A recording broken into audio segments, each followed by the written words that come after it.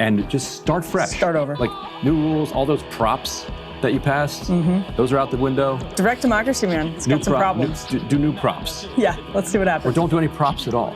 Also, we have Props not working. I agree with that. Interesting election results outside of California too. Some really interesting stuff in Iowa. Interesting stuff, Ryan, in New Jersey, where Emily.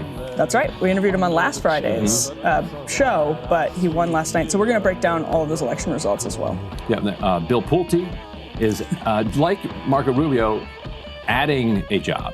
He is the head of the FHFA, the Federal Housing Finance Agency, where, as everybody knows, he sifted through loan documents to try to find Democrats who didn't fill their paperwork out right and then prosecuted them. They're putting him in charge of national intelligence. Why not? I'm sure that will be fine. Why not? That'll be, yeah. This is a man you can trust. He's currently under investigation for what he did at FHFA, which he's not leaving. Oh, he's going to do both. He's going to do both. That little detail I hadn't picked up on. Good. He'll have access to everything. The acting DNI we deserve. Yes, indeed. Walla Blagay, who is running for Steny Hoyer's seat in Maryland's 5th District, which is Southern Maryland, taking a little co-host prerogative because that's my district. There you go. Went to college there and also at grad school at Maryland, which is also in that district. Steny Hoyer is trying to put an Oracle lobbyist in the seat as he's stepping down. He's been in office since like 81 or something. Unbelievable. And he wants a Larry Ellison lobbyist to replace him. The absolute state of the Democratic Party. And Pulte is the state of the Republican Party. And Walla Blagay and Harry Dunn are running against him, plus another dozen candidates. And then the other co-host prerogative, Orrin Cass. That's right. Orrin Cass, fresh off interviewing Treasury Secretary Scott Bessent last night. He is going to be here. We're going to talk a little bit about all of the chaos in New Jersey, outside of Delaney, but also how the right now, with the powers in its hands, is handling the issue of labor, migrant labor, as it attempts to chart a course for the future. Yeah, and we have not shaky economy. And we have not covered the conditions and the protests at Delaney Hall enough at all. So I'm glad that we're doing this. Yeah.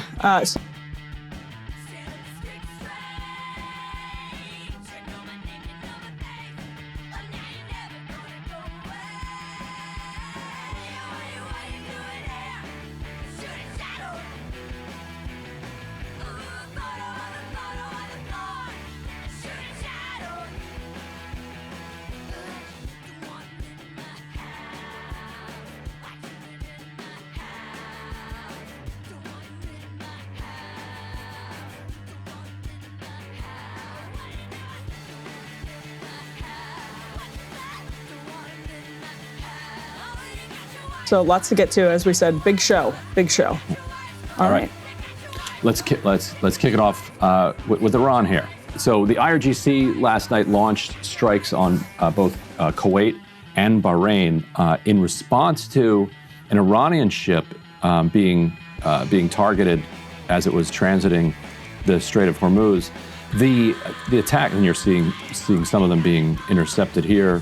The attacks were much more, I think, severe than the U.S. attack, than the U.S. expected. The U.S. statement was, we intercepted everything, but they've previously said, there was this great statement that they put out. They were like, 2 MQ-9 Reaper drones were destroyed and 5 service members were injured as a result of an intercepted ballistic missile. It's like, I don't know if that's what intercepted means. You're not supposed to intercept it with the MQ-9s. With your base. You're supposed to intercept it in the air. Not when it hits the ground. That's not an interception. Doesn't count. So we have no idea because we can't, we will find out in days or weeks, how significant the damage was and what got through. We put up A2. This is what the Iranians were responding to. The CENTCOM put out this footage. You're about to see a Hellfire missile slam into the engine room of this ship. It blows up. It blew the video into pixelated form.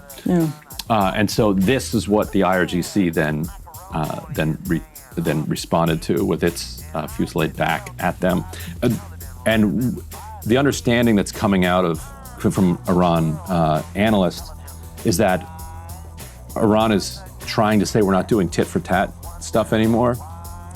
like you do a tit, we're doing 10 tats, that they're trying to say no, you're not going to degrade us back into the pre-February status quo. We're trying to lock in the gains that we have established here, and if you don't want to reach a peace deal, we're going to make it painful, not just economically, as fuel inventories are like, people are staring at the bottom of these barrels. We're also going to make it more damaging for you militarily if you hit us. Yeah, I mean, this is all just totally unexpected because I was under the impression, two impressions. First, we had a ceasefire. Yeah. There is no war right now. There's a ceasefire, so everything is right by Congress. There was no need to actually get Congress's permission here, no ongoing need. And second, that the war is over because Secretary of State Marco Rubio was testifying in front of the Senate yesterday, and he told us the war is over. Let's watch A3. Iran has lost a substantial percentage of their missile launchers, and their economy is far worse today, and I mean far worse today, than it was 6 to 9 months ago. And they are looking at hundreds of billions of dollars of reconstruction costs just to get to where they were 6 months ago. Mr. Rubio, you keep telling us how we're winning this war. The president keeps saying, well, the war's over completely now. Annihilated. The war is not over. The war is over. You heard that. Straight from the Secretary of State testifying in front of Congress yesterday on the split screen, basically, with what we just showed you. Yeah. The war very much not over. War is over if you want it. Yeah, that's right. It's a vision. It's a peaceful vision. He's vision casting. It's pretty incredible. So what are we talking about then?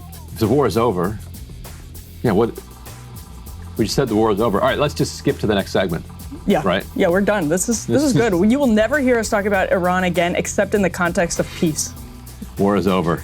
Our new peaceful ally. All right. Well, also Rubio is getting tons of questions in front of the Senate yesterday on everything from where he was during negotiations to Cuba. Let's stick on Iran for the moment. This is A4. I was shocked to see that you were at a party with President Trump in Miami instead of accompanying Vice President Vance to Pakistan for negotiations. What party was I at? I was at a party? It's publicly reported, and there's photos there. But In what fact, party? Steve No, Witkoff but you're going to is say that. I'm there. going to answer it. I'm going to answer But that let me question because finish that's an my absurd statement. I was not at a party. Finish my paragraph. All right. He is the second in line of the presidency of the United States. He was president. Mr. Witkoff is the president's envoy for negotiation for peace deals. Mr. Kushner is a private citizen that serves as an advisor on these functions. They were the team that we sent to Pakistan. I was not at a party. Where I was is next to the president.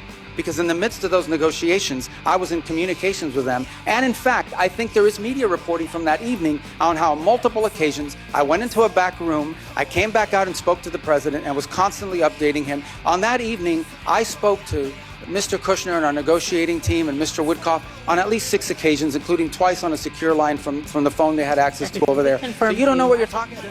Well, let's just bring in his response on Cuba for good measure while we're on the Secretary's testimony yesterday. A5. The misunderstanding about Cuba. Cuba is actually not controlled by the government. Cuba is controlled by a military holding company named Gaesa. And Gaesa virtually owns anything. They own the tourist sector, they own mining, they own the gas stations, they own everything. They generate about 70% of Cuba's GDP is under the control of this military company. And they're sitting on between $14 and $17 billion in assets. So you have people literally starving, people literally like power grid that hasn't been maintained in 10 years. And yet you have this holding military company sitting on these assets. And by the way, not a penny of the money in the military holding company translates over to the public treasury. So the fundamental challenge we have here is that Cuba needs to be, in order for it not to continue to be a failed state, which poses a threat to the United States, they need systemic and serious reform.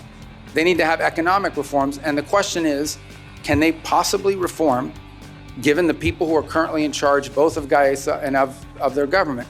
And I think the answer is they can. I really don't believe this system is capable of reform unless new people take over or a new mindset takes hold.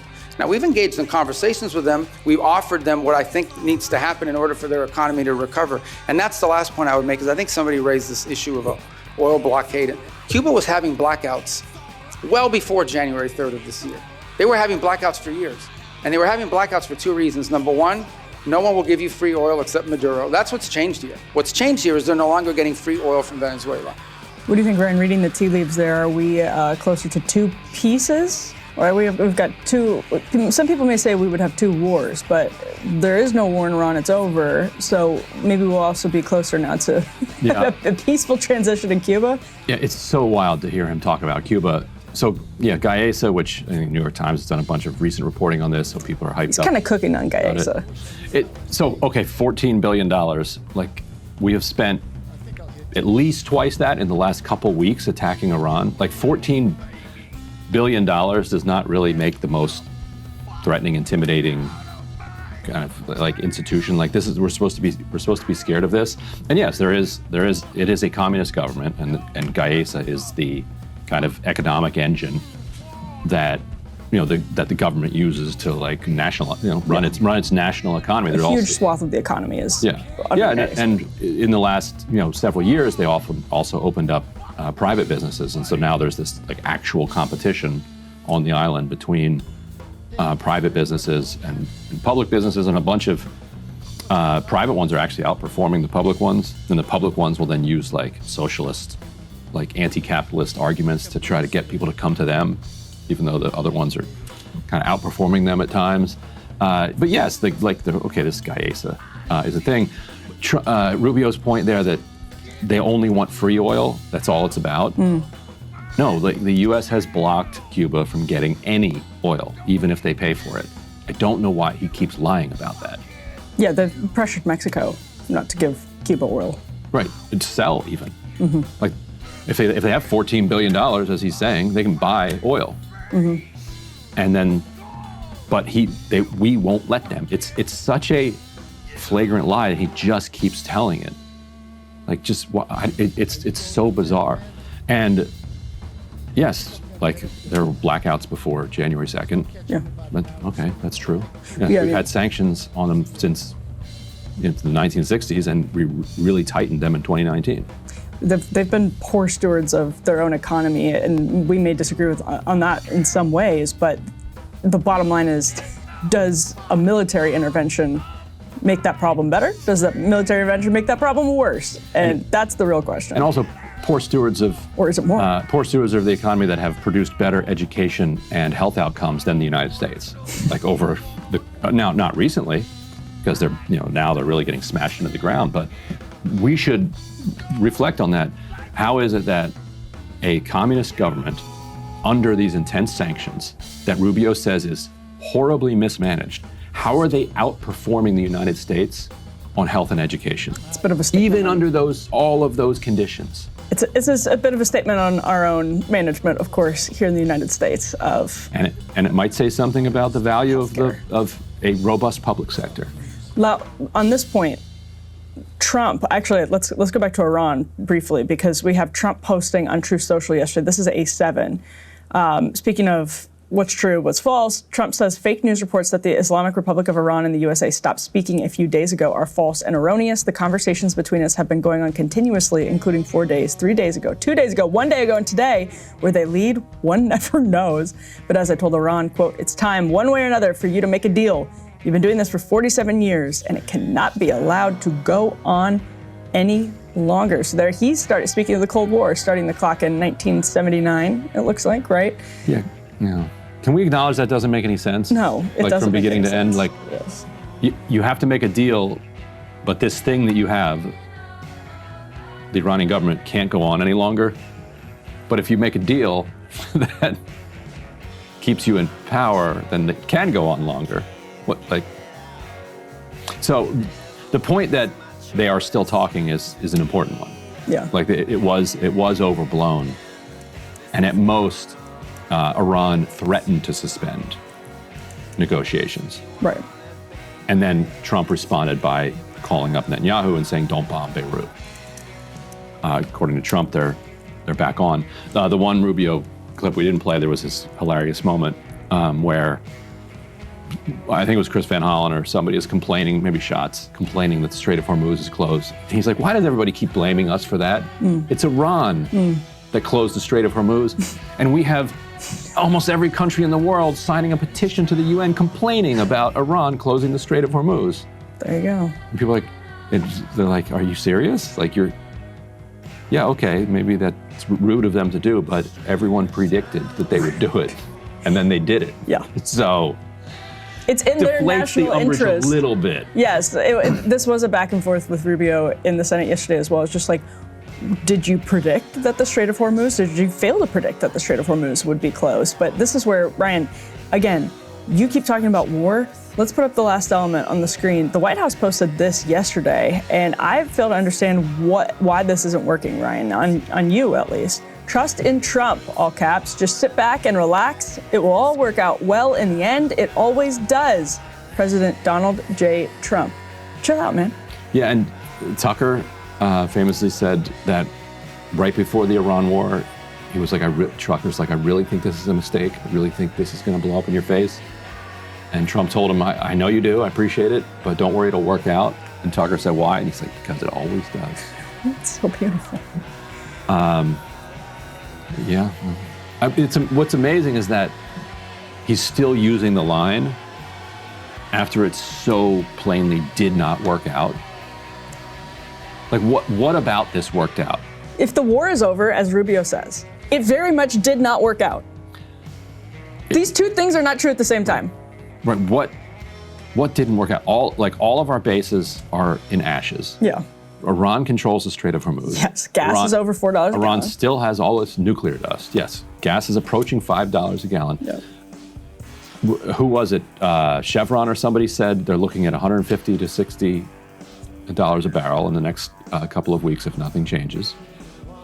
All of the kind of Goldman and JP Morgan analysis that was propping up the markets assumed that by July, the Strait of Hormuz would be wide open. Mm-hmm. I got a calendar on my laptop here. It's getting close. Clock's ticking. Clock is ticking. Yep. The whole time I'm like reading these analyses, I'm like, I don't know about this, Goldman.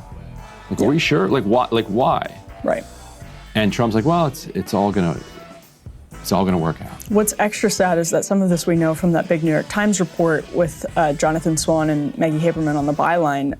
We know that it was Rubio and others inside of the administration predicting some of this would happen. Everybody could have predicted some of this would happen, and we're lukewarm on Trump's decision to launch the February 28th strikes, partially because of what they're now defending as this successful war that's now over. Yeah, Rubio called the Israeli arguments BS. Right. In that meeting. Right. Trump's like, oh, well, it's fine. Let's do it anyway. Yeah. Hey, if you like that video, hit the like button or leave a comment below. It really helps get the show to more people. And if you'd like to get the full show ad-free and in your inbox every morning, you can sign up at breakingpoints.com. That's right. Get the full show. Help support the future of independent media at breakingpoints.com.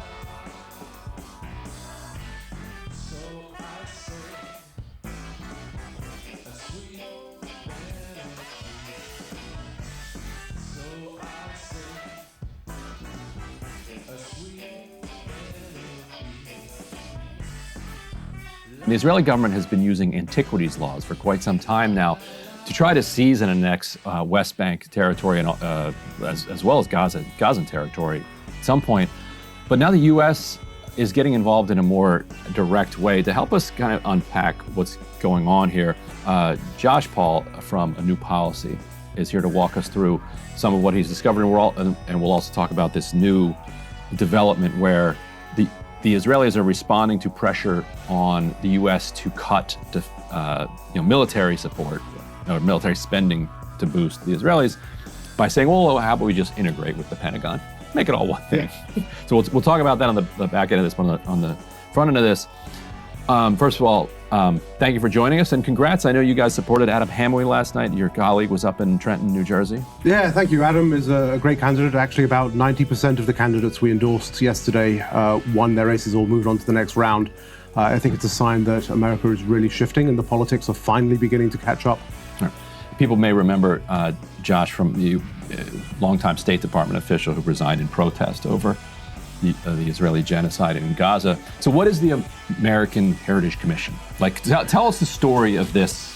Sure. This is we can put this first element up on the screen. This is a crazy story. It is an absolutely crazy story. And for us, it began by reading the Annual Appropriations Act that provides funding for U.S. foreign policy, which is moving through Congress right now. And buried deep in the text of this, several hundred-page bill is a line that endorses the work of the U.S. Commission for the Protection of the Heritage of American Citizens overseas or abroad, and endorses in particular its work in East Jerusalem and its support to the Israeli City of David project. And that caught our eye because the Israeli City of David project is, as you said, ethnic cleansing under cover of archaeology.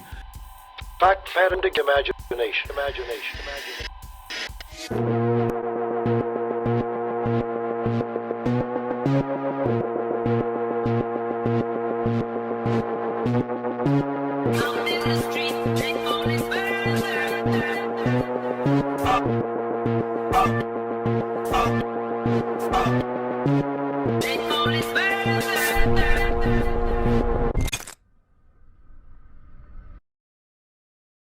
You're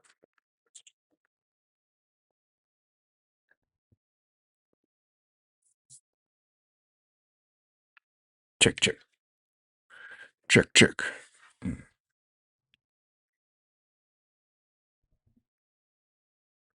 Yo, what up? Jackbird, how's it going? Chick. Mhm. 2 cars. Happy to see you. Dakin, happy to see you. Dink, 25 streams. In a row? Real heads know what that's from. Jackbird. Jackbird drill. Drill. It's a cool word. Rage change. I want to drink more. It's always a good decision. I always support that. Emergent markets. Same thing. California. Am I missing anybody? Ween dog. Ween. Is that everybody? Anybody did I miss? Happy to see you all. I'm glad you're here, Couch Potato. You should hang out with the cat guy. Maybe you can let the cat napper take a nap on your couch potato. Dude. Hey. I should teach 3rd grade. 3rd graders would fucking love that shit.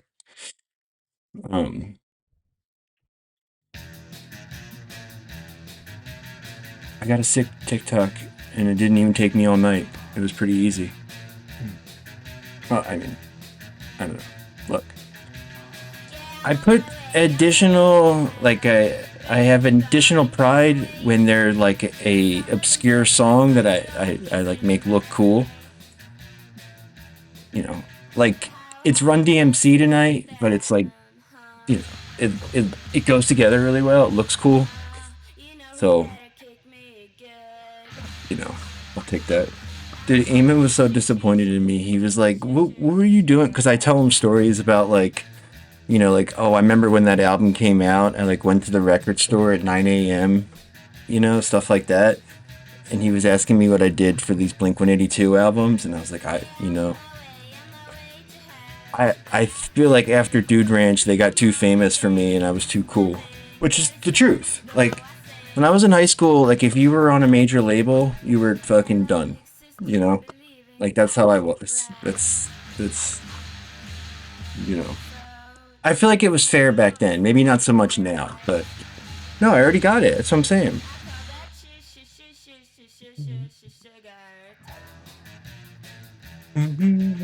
He's like, what were you doing? First of all, he used the acronym that the Blink-182 fans, take off your pants and jacket, has like a name that the Blink-182 fans call it. It's like tendon pause or something. You know, like the first letter of each word. No, I was like, I don't know, man. like I remember, like, What's My Age Again being on the radio, and I really liked that, but I don't think I, like, bought the CD. I remember, like, I was really into them in the first 2 albums. Karis, what's it called? Cheshire Cat and Dude Ranch came out. I saw them at Warped Tour that summer, but they just got too big, and I was like, nah. Dude, I used to hang out with the guy from Major Lazer. Not Diplo, the other guy. Mm-hmm. The Trinidadian guy. I don't think he's in the band anymore, though. We were dating 2 roommates. So I was dating the one girl, and he was dating the roommate. So we used to hang out all the time. Yeah, we weren't, like, friends per se, but, like, we hung out a lot, you know? Like, they had this sick apartment in Venice, so we were always hanging out there. He's a cool dude.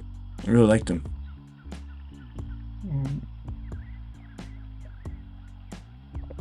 I DJ'd with Diplo before though. Or, you know, like we opened for him. South by Southwest. Anyway, what do we got? You did? Oh, I thought you knew. I thought I had mentioned it before. Haven't I? I'm sure I've mentioned that before. No, that's what I mean. Angels and Airwaves, I didn't listen to them either. I was super into, like, you know, punk rock, you know, independent punk rock. You know, I was like telling the kids about all my favorite labels from back in the day. I keep telling them how important compilation CDs were. Like, they don't get that. Because I keep going to the record store with them and I'm like, oh, look, here's some good comps. Why don't you get this? You know, because they have cheap comps. Like, just like we had back in the day. But they don't get it. It's like, if they are interested, if they see people talking about a band, they can just Google it and listen to it. You know, like, you would look at zines and you would see the name of a band and you'd be like, that band sounds really interesting. I wonder what they sound like. You know, or like you'd see their album at the record store, but you didn't want to buy it if you never heard it before. Yeah.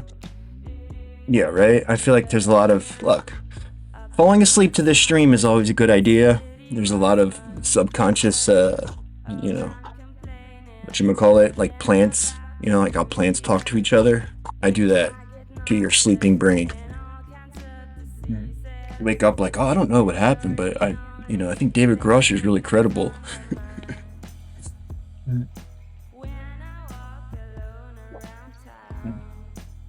Well, like, not comps like that. Comps like, you know, like Punkorama, or like Fat Music for Fat People. Stuff like that, you know, or like a Slice of Lemon. I have a Slice of Lemon on vinyl. That's the Lookout Kill Rock Stars split comp or whatever you call it. You know, all the best Lookout and Kill Rock Stars bands. Legit subliminals, yeah. Dude, we do superliminal, liminal, and subliminal. I try to fit the, you know, the even ethniage model of streaming.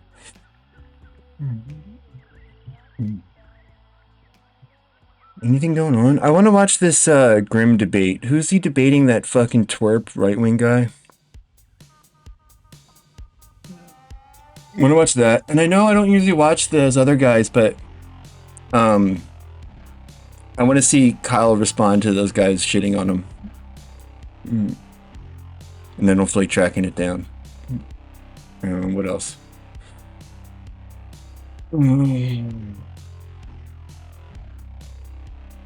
Too much content. Oh, fucking! I was looking at the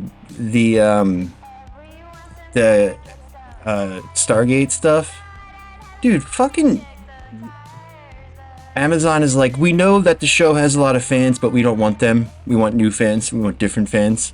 I'm like, okay, dude. It's like, I think that they think that we will just fucking fall in line and watch whatever they put out. If you put out a piece of shit and you insult us, we're not going to watch it, you know?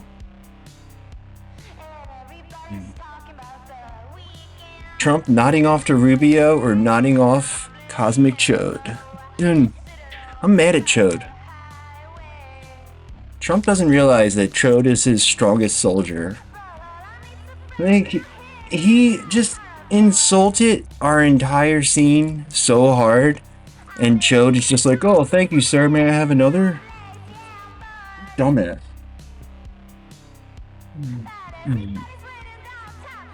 A full reboot?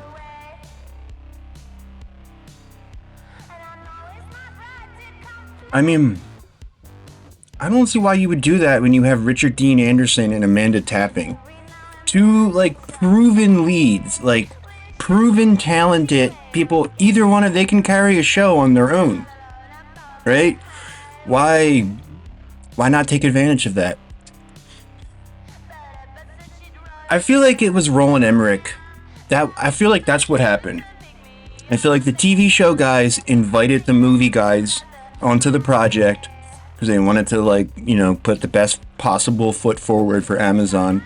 And I feel like the movie guys were probably maneuvering in the background and fucked over the TV guys. I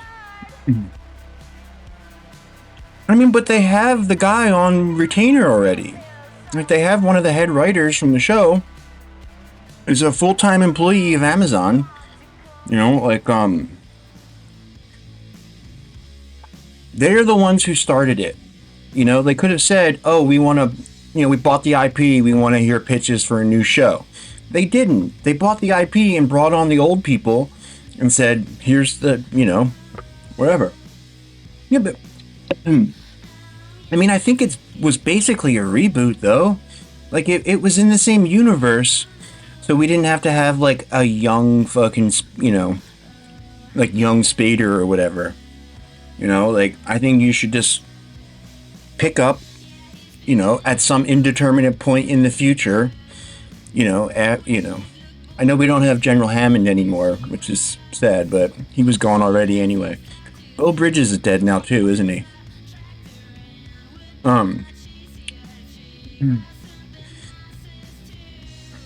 It doesn't, I mean, you don't have, the show writes itself. Like, the technologies and like, the stories that's already, first of all, it's basically the Anunnaki story, right? So there's a lot to play with. All the Stargates connecting all the galaxies, you can have it, because I heard they were, like, one of the rumors was they were going to do, like, you know, the ninth chevron shit. They were going to go into, like, far galaxies or whatever. Meet up with the Destiny from SGU. Yeah, but, I mean, that's what I mean. Too many diversions in the timeline? But if it takes place 20 years in the future, that's what they should do. 20 years in the future and Stargate has been exposed. Everybody knows it's real now. So there's that dynamic at play. But you have, the set is already set. Like, just by having the Gould and the different bad guys that they've already, you know, written about. Like, because what are you going to have the show do if not the same type of shit it was doing originally? You know? Claudia Black, yeah. Well, yeah, I mean, I just don't see the point of rebooting it. Like, having the same basic setup in a different universe. You know? Yeah, she's, like, timeless. Like, it just, what up, Too Old? I don't know why they would do, I just don't know why they would reboot it with new cast, because you're going to have a new cast anyway, because they're all too old. You might as well have, like, the first episode with Richard Dean Anderson with his feet on the desk or whatever. Oh, how's the Gould? Oh, they're bad? Oh, okay. And then go from there. Or have him die in the first episode, maybe. That would be cool. Something like that. Like, it's just, you don't need to make the show about the old cast, but it seems dumb to, like, throw away the universe you've created because you're going to be establishing basically a very similar universe no matter what. You know? Because, like, look at Stargate Atlantis or Stargate Universe. They're basically the same show in different settings, you know? Like, it's like, oh, we're in a different galaxy now and there's different bad guys. Or we're on a spaceship and there's different bad guys, you know? But, like, it's the same show. They go through the gate, do adventures, they come home at the end of the episode. Like, it's a great conceit for a show because you can do so much with it.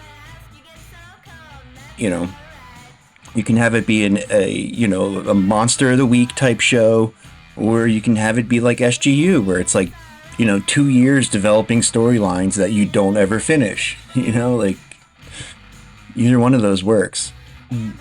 I just feel like they're going to. What's going to happen now is they're going to do that. They're going to reboot it, have the same fucking premise in a different scenario. It's going to suck because they're going to half-ass it because they're mad about, having to spend so much money on it. They're going to piss off all the fans who would have carried it if they hadn't already insulted us.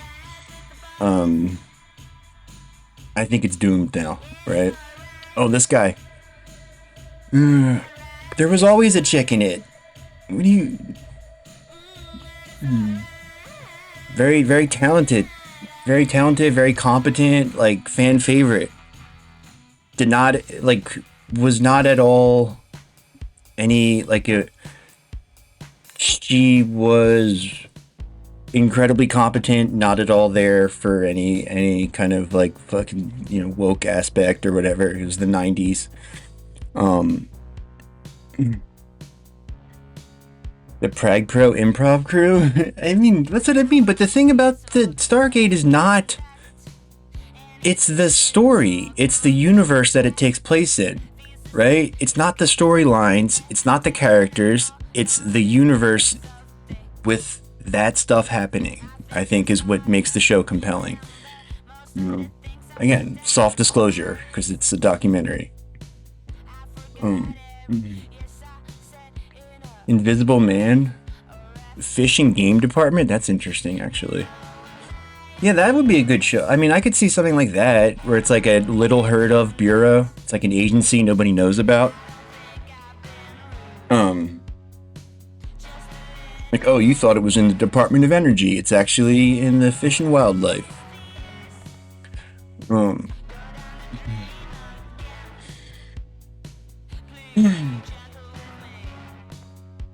Wouldn't have the Goulds use the Egyptian themes?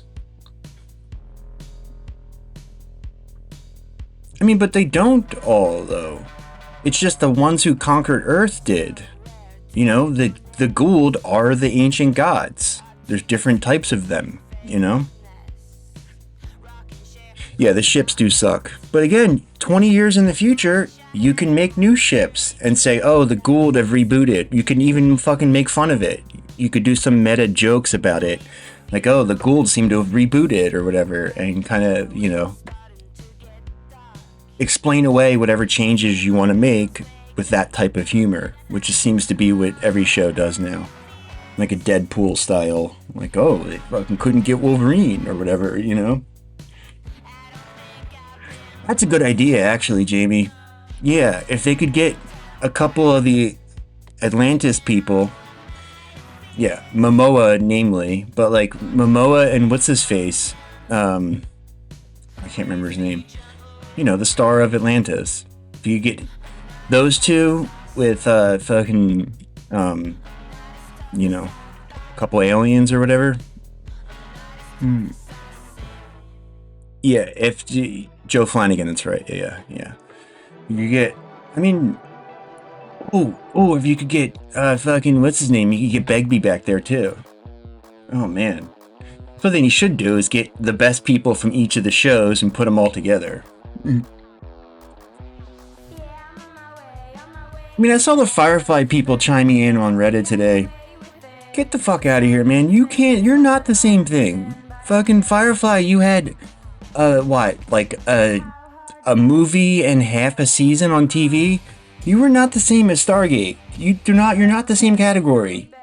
You're basically a new show, right? You can reboot Firefly, We already heard this song.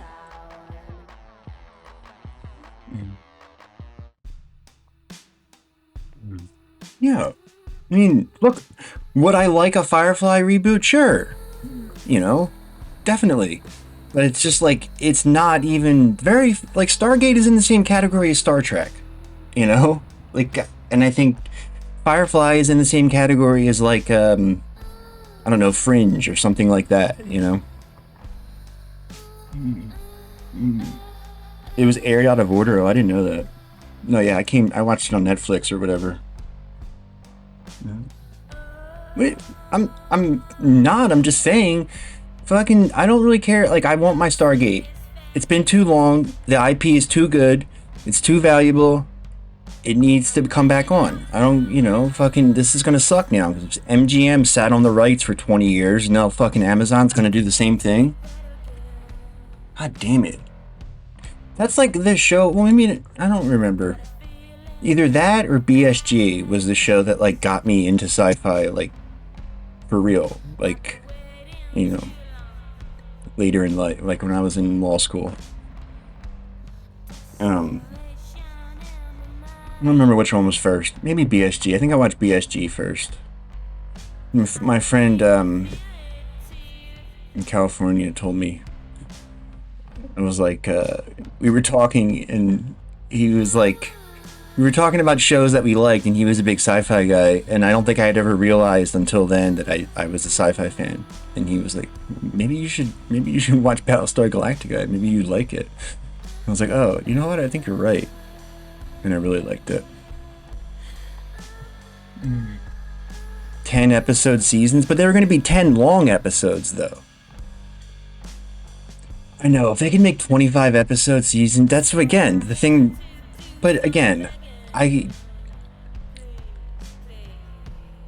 just finished the Chinese three-body problem, which is 30 episodes. That's a little long. Like I said, if they had made that 25, I think it would have been better. And like I like the pacing better on the American one. I like the show. The Chinese one's better. It's a better show overall. But like, because I watched the first 2 episodes of the Netflix one today, because I finished the Chinese one yesterday, and I noticed that about it. Like, they get a lot of the really engaging, exciting elements onto the screen right away. The Chinese one, you have to wait so long to get into the interesting storylines. Yeah, 30 episodes for a serialized story is too much. But what they could have done, though, they could have brought in some of the second book. That would have been a good way to do it. Started teasing elements of the second book. There's like no gossip about the next season of that. Supposedly the Netflix one is going to be on this year. It's only like fucking 8 episodes or something though, which is going to suck, but I can't find any gossip about the Chinese one.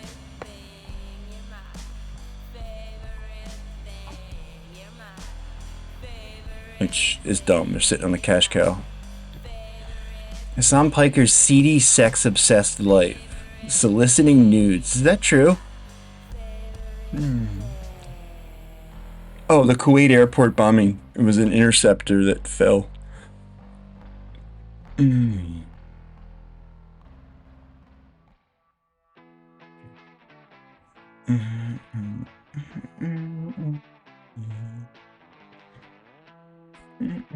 Is Faptop? I mean, that's pretty smart, actually. A porn laptop? That's a good idea. Yo, the new season of Silo looks sick, though. Is that on this year? Or July, right? That's good. Do you think there's a Ghostbusters situation in New York? Is that what this is?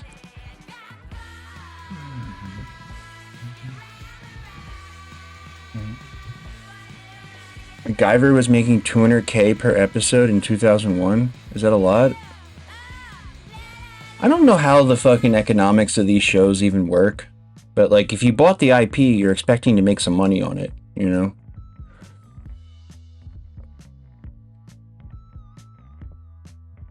We figured there was already a lot of holes on Fifth Avenue. What's that line? That's one of my favorite lines.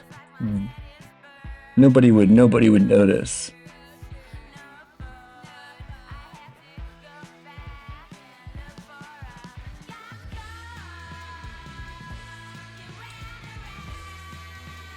A lot of guys down there. They don't look like the Hasidic guys from the last tunnel incident. This is more like a Ghostbusters incident. I don't know what, or maybe they're like in a band and they were filming a video or something.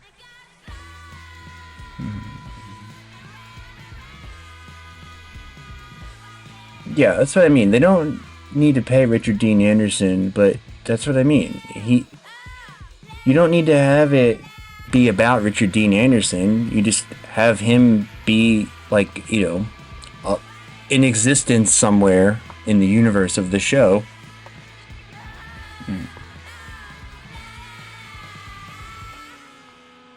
Or you could have Amanda Tapping be the general, be the Landry. Yeah, this silo fucking, this looks sick. Has anybody read these books? Hunting sewer gators. You were in there for 3 minutes. Dude, they need to get rid of fucking Common needs to. 3 They need minutes to in a box of fire. put a bullet in his head. He's a troublemaker. She's had no memories for 3 months, other than those you've given her. There's a new world coming. I look at myself in the mirror, and I don't even know who's looking back at me. And it's just around the bend. She doesn't remember anything except what they tell her. This one's coming to an end. You are the only one who has ever gone out and survived. Truth does not come without cost. The amount of panic if people found out. They fell off with this season after they killed off Rashida Jones. Yeah, no, I mean, I get splinters of memories. I had a hard time getting through the first season. Why do they need to Second season got better. The questions she's asking will get us killed. But like, if you're gonna do a mystery show like this, where you're like uncovering details, you need to give us more. You know? You made your choice. You'll die.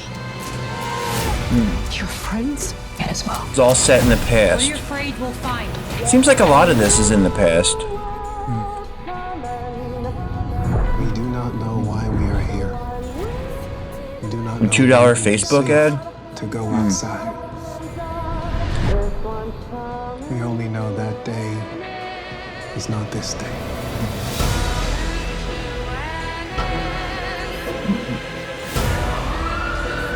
So what happens? The end of the world cannot be stopped. It can only be survived. This is like during Kuyu. Like, whatever you're going to do. What is the emergency? I guess they're afraid of nuclear war or something, but And it's just around the bend. like everything looks so nice and serene when they go into the silo. Like, how are you getting these people to go down there before there's any kind of, you know, instigation, right?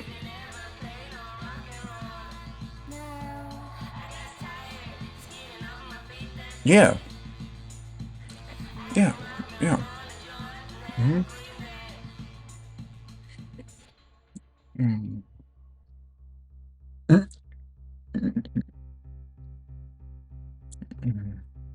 Too mean for Twitch.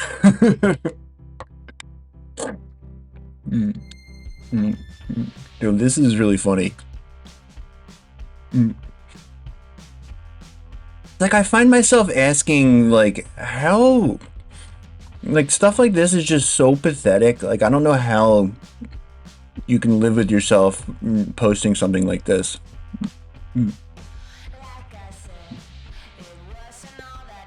Both communist and professed socialists in the US are communist.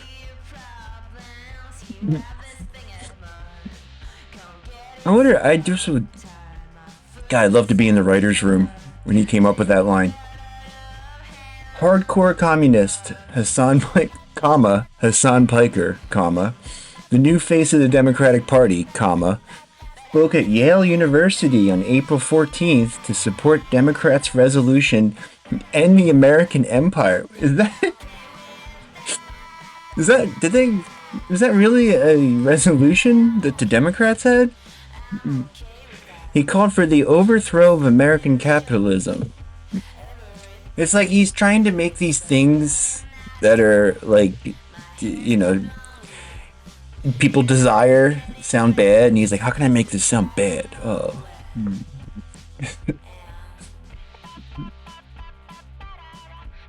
Both believe in 100% of teachings of Karl Marx's pamphlet, Communist Manifesto, published 1848, co-authored by Friedrich Engels.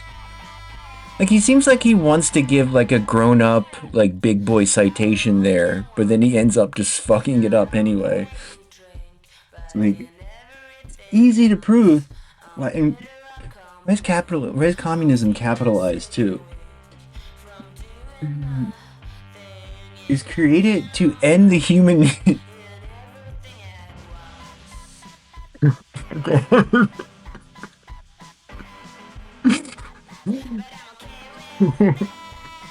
It's easy to prove communism was created to end the human race because it works to destroy the first two institutions of God, both for survival and prosperity for everyone. What? They are the two-parent nuclear family, again, bolded for some reason, and free enterprise, free trade, in case you weren't sure. Free enterprise, it means free trade. Which became capitalism for the modern era of 8 billion people. Again, I wish just like one of these guys would just like read the Wikipedia page or whatever. Like, just, if you're going to write a pamphlet or an article or whatever the fuck this is, just read the Wikipedia article. It'll take you fucking 10 minutes. You just like fucking scan through it. You get a good idea what's going on. And then when you understand it, then you can better attack it. I mean, you can't, but, you know, conceivably. Free enterprise. And again, like, you don't even know the history. You don't even know capitalism. Like, it just, like, that's not what capitalism is. It's not free market and free enterprise or free trade. Like, none of those things are emblematic of capitalism. Those things exist in many other systems. Like, it's the primacy of capital, hence capitalism, right? It's the system where shareholder value is placed above all. That's the foundational, you know, pillar of capitalism. Let's see.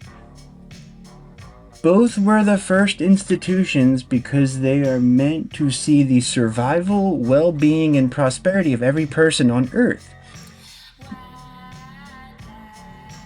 Genesis 2. So the Graham Plattner scandal has backfired spectacularly, and the exact opposite happened as the smear merchants wanted. We'll get to that next. Hold on, Tooks, I'm gonna read that in a second. In Genesis 2:24, Genesis chapter 2, verse 24, God decrees, I bet you that's wrong too, by the way.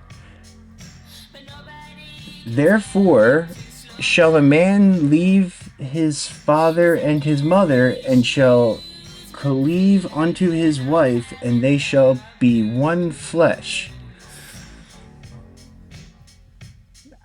I mean, look, you can read into that however you want, but certainly that does not, to me, say a nuclear, quote-unquote, nuclear family is somehow, you know, foundational or, you know, even preferable or whatever. The healthy family provides security and emotional and material support for family members. It is from the family that we learn about love and responsibility. We give and receive love, and when properly taught, we get the sociability and self-esteem to deal with the challenges of life and the world at large as adults. Like, it's just, it doesn't respond to the claims, let alone, like, it's not even Like, it doesn't even make sense, you know? But, like, it... You could have done this very effectively. Like, you should have just... I don't know why he didn't just, like, ask Grok or whatever. You know, Grok would have done a much better job at this. The husband and wife are one.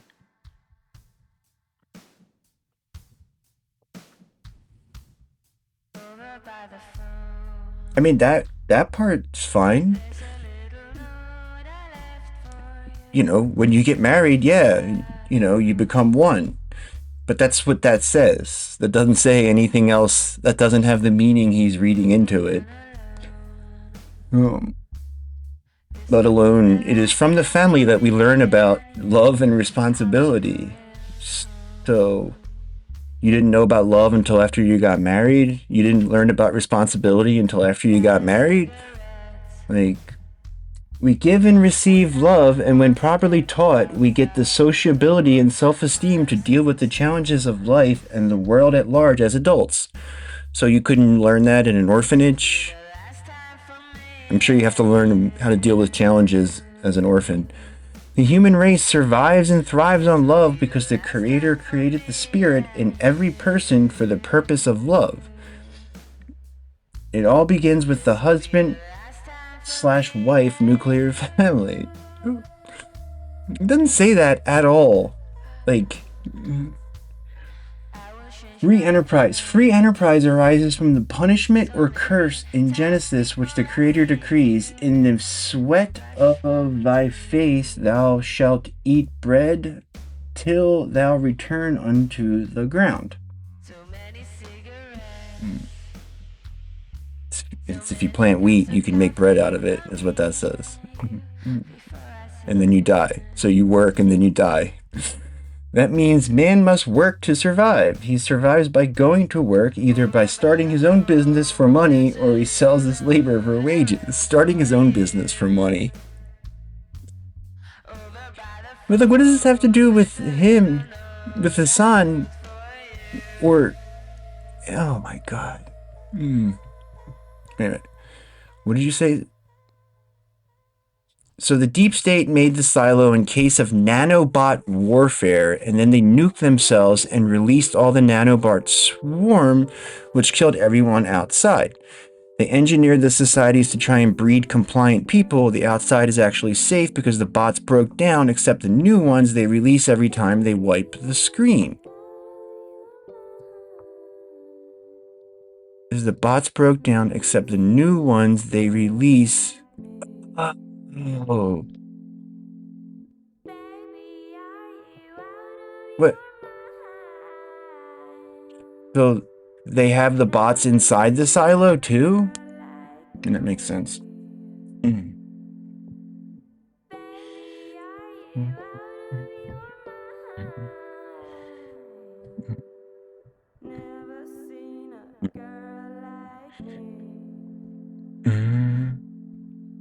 Serpent was God's representative of his godly wang, and he is an asshole who wanted to make Adam and Eve talk to... Oh, man. In the theological sense, capitalism is the worship of money. It's basically described in the story of the golden calf. Yeah. They may not have had the specifics down, but the people who wrote that shit down understood all the basic concepts of greed, property, and why it's wrong, and the concept of usury. It's just ridiculous to try to make some argument that, like, capitalism is the system that is designed to, you know, what does it say? Are meant to see the survival, well-being, and prosperity of every person on Earth. No, that's just indisputably not true. It's the opposite of that. It's the most efficient way to fucking shuttle all of our resources to the smallest number of people possible. It's like what it's designed to do. Now you could say it's not supposed to do that, but the version of it that we have, that's what it does.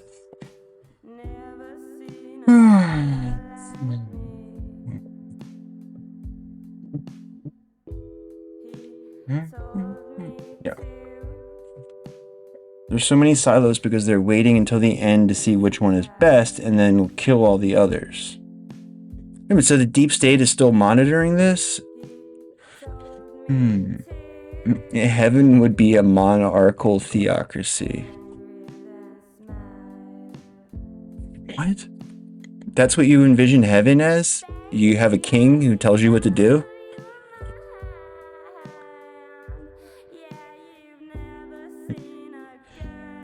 Nanobot cryogenics. Cool. Proving the fall.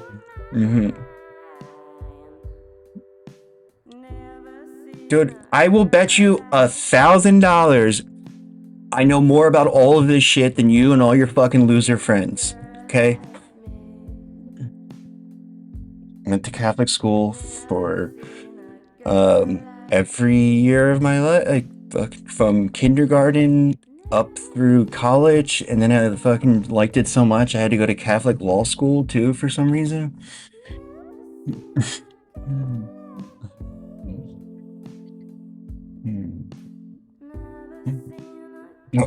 Oh, okay. All right. Did.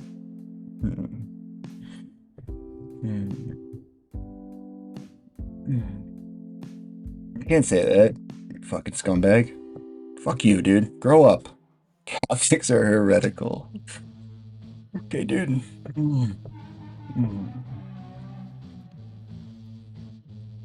Is this the guy who was talking about taking dicks? Is that the guy this is, or is this the other guy? The guy who likes Bush.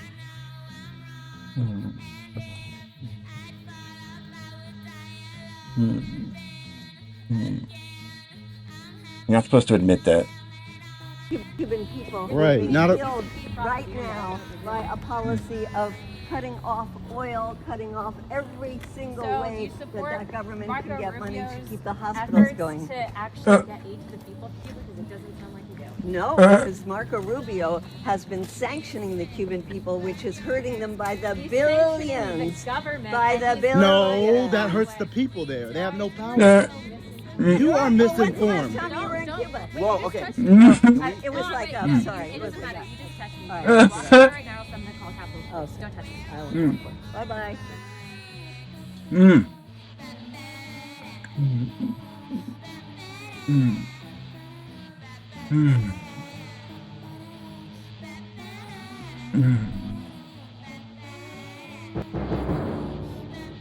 So I was questioning Senator Rubio on Code Pink, which is a foreign-funded organization, and I've been going after FAR, etc. And so as I was leaving, they were asking questions. I don't have an issue asking questions, but when you were berating me, trying to block me from being able to come vote, it's an issue. But I continued to answer them. I was walking out of Rayburn, and as we were trying to walk away from them, I guess they didn't like what I was saying, so one of the lead organizers actually smacked me.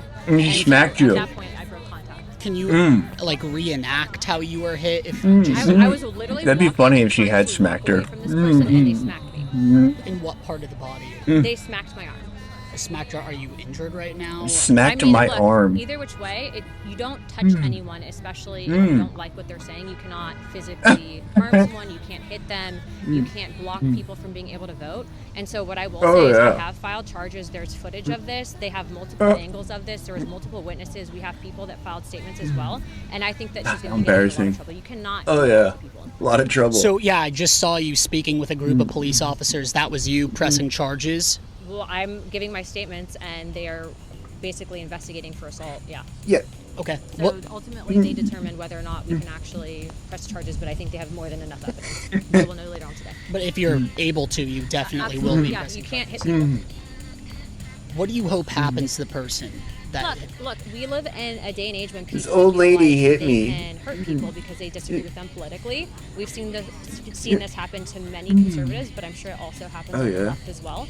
That's unacceptable. You shouldn't be doing that. I'm just glad that there was footage of it, and I think that we have more than enough evidence to hold this person accountable and responsible, and let this person be a symbol to everyone else that's going to come up here and try to hurt people because they disagree with them. So you were just walking out of the hearing, someone comes up and smacks you. It was a group of Code Pink. I was specifically questioning Secretary Rubio on Code Pink's foreign funding ties and links to the CCP, and that was the group that was surrounding me. They at one point tried to block me from actually walking across the street to come vote, which you cannot do. And then when I did not give them responses that they liked, Think it's not all on video? Based off your conversations with police, and ultimately it's going to be up to their investigation, but do you think that this person's going to be arrested? Yes. No, she's not. The cops fucking laughed at her. Yes. Cops If are you could embarrassed say for something you. to that person right now, what would you say? You cannot hit people because they disagree with you. That is completely against what this entire institution stands for. And by the way, if you cared about actual, Palestinians or Muslims, then why is it that you take money from a country that is currently engaging in imprisoning Muslims, Uyghur Muslims, in concentration camps, also known as China?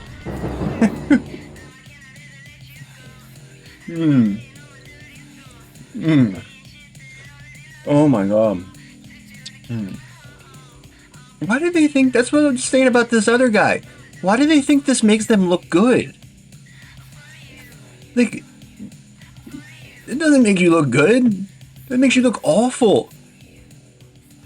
Like, it makes you look so pathetic on so many different levels. Like, I don't understand what they think that's going to do for them.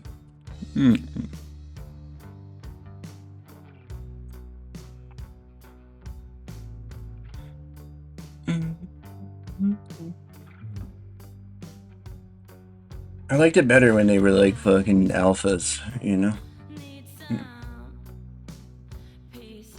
But like, yeah, I know, but like you teach a 3-year-old like what, appropriate touching and inappropriate touching is. And like tapping somebody's arm to get their attention is definitely the kind of thing that is like, what you would teach a preschooler, but that's appropriate, not like grabbing your sleeve and pulling on you or fucking whatever. Like, that's,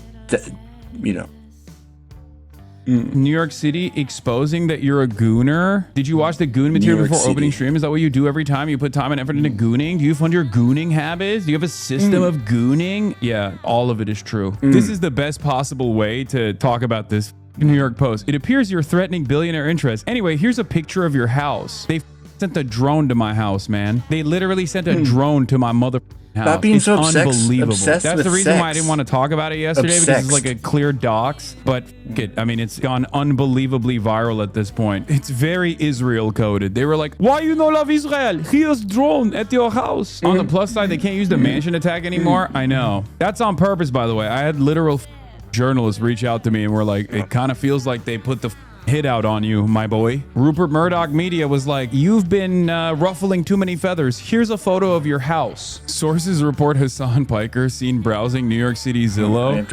True. I will say, I've been seeing even your haters saying that your house is just a normal ass house. Yeah, it's always been a normal ass house. That's why every single person that has come to visit me here has been like, "This is the house you got canceled over?" Yeah, people just hear the price and lose their minds and assume it's like a mega mansion or something. It's so crazy. And also, there's the most annoying losers who may or may not have given a quote to the article, by the way. Former friend, they say, in the article. Finally, an article that approaches us on creepiness. She did a very good job. Client banned from celebrity poker for being a weirdo creep to women, and now he's sharing New York Post articles. What happened to this guy? I vaguely knew him as a progressive streamer, then I blinked and he was a fully deranged Zionist obsessed with Hassan. Yeah, October 7 happened, and he lost his mind. They published a photo of his house and said, "Here is where he masturbates. He goons here. He likes breasts. Are you not shaken to your very core?" It's a really funny article that they wrote because this was one of the articles that backfired spectacularly because they were like, "This guy is creepy. I think everyone believed and everyone was like, "What are you talking about?" Literally, everyone was like, "What the f are you talking about?" It's basically Ethan Klein's Google Doc that he wrote about how I have sex. They were pulling tweets that were obvious jokes from 2012. I know. They're treating me like I'm running for Senate. They link in the article, Ethan Klein showed up lying about you from some tiny clip channel, same channel that suggested views of Epstein. He's sending revenge porn of his ex-wife, Lamau. They can't even do opposite without it up. I know. Imagine if you were a female and they did this. Here's where she lives. She keeps a dildo drawer there. Everyone would be up in arms over how inappropriate that would be. Yeah, I mean, it was crazy. There's one West Hollywood statement in it where I was like, who the would have said that. Off camera, he's very stiff and impersonal. I can't tell how much of what he says he actually believes. He definitely leverages the creep on women. A former pal told the Post. I wonder who wrote that. Yeah, I'm sorry, but despite what I think about Hassan, I think promoting the New York Post may backfire as they're doing nothing to sound any more reputable like a 1990s tabloid gossip magazine biased towards regular readers of Murdoch rags. This all seems desperate, not gonna lie. Who's the former pal that told New York Post? All roads point to Ethan, lol. Ethan is the former pal. This is Ethan Klein's own subreddit calling him out for this. They literally do the same thing that Ethan has been trying to do, that Sex Pestiny started. All roads lead back to Ethan Klein and Sex Pestiny. Here's why. Epstein was trying to procure CSAM in exchange for revenge pornography that he was distributing to a bunch of people, including one person that turns out was underage. He's now being sued in court over this. So what did Sex Pestiny do? But Hassan. That's what he did. He turned around and was like, well, what about Hassan? What did the judge say? Dumbass audience ate that shit up. Every time this dumbass gets into trouble due to his own gluttony, due to his own weirdo behavior, his own narcissism, his self-destructive behavior, he will then turn around and go, Hassan does this too. And it's never something that I've done. They always go, Hassan has done this as well. I'll have you know. And it's never something that I've actually done. They just tried to do the no you defense. And in this circumstance, it's just like a bunch of different things that they've pulled of like people joking. Remember back in the day when the common meta on Twitch was, oh, he can't keep getting away with it. And people that are like peeking over my shoulder at my phone and being like, oh my God, what is that? Most of it is a Did they put anything about the dog, the shot collar? This is like me sharing nudes that I've received. It's like half of it is unsolicited and the other half is not even nudes. They're just suspecting it. Like there's a clip that they always use with Pokimane where they'll be like, Pokimane is looking over his phone. Yeah, that's from he receives a lot of nudes segment that we were doing where she was looking at my Raya messages and making fun of me for not responding to anyone. But they make it seem like she's seeing nudes. It's crazy. Half of it is just me joking around on the Fear End podcast about having a fap top and then these guys turning around and acting as though it's a serious thing. It's ridiculous. It's just like a weird mishmash of jokes and insincere suspicions, and it makes no sense because the only consent being violated in this instance is my consent. And it's very strange because it was so unbelievably invasive of my privacy and so over the top that it backfired on them. You're a socialist it's literally and you care just about this privacy? Google Doc, by the way. The article is just this Google Doc that everyone dunked on Ethan Klein for. I guess he just like offloaded it New York Post. They're like, oh, he dated a porn star. It's like, what the dude, sending a drone to my house to do an aerial shot is insane. It's like an objectively insane thing to do. It's like straight up one of the most insane things that I never thought I would have to deal with, and yet they did it. Yeah, they published a picture of my house. How would the authors of this piece, how would the editors of the New York Post that allowed this piece to go through, how would they like it if I posted and published photos of their house? They probably wouldn't like it. Neither of us are running for office. We're both members of the media. What is the journalistic value here? They're trying to get me killed. That's what it is. Hassan canceled for not gooning on the work computer. Or for the when they record, assassinate all of this you, then they is can an say effort it was to intimidate and to must have create been an a crazed environment fan of who fear read the New York and Post to make article. people second guess in their advocacy. You're anti-Zionist, you're anti-capitalist, you're anti-imperialist. Okay, here's a photo of your house that we took with a drone that we sent to your house. And also, we're just gonna call you a creepy sex pervert. What the are we doing? What are we doing? I mean, look, I'm unfazed. I expect What are we doing? And I don't feel discouraged at all. Part of that is because this was so psychotic. Like what they did was so psychotic that it kind of backfired on them, even on Twitter, where I saw like people being like, I don't even like Hassan, but this is crazy. A former pad told the New York Post, elite reporting. Sounds normal, unlike Cuomo, Trump, and all the other you guys support. The Epstein people really want to make this a thing. I don't even like Hassan, but you clowns are absolutely pathetic. Single man in his 30s is horny. Stop the goddamn presses. Holy smokes, what a scoop. This guy adults consensually, and here's why that is bad. We have old men who kids running the country, but you're running a smear campaign on a guy who criticizes Israel for blowing up kids because he likes to jerk off. Did you chew wood 3 times a day? What is your deal? According to a streamer, Piker solicits news from his female fans. This is not true, by the way. According to a streamer he previously worked with. And then this is the clip account that they use. Yeah, this is the Google Doc Ethan tasked his former Hassan stalker employee Giardia with making. Her only job was to sexually obsess over you and log everything she considered dirt related to your sex life. I know. This is disgusting, okay? This is insane. This is disgusting. I don't know what else to say about it. What can you say about it? Yeah, this was, I promise you, no one cares about this man's sex life. He's not a public servant. He's not even in public trust. He's not married. All this seems consensual. Who cares where they get their Twitch opinions from? Christ. The wildest thing is that these stories are planted by Israeli operatives with like 15 monthly criminal rapes on their names. I literally don't understand all the moral confusion right now. If someone's in public office, their sex life or abuse of power makes them open to blackmail. Yes, that's a public issue. That's why Kim Paxton's and Graham Plattner's gross behavior is now our collective business against our will. But in no world do we have to peer into the bedrooms of everyone with a podcast or a Substack or a YouTube channel or whatever. It seems like there's an assumption that all of this should be fascinating. This is just not that interesting. The whole world doesn't need to be caller daddy lordy. When I hang out with Hassan, he won't stop shoving the porno laptop in my face to tell him Hassan, stop. Right? It's time to read this chapter of the Grundrisse. Why does he But he always says, no, we must watch porno now. Oh boy. I said, oh boy, here comes another article. There seems to have been a mistake. I thought we were going to read Marxist literature. Look at the laptop. Yeah, Grundrisse, more like Goondrisse. The Sex Pestiny community claims Epstein is the only one to defeat Trump, yet Epstein's top guy, Stockman, is sending the MAGA media very serious people. Yes. I just don't know what else to say about this. Ethan Klein and Diddy Stockman are behind this 100%. I swear to God, they're the saddest multimillionaires that ever exist. Middle-aged men with millions, wives, and kids. And this is how they choose to spend their lives, obsessing over you and stalking your every step and breath. Pathetic existence. If I were you, at least it would make me happy knowing that these freaks don't have happy lives. People with fulfilled lives don't do this. Yeah. The sex pest Epstein recently got outed for doing age play with another Groiper's wife and involved each other's children, apparently. That guy has a litany of controversies on a weekly basis. But the problem for me, you might be wondering, what the does some random Zionist liberal debate pervert and his controversies have to do with you? Because every time he's involved, he's embroiled in another scandal, okay? Because he can't keep his dick in his pants and he has like weird ass sexual fantasies. Every time that happens, boom, immediately his fan base is like, well, what about Hassan? It's so funny when you guys try to lie about Hassan because it's always projection. Always. Bro, just stick to your own controversies, man. You don't have to get me involved in this by lying every single goddamn time. His own son is clowning on him. His own son's a groiper. His own son's a neo-Nazi. You should see the DH play stuff. It's gross. I just don't care enough to cover that.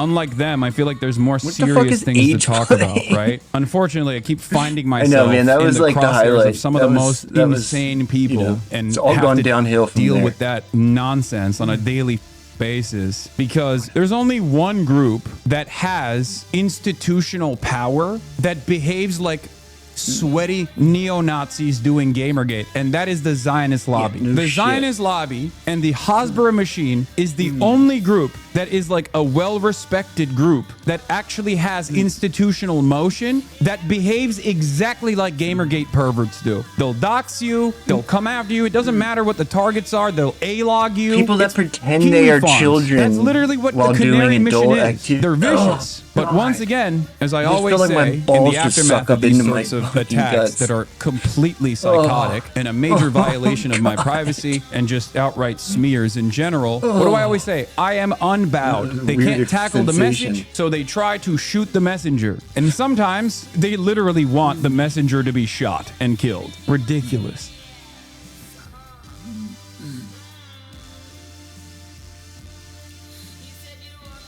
All right, I'm glad that's going good. He bought a house. He's got 3 cars.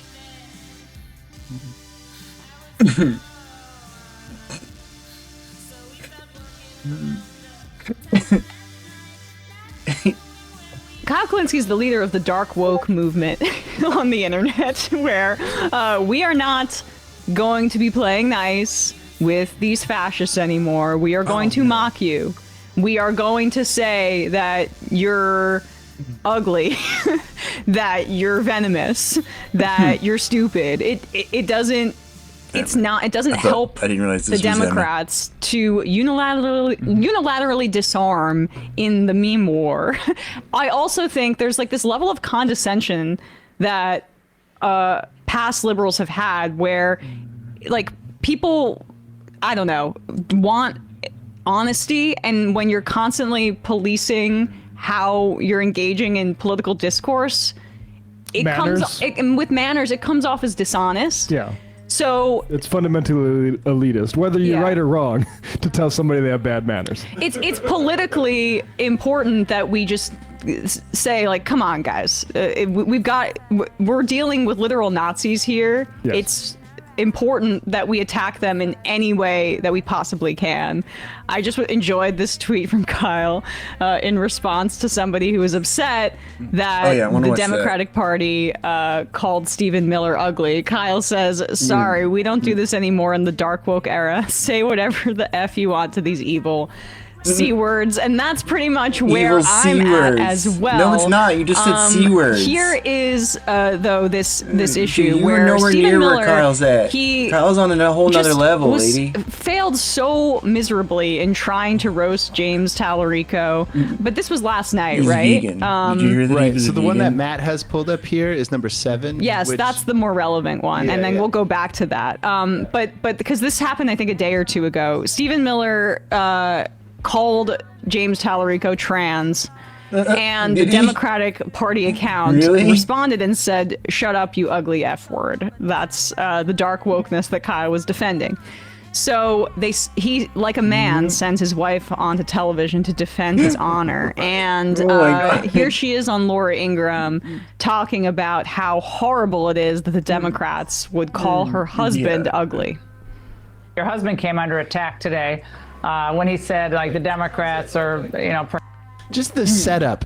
He called him transgender. He came under attack today. And now he's under attack. I was saying this earlier. It reminds me, there's a Mr. Show sketch where this guy, he has a wife. Yeah, he does have Montana, sex. is shooting That's at the true. FBI, and then they shoot him, and the woman goes, He looks like a human They shot him. polyp." All he was doing Yeah. was shooting at them, and then they shot him. Right. And that's exactly what's going on here. There are so many patterns in conservative thought and logic, but the look what you made me do one, which is like, you made me act this way because of how horrible you are to me.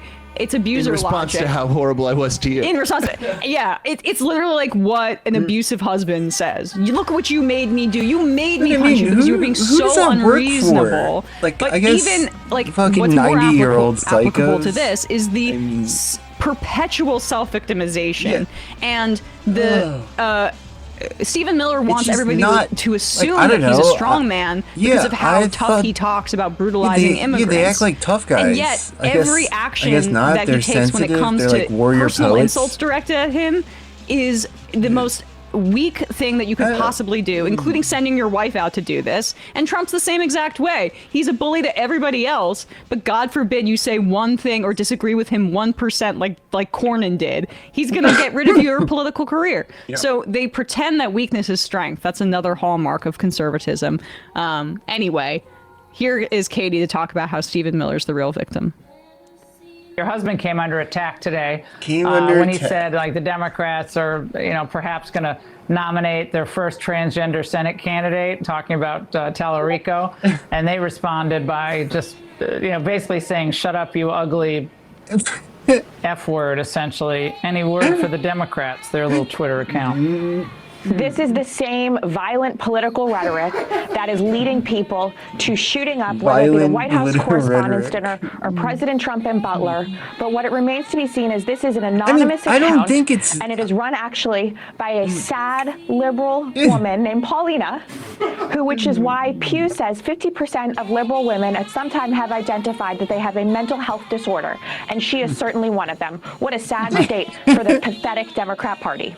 Well, Pauline, poor Pauline. Okay, Katie and Chris, great to see both of you. Oh Your my husband God, came under dude, attack. she's not so very happy. bright. I'm so happy. The happiest woman in the world, Katie Miller. Gosh, every day I wake up with a smile when I get to roll over and see Nosferatu next to me. Sorry, I stole that from Brian. Well, I think that's just out there. I mean, it's, I think everybody sees that. That's parallel thought. the resemblance just what he is. uncanny, right? Or when she opens up the coffin to let him out in the morning. I shouldn't assume that they sleep together, obviously. Yeah, you mean at night? At night. Oh, yes. Thank you for the correction. Sorry. I don't know if I could make the argument better than Sam should let the Angie new guy host. Sullivan of the I've Had It podcast. So I'm just going to outsource this to her. he's so- Friend of the show, But, like, Angie. They obviously don't. They don't have emotions, so they obviously don't care. It's not like they're actually hurt by it. I don't think it's so much an ego thing. It's like they think it's like a good strategic play. Like, oh, because like I said about the counterattack stuff, right? Like Trump's strongest is when he's counterattacking. Like he's like, oh, they were unfair to me. But that only works when it's like actually something that's unfair. You know, like you can't do that when they are like responding to your insults. That just looks pathetic. I mean, who knows? Like I said, it's for like your grandparent, your favorite grandparent's favorite grandparent. That's who it's for, okay? There's no way that appeals to anybody like under 75. Like, but they keep doing it. I mean, I guess Michael Tracy, people like that. I mean, I don't know, like, I like problem solvers. I like politicians who fucking pull up their bootstraps and they get shit done. They don't fucking complain. They don't send their wife on TV to, like, cry about how mean the Democrats are. You know? I like fighter pilots that don't get shot down, and I like pundits that don't fucking whine on the internet. Yeah, MS-13. But he's wrong. He's not wrong, man. Like... These people have historic body counts, like, all of them. I don't know how you quantify it, but if one were to quantify it, I'm sure these guys are, like, all-time numbers with the amount of people that they have, you know, brought death upon. What up, Danny? Not even counting how many fucking times they've pressed the button themselves, because you know they all like to do that shit. Those fucking scumbags. Talk about a FAP computer, like their fucking fishing boat bombing computer. Oh, come in the situation room. We're gonna have a circle jerk while we watch fucking fishing boats get lit up. I don't like those Vanguard guys, but I want to see Kyle fucking go after that Tabernacle guy, because I don't like him. When did Kyle do this? Is he on their show?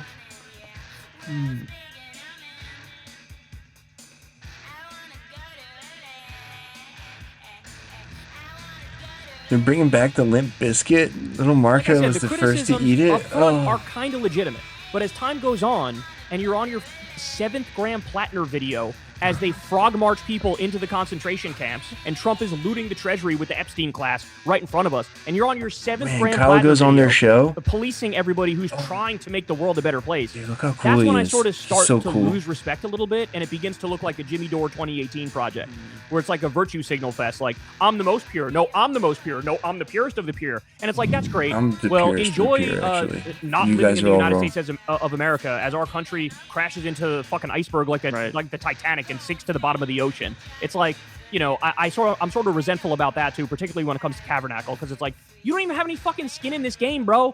We're trying anything we can, last ditch effort, to try to save this motherfucking country, and you're cock blocking one of the only options we have that might potentially work. You know what I'm saying? Well, you mentioned Who gives Graham a Plattner, fuck? Like and I was saying obviously about there's just been Steyer, so many dude. smears thrown at It's Graham like, Plattner. Look, there's two contestants. The one says, I'm gonna do bad things. The other one says, I'm gonna do good things. What is the sense in fucking not going for the guy who says, I'm gonna do good things? Because even if he doesn't, you're like, oh well. You know, it's a 50-50 chance. Like, with the... Seems like you might as well try the guy who you think might be full of shit. I mean... Again, it's like, to pretend that, like I know it's like, so it's like visceral because he was like a merc who like was like fucking, you know, killing people, but like there's no, I think that like I was just saying about Stephen Miller, like I don't know how you quantify that, but I feel like there's a lot more death involved with like being a politician in this country, like you know. Again, I don't know how you quantify it, but I feel like you'd have to allot at least some deaths to members of Congress. Probably a lot of them. Like every fucking thing they vote on is something that's going to either directly or indirectly kill people. Unnecessarily, I might add. Yeah. I don't know what he just said. I agree with that. We're just trying whatever we can, man. Like, I think that's where we're at. Like, it's like, this isn't going to be this isn't going to fix things. We're going to have to do something else, too. Something else is going to have to happen. But also, like, I know, this is good, too, though. I mean, I think because there's no party. I think that's the main problem, because that allows these dumbasses to have their own opinions about shit that they don't know what the fuck they're talking about, and then they just make everything, First of all, if we had a party, this guy wouldn't be running, because the party would have fucking put forward the best candidate for the race. I mean, maybe it would be this guy, but like,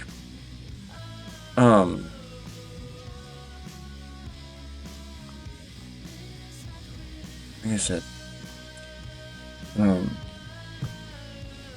he's legit. Like I said, there's if it was on Kalshi, I would take the bet that like you'll call somebody a Nazi in Congress. Like, I think the more people we have in office who say Israel's doing a genocide, the better.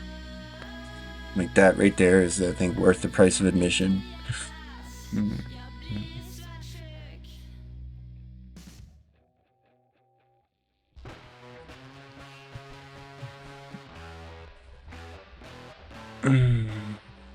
Maureen Galindo posting, Tyler doesn't talk to donors, man. What do you mean? He gives that disclaimer every week or every fucking show. Never talk to an advertiser.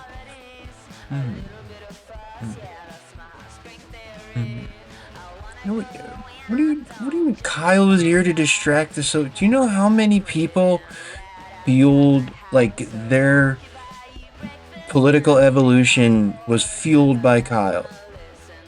Millions of people, I'd wager. Like, people, he's so fucking underrated. He's done, I think, a huge bit for a while now. He's been at this since like fucking 2012 or something. Yeah, that's what I'm saying. It's just like, Kyle's good at like easing you into it, and he's really convincing. He's got like fucking Redditor logic. Like, I think he's a really effective communicator. Neville's sing. Yeah, that's what we need, man. Fucking cough it up.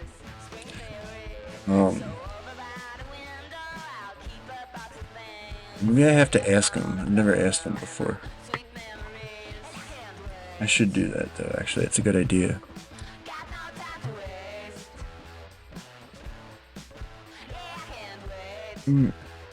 No, Hassan doesn't though.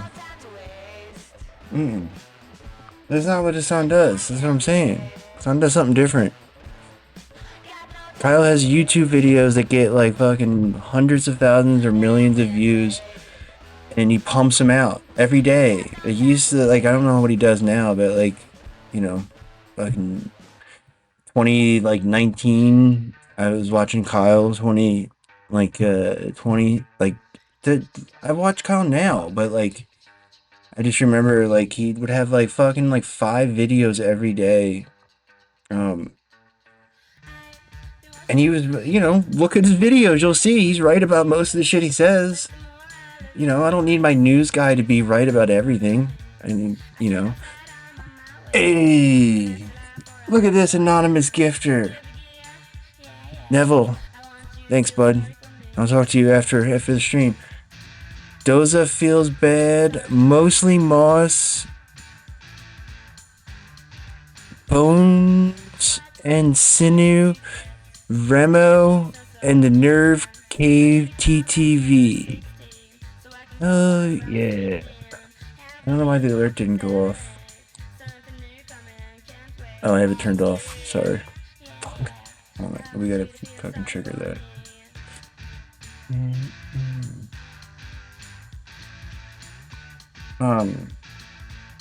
Yeah, people are so parasocial.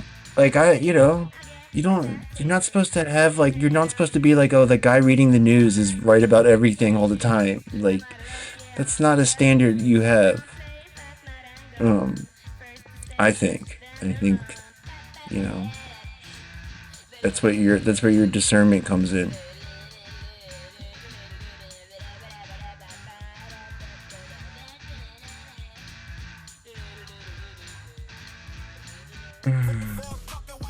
There we go.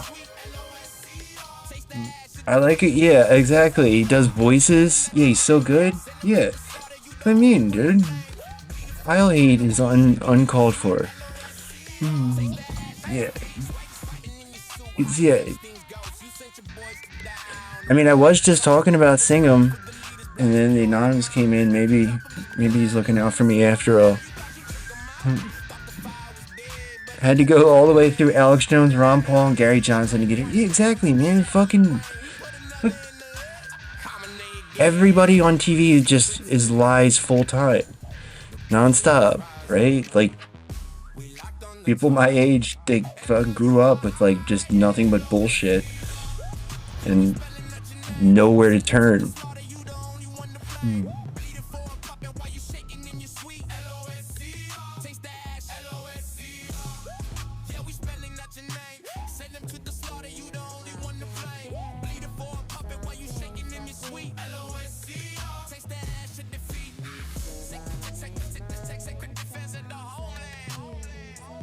Sacred Defense of Kyle Kalinske. No, it doesn't.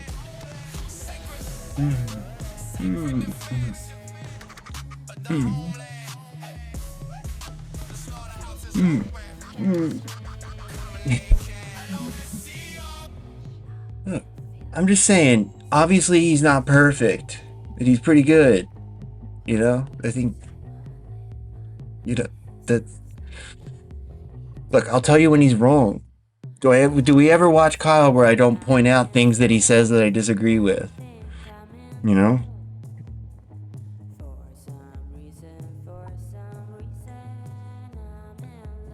Hey, what happened? Fake hype train.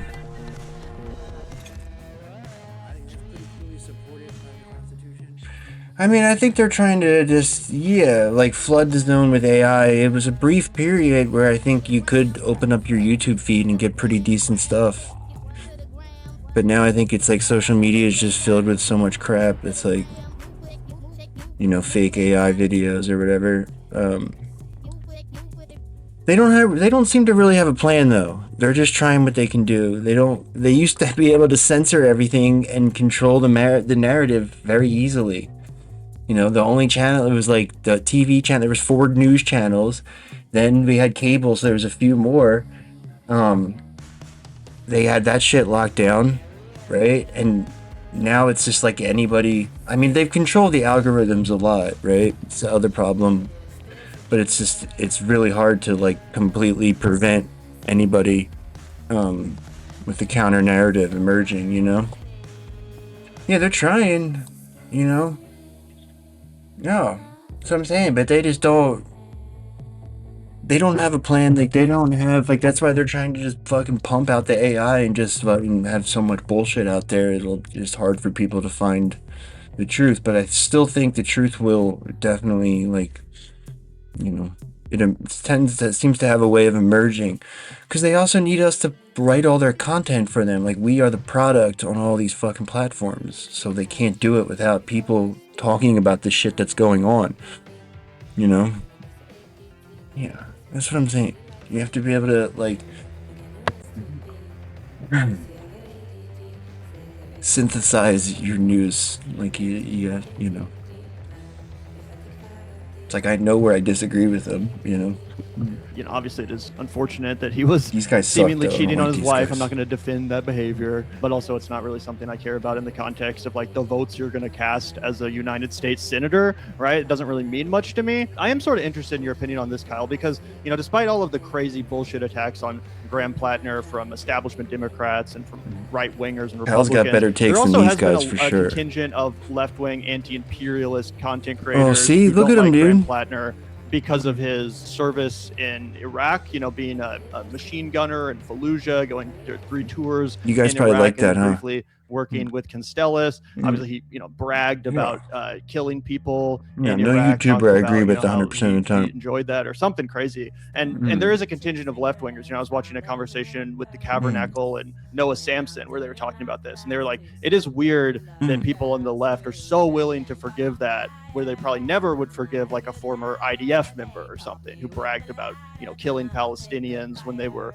volunteering with the IDF or something. So how do you square that circle? What would your response be to some of those left-wing critics of Graham Plattner who aren't against him for the bullshit reasons of like he jerked off in a porta potty or he cheated on his wife or something, but actually more concerned about like, hey, you know, this guy doesn't actually have any political experience. He has no real record to point to other than killing people and bragging about it.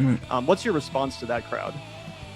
What I would say to them is, first and foremost, I understand the criticism completely, and when I first learned about Graham Plattner, it obviously was the first thing that came to my mind as well, where I was like, well, look, that's a sketchy past. I'm skeptical. The burden is sort of on him to convince me one way or the other.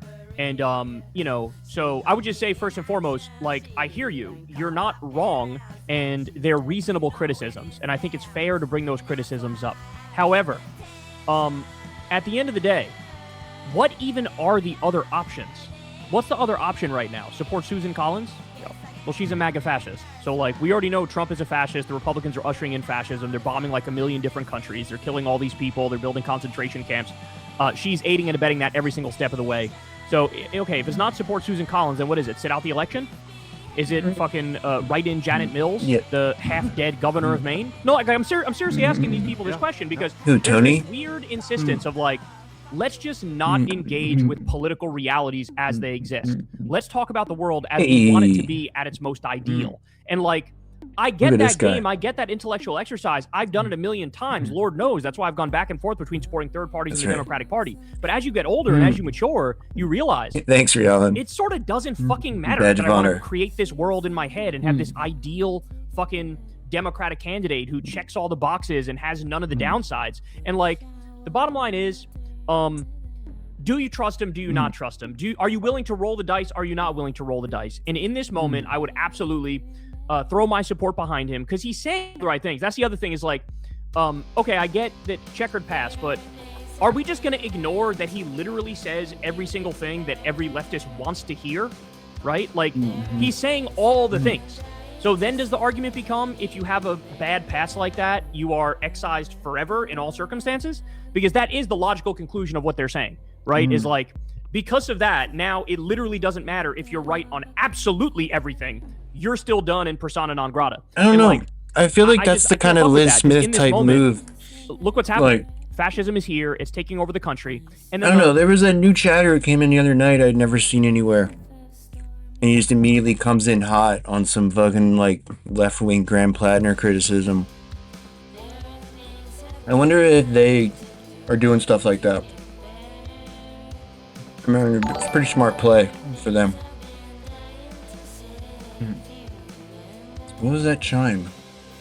Is there a raid coming? It's the most important election of our lifetime. Yeah. I mean, yeah. Like I said, the value is in the fucking dude having a microphone and able to say good things. Not. I mean, we'll see. You know, be nice to. I do feel like he'll be more aggressive than Bernie. Maybe he can do more in the Senate.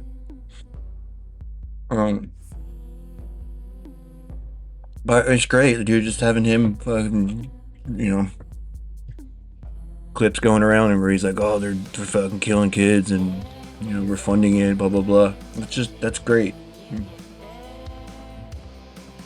Especially if he's like, oh, I'm a fucking sicko too, trust me. Like, I'm just like you. Like, oh, I fucking killed a lot of people. Like.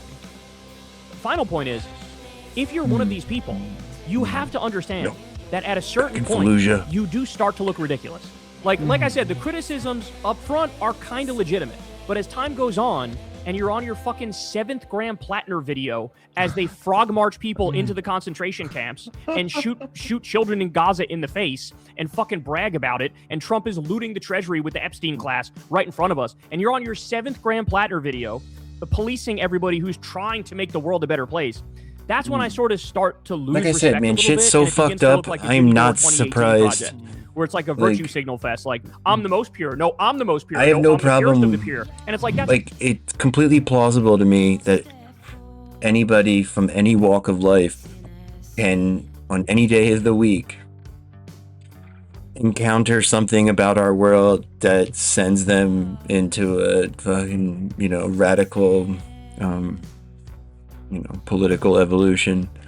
Like, shit is so fucked up in everything, every aspect of our lives. Just from the way that we, like, get groceries to the fucking, like, healthcare, like, you name it. TV, like,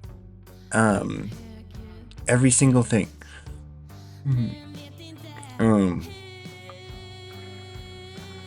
It's just funny seeing the Republicans use the Nazi shit to go after him.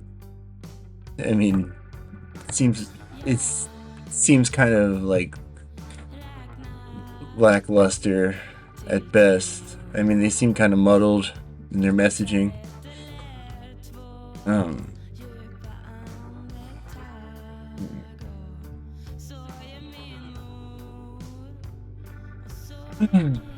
Yeah. But I mean, I think like, a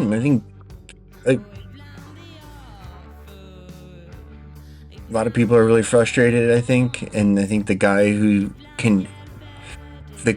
who presents himself as like less hawkish is the guy who will win. Like, I think that says a good bit, right? Like, that's a big reason why Trump won, right? great. Well, enjoy not living in the United States of America as our country crashes into a fucking iceberg like the Titanic and sinks to the bottom of the ocean. It's like, you know, I'm sort of resentful about that too, particularly when it comes to Tabernacle, because it's like, you don't even have any fucking skin in this game, bro. We're trying anything we can, last ditch effort, to try to save this motherfucking country, and you're cock-blocking one of the only options we have that might potentially work. You know what I'm saying? No, I totally agree with you, man. I totally agree with you in the sense that, it's not like there's nothing there to be suspicious of. It's not like, oh, they're just, you know, making up shit. Like, it is unfortunate, some of the issues of Graham Plattner's past. I wish he hadn't bragged about machine gunning, you know, people in Fallujah or whatever. But I kind of feel similar about the Tom Steyer situation, which is like, I wish he wasn't a billionaire, but also if we're going to look at this and live in the reality that we live in, who's the other option? What is the better option? Because it is just a virtue signal to vote for some Green Party guy who's only going to get a fraction of a percentage of a vote, and act like that's serious. It's just not serious. I'm sorry, but it's not. It is a virtue signal to do that when there is somebody who has far more progressive platforms who's actually a viable candidate running in the election. And let me just say, I will personally apologize to all of these people if Graham Plattner gets elected and he becomes like a John Fetterman. I will absolutely give them an apology. Oh yeah, no, it was John Gopine. That's right. Butchware was on the ballot. If Tom Steyer gets elected, how many votes did he get? Worse than Gavin Newsom, I will give them all an apology. But the fact of the matter is, the bet I'm making is that Graham Plattner is much more likely. He's most likely to be, I think, kind of like a Bernie clone, right, in terms of his voting record. But worst case scenario, just sort of like a bog standard Democrat. I think that's like his floor is bog standard Democrat. In the case of Tom Steyer, I think his I heard Steyer was surging like another Newsom, but aren't they still counting votes to be better than Newsom would be, right? And so I'm playing the odds here. I'm playing the hand I was motherfucking dealt. And if in their estimation that shit is a 7-2 offsuit, well, so be it. I got to deal with this reality that I got a motherfucking 7-2 offsuit, right? And like I said, my guess is that's a bad hand for our poker or not our non-poker listeners. Yeah, dude, that was such a baller, man. Listen to him. I don't think that these people will reciprocate. Not a single one of them will say, if Graham Plattner gets in there and he starts voting like Bernie and stays like Bernie his entire career, not a single one of these fucking people will say, my bad, I guess I was wrong. If Tom Steyer gets in there and he acts better Really? than Gavin Newsom, not a single one of them will say, well, I guess I was wrong. It turns out the billionaire was a class traitor. Connie So it made versus sense Scott to support him. Wiener? So that's Oh, kind of man. what's frustrating in this moment, is that I think the That critics sucks. are sort of dyed in the wool and set in their ways and not really open to new information or being rational, and that's probably the most frustrating part. But to be fair, I think they're like unique It's just cases. a shit I actually district think now, huh? most of the liberal voters are Who's still Ramsey with Ladner, as Robinson? I saw in that like local news segment. And I think there's a lot of people, you know, who are voting in California who are probably Multiple party pro-Trump So I guess coalition. we'll find that out very soon. Today's election day, and I wanted to start off by getting a little bit of a too early election analysis from you, if I could. If I could get a little bit of too early election analysis from you, Kevin and I can't help Deviant it but serial always talk a killers? little bit about 2028. Really They only early in the crank year, and I was left wondering if I could broadcast get you going. to rank, do a little bit of a power rankings on some of the names that we keep seeing pop up in these 2028 primary polls, right? In terms of, you know, who you would like to see at the top of the ticket, leading the Democratic Party come 2028. I'm just going to read off a couple of names that I'm sure you're deeply familiar with, and if you could rank them in order of who you would prefer. Pete Buttigieg. Yeah, fuck Bush, man. Gavin Newsom. Okay, Josh hold on. Shapiro. Hold on. Pete, Okay. Gavin, Josh, Shapiro. Okay, keep going. AOC.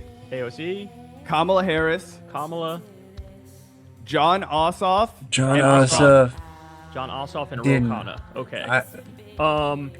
Hey, So I'm gonna give a very Jaeger. underwhelming answer here Look for the at first that. part, but I have to do it because it's Looking actually up. how I feel in the moment. But I'm gonna go in a tie for first place. I'm going AOC and Ro Khanna. My favorite chatter. They'd be tied for first at the moment, and then who Let's I would go. pick would genuinely depend on how it unfolds, who runs a better campaign, who's got more motion behind them, who's better on the Thanks, policies bro. that I prioritize the most.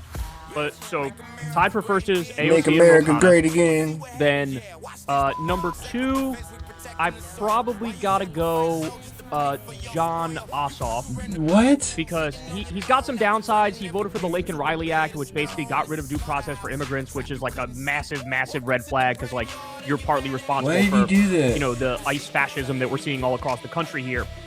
But outside of that, he's been probably much better than your average Democrat. And I also Dude. think like he's low-key kind of got the vibe of a president. Like he's got the come feel on, of man. a president. He finds a way I to don't do agree like with the it. classic Man, what were they? politician What were routine the options without again? coming across Hold on. as like doing an Obama knockoff or like being insincere.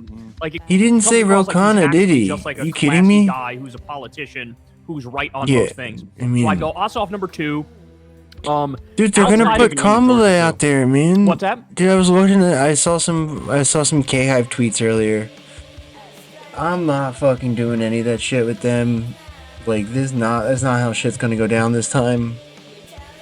Kamala's gonna get fucking washed. And look, there's gonna be.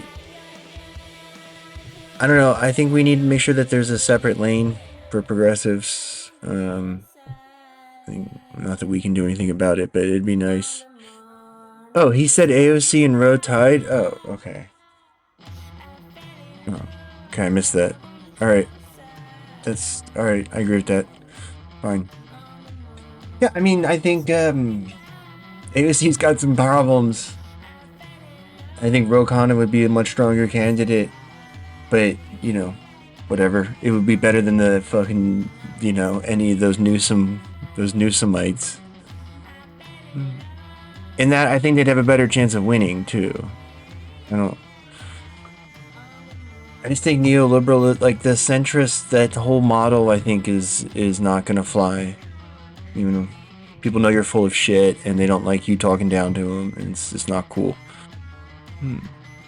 Doesn't hurt he can win in Georgia, too. That's true. I also think he's got appeal, like cross liberal leftist appeal, where like there's liberals who like him and leftists who like him, and that's like a big thing I feel like in this moment to sort of bridge that divide.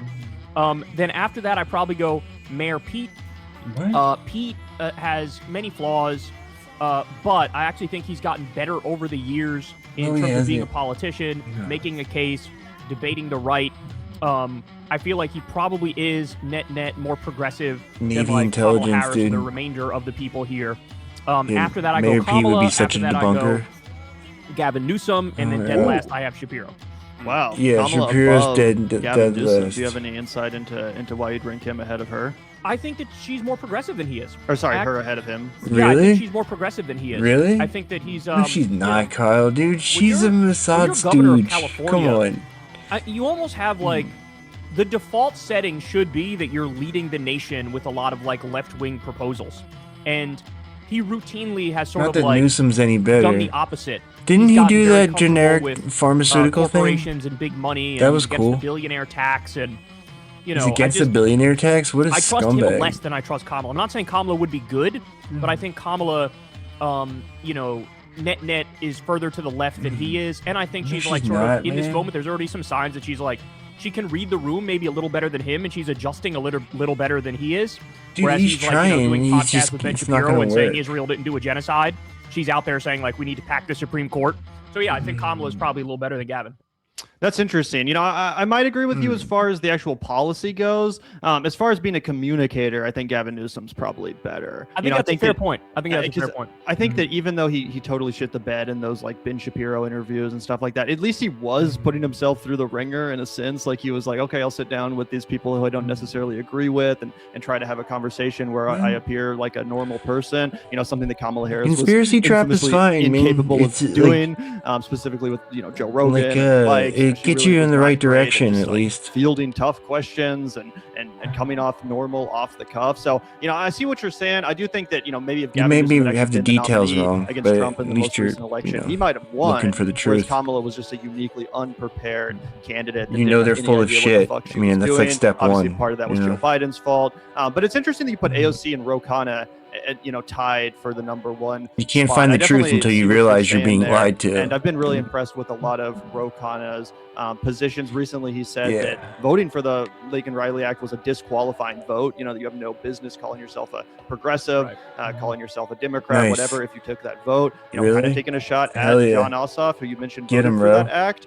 So my hope is Yeah, that why would he AOC vote for that? What a clearly dum-dum. she's coming out as the number What, one. was he in a progressive rush to in get to like the War primary on so far, Drugs not that the concert? primary's even begun, but out of the He had tickets to go see options, Tame she's leading the Impala, polls. and he had to, Ro like- Khanna has yet to really make a dent in any of the he's polls. like, Maybe whatever. after he actually announces, which I think he will at some point, he'll catch up a Like little Fleet bit. Foxes, But it's hard like, for me to new see Ro record Khanna came out. overtaking AOC. That being said, it would be great if he's also on the debate stage and he can kind of act as an attack dog, you know, being able to go some places that AOC is too polite to go, like saying that it's a disqualifying vote to have voted for the Lincoln-Riley Act. Again, I kind of think that the progressive attack obscenity dog of on the stage, maybe he billionaires doesn't actually win and the nomination, but he's disconnect able to get some of that between the dirty work boardroom for AOC, and, who you is know, a serious contender and any seemingly has regular the progressive person lane basically all to herself outside of Ro Khanna. Yeah, I you feel know, like he's leading on a universal lot of issues like anger the about Epstein that. files, for example, the Iran War, the Epstein, Lincoln-Riley Act, like you etc., pointed out. Israel. And I just feel like she's playing it safe and kind of hiding. And I don't know how one can do that in this moment. You know, that was a similar criticism I had of Kamala, where like clearly she was thinking about running and she wants to run again, but like she was nowhere to be found as ICE fascism was taking over the country and they're building concentration camps and they're arresting people with no due process and they're not even getting the warrants that they need in order to do it.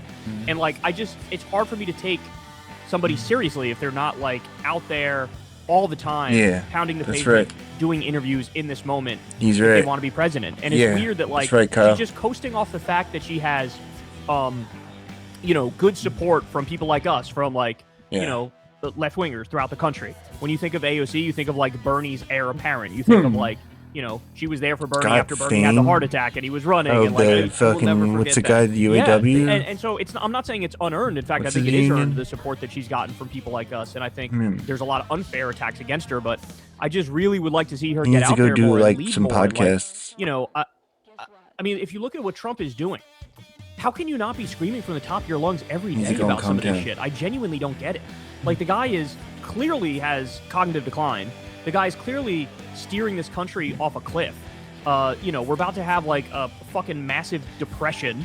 We're doing multiple illegal wars at once. AOC ISIS, versus John building Cena? concentration camps, and there's like martial law declared in the streets of New Jersey because there's protesters out there. And I'm not seeing anything I don't from know, you. can Cena- It just strikes me as like it's way Can too Cena cautious in my mind. podcast?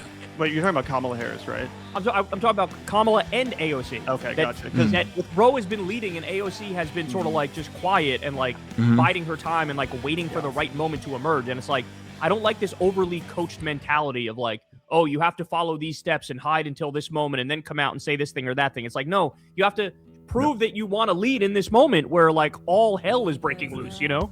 Yeah, no, I totally agree with that. I also wish AOC would do more interviews and that she'd go out on independent media more, take some bolder stances. This guy's a big We've Tony. criticized her a lot for that. As far as Kamala, I almost feel like she's taking a page from Trump's book, who famously took a few years off after leaving the White House in 2020. Both these guys are really Tony. Twitter got banned. He kind of disappeared for a little bit, let everyone forget how much they hated him, and then he came back, new and improved. And I kind of, expect something similar from Kamala, where she has been sort of just like hoping people forget how much they don't like her. I mean, she has to come out something better, though.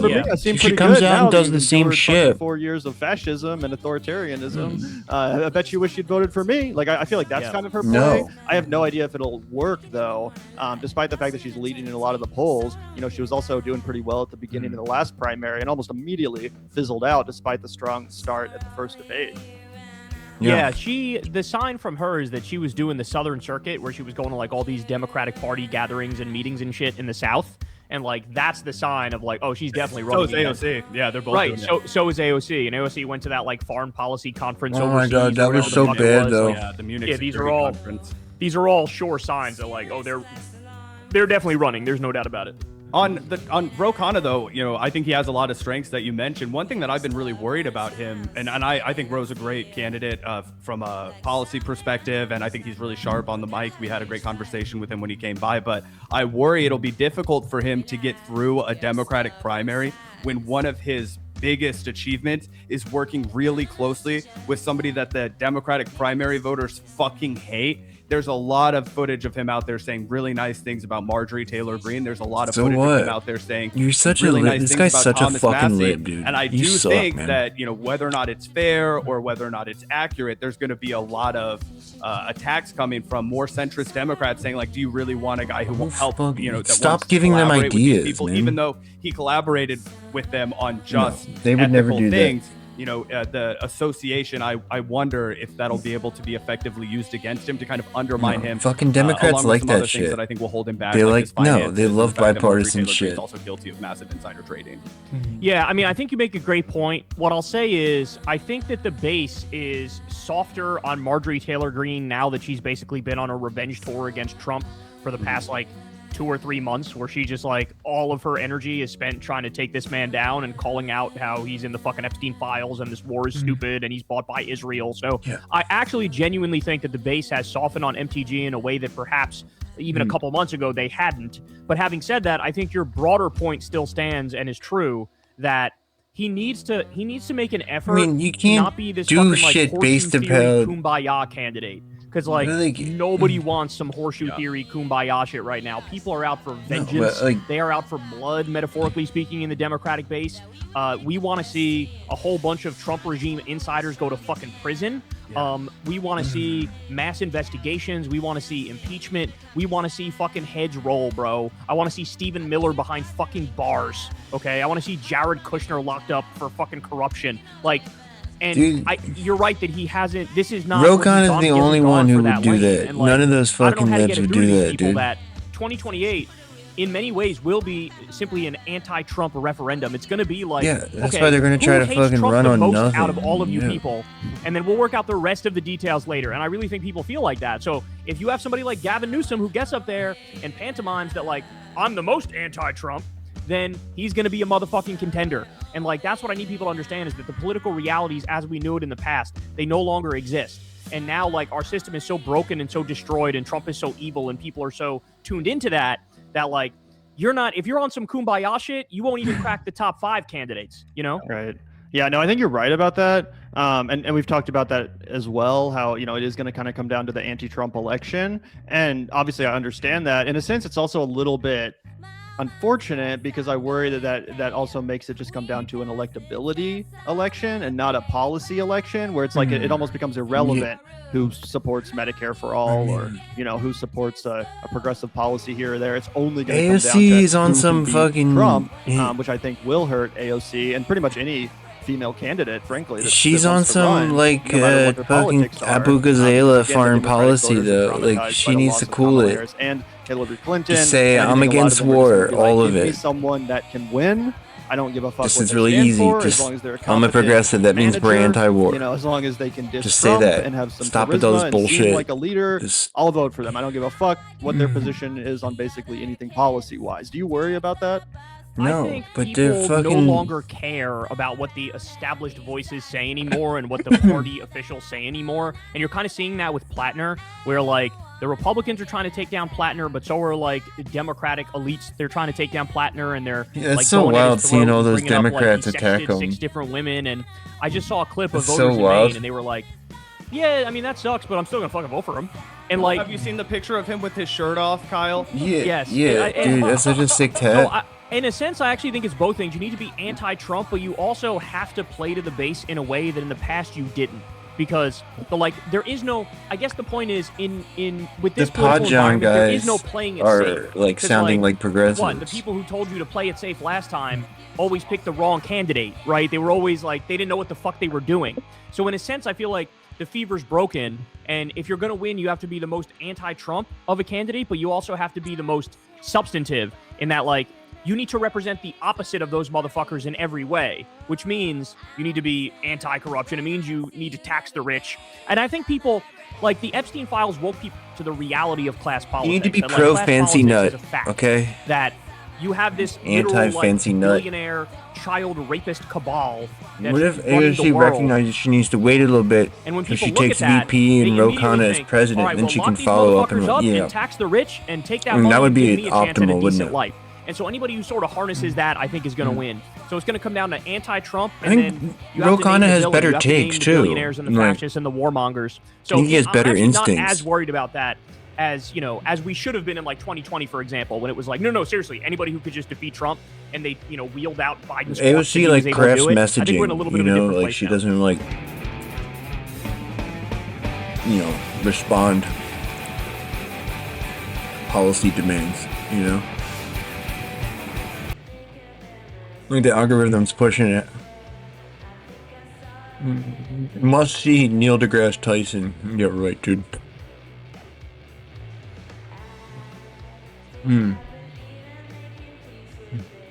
MAGA safe for gays? Short answer, no.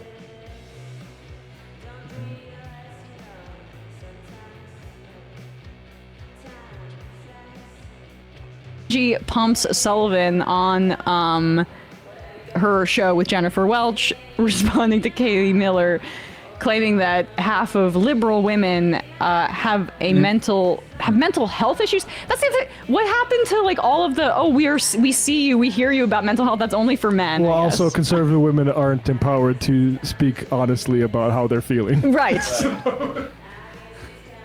Woman, you're a liberal woman. Do you have a mental disorder? Yeah, I do. It's called Katie Miller. Shut the fuck up, you stupid. That's my mental disorder. Here's the thing.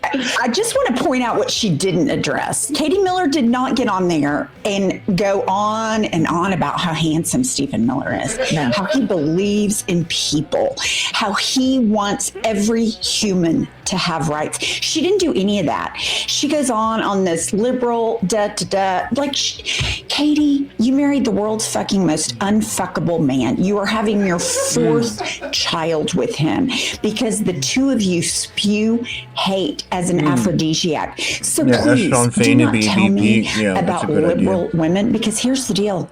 I would rather be a barren, never having had sex, liberal. For them as it is for the... I'm still a little bit underwhelmed by the Democrats. I don't know if they think that this is as much of a political advantage for them as it is for the administration.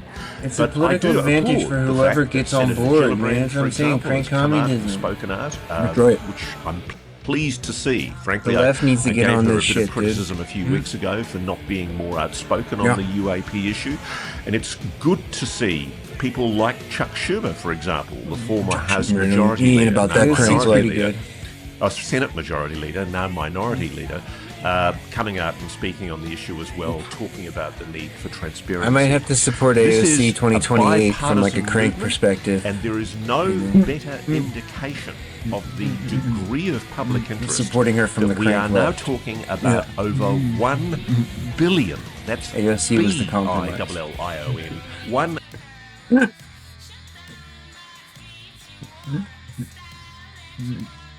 Yeah, what if Ro Khanna was like came out as a debunker? He's like, oh, this is all fake. This is a distraction from the Epstein files.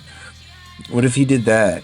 And then AOC was like, no, this is David Grusch is word up. Like, he speaks in the truth. We need to look into this. Oh.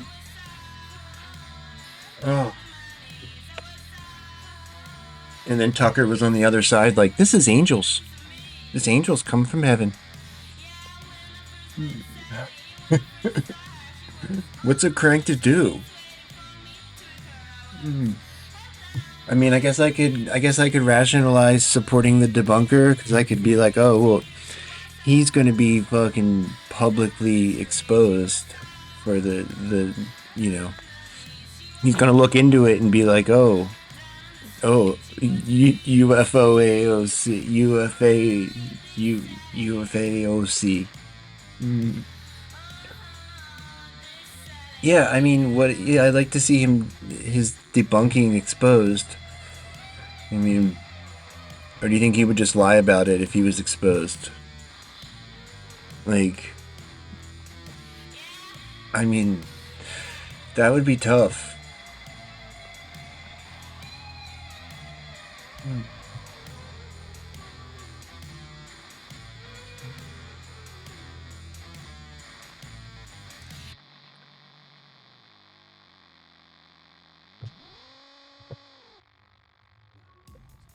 You know what? I feel like what'll probably happen.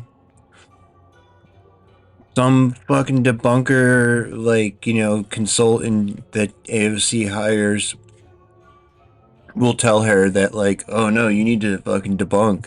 No, yeah. No, don't admit anything. You need that people don't like that. Like, oh, you need to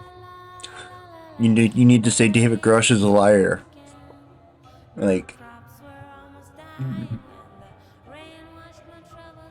and then she went out and did it.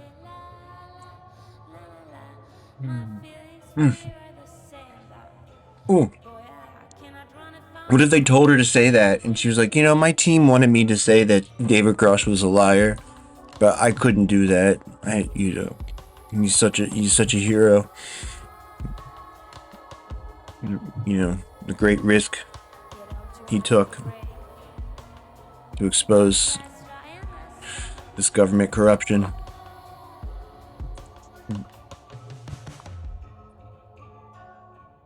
That would be sick. What if it became like what if they had to have a debate question about it? Oh my god.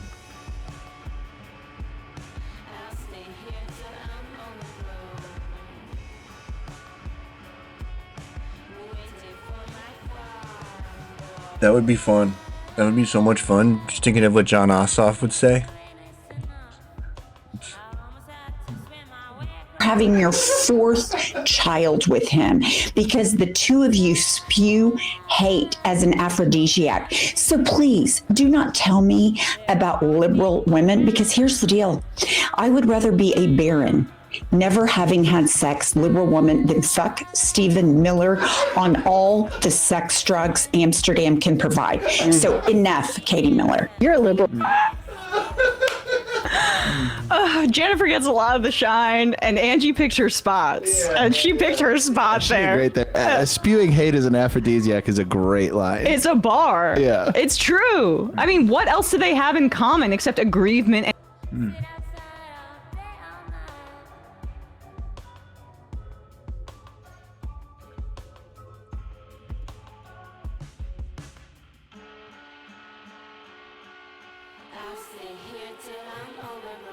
We're joined now by Oren Cass. He's the founder and chief economist over at American Compass. Oren, thanks for coming back on the show. Thank you guys for having me. Fresh off an interview with Treasury Secretary Scott Bessent last night at an American Compass event. In disclosure, I'm an American Compass member and a big fan of American Compass, of course. What does it mean, Oren? I go to events. It means we get a free dinner every once in a while. No, it's there's no financial relationship. Oh. We are trying to support a network of policy professionals, journalists, lawyers, folks in government who are nerds. What? Yeah. It was like, would Usually this be member, too it means like wonky? you get an AMA for free or something. No. We should have something like that. But no, it means we're hopefully working together on improving the policy environment in this town. Right. And now you are out with a new initiative on American citizenship. We can put this up on the screen. American Compass has this new Reclaiming American Citizenship initiative announced last night. And we might have to add this in post, but just announced. And Oren, we're going to ask you all about what you're trying to do on the right to build a sort of initiative, or to build a framework for how the right should be thinking about citizenship right now, especially as, let's put F1 on the screen. This is protests erupting outside of Delaney Hall in New Jersey. And Ryan, you could probably tell us more about the left's mobilization here. Obviously, this is over the treatment of people detained, which, again, it gets us back to this conversation about what it means to be a citizen and the like. But the left is outside of Delaney Hall. It doesn't seem to be going anywhere. Right, there are hunger strikes going on inside over, on the one hand, over conditions, also access to like different kinds of food, also over the protesting kind of the entire apparatus. We could actually roll F4 because Hassan Piker was there recently. Earlier in the show, we talked about Adam Hamawee, New Jersey congressional candidate who just won last night. Hamawee and Hassan Piker went to the Delaney protests, and here's Piker reading out some of the demands from the hunger strikers and protesters inside. What are the Delaney Hall hunger strikers demanding? Many people have questions about what is happening inside of Delaney Hall. The detainees on hunger strike have stated that their demands are, number one, to meet with the governor. They want to meet with Governor Mickey Sherrill to go inside of the facility and meet the actual detainees. Number two, they want the release of the medically vulnerable people. They demand the immediate release of those with serious medical conditions. Number three, release young and elderly detainees. They demand the immediate release of young and elderly people. And number four, freedom. We're not striking to demand better conditions and treatment. We're doing this to demand our freedom. And they've said that they're going to continue the strike until they get heard. The hunger strike is not about improving the conditions of the facility necessarily, but to meet these demands. Most recently, they want medical attention for members of 2A and B who were the targets of retaliation. And protesters have alternately accused New Jersey Governor Mickey Sherrill of either collaborating with ICE here or abandoning them, but meanwhile put up F3 here. She has sued the facility over unsanitary conditions and in particular for barring access to health inspectors. She has said, if there's actually nothing to hide, if everything's fine in there, why are you blocking state health inspectors from going inside? About 10,000 plus people have gone through this facility. Most of them, I think the median stay is about 9 days. I think 70% or so have no criminal record, which means that some 30% do. And so, Oren, thanks for being here. The piece that you wrote, it's this an elevate. You can describe it as this elevation of the idea of citizenship. As I was reading it, I was thinking like, as far as I remember, the idea of citizen kind of originates sort of with the French Revolution. I think the American Revolution, which inspired the French Revolution, but people in the streets of Paris were calling themselves like citizen so-and-so, citizen so-and-so. And the purpose was to do pretty much what you're suggesting in the essay here, which is to establish kind of a level of baseline humanity and equality among the people, and to say... It's sort of Roman, the Republic. Yeah, well, there's that too. And to say that we, right, and a callback to that, to say that we have duties and responsibilities to the state. There are things that we are obliged to do for the state, and there are things the state then is obliged to do for us because we are citizens, and it's a two-way street. I don't know, how do you think about it? Yeah, I guess I would put it a little differently. I think for one thing, Emily's point, the citizen concept goes back to Rome and the Roman Republic, and it was certainly very central to the American founding. I guess meaning the contemporary-ish. area. Well, sure. I mean, sure. so French Revolution. French Revolution is a strange place to go as the start. You're right; they called each other citizens, but I think also, this captures a way in which the French Revolution was obviously less successful. I think most people would say, and how you're describing it as kind of just a fundamental claim of equality of things that the people owe to the state. I think misses what's most important about citizenship, which is that it's a reciprocal obligation among the people, and that goes back again to this notion of what is a republic, right? One of the things that's so unique about the United States is that it's really the nation that was brought into being by the sheer will of citizens who wanted to create this thing to serve them, and I think. If you go back and you look historically, really up to very, very close in the 20th century, certainly, in the U.S., there was very much an understanding of citizenship. Again, it has its legal meaning, who can live where, but citizenship really meant something much broader. It meant full participation in communal life, in economic life, in national life. It meant a sense of solidarity. It meant ultimately that you also had this connection between generations, that you were inheriting something from the people who had invested to give it to you, that you in turn had an obligation to invest and give it to the next generation. And it seems to me that, and what we're really focused on American Compass is that that's just fundamental to human flourishing, to a well-functioning society. And I think it's something that we've lost. And, we obviously do a lot of work on economic policy. I think in terms of what do policymakers need to do, better economic policy is a huge piece of it. But the reality is that you also need a political culture that's going to be able to make those kinds of changes. You need people who are bought into the system. This is something we spoke about a lot with Secretary Bessent last night, that especially when you talk to young people, the problem isn't that they don't have enough stuff, right? Like, we have more material abundance than ever, I think, but their very well-founded frustration is that it's not clear what any of it's for. And so when we think about reclaiming American citizenship, and the reclaiming is very important, because I think there really is something that was sort of stripped away, that over really the past generation, we've degraded that kind of relationship into something that is just more, you are a consumer, not an actual productive participant necessarily in the economy. Countries run by Nazis. You are sort of this individual with radical autonomy to invent your own truth, not somebody who is a member of a community and lives within those obligations. And at the national level, to some extent, even outright shame or disdain for what is an incredible heritage that we have inherited and should be trying to carry forward. And so I think, in substantive terms, I mean, there's a lot of policy that has caused some of these problems that could address some of them, but also just as a matter of how we approach our politics, I think what is really missing out there right now is an aspirational positive vision that's not, the traditional right of center message has just been like, well, we'll just get government out of the way and everyone will flourish. That's obviously not sufficient. The message from the left of center tends to be more, we'll hear the things that are lacking that we will therefore give you.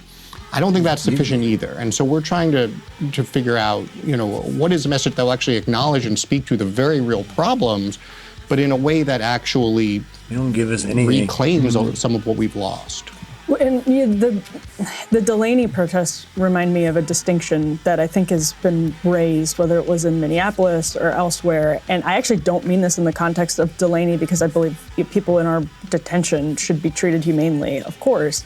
But there has been a blurring of the distinction between resident and citizen that I find very interesting. Sometimes it seems as though, yes, we should be affording certain rights to people who are in detention, people who are here on green cards, visas, and the like, especially if we said we were going to. Interesting. But also, there is a distinction between somebody who is living here in the United States, I just found it legally, interesting. or in some cases illegally, and a citizen.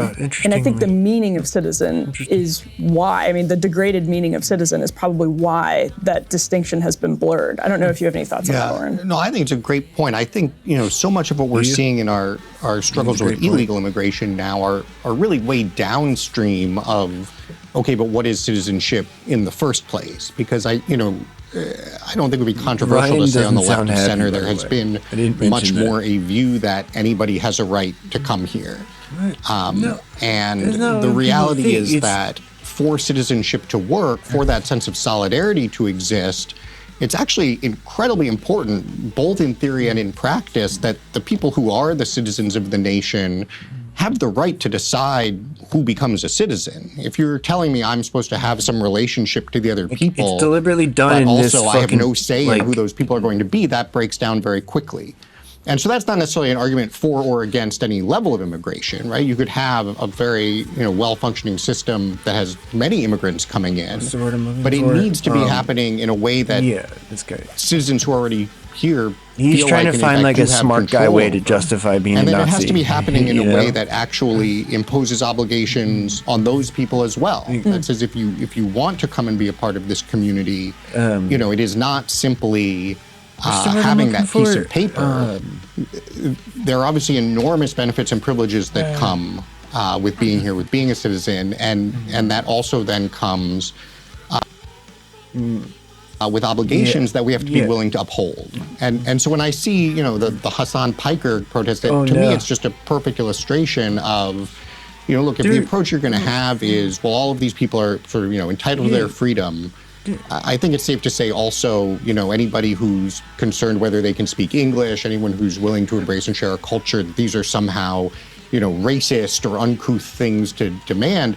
These are actually the core things to demand. And one thing we really want to focus on is and by the way, even if you are sort of a, more to the left of center, you want a much larger and more generous welfare state, you should almost be... The protests are not like saying, oh, anybody should be able to come here.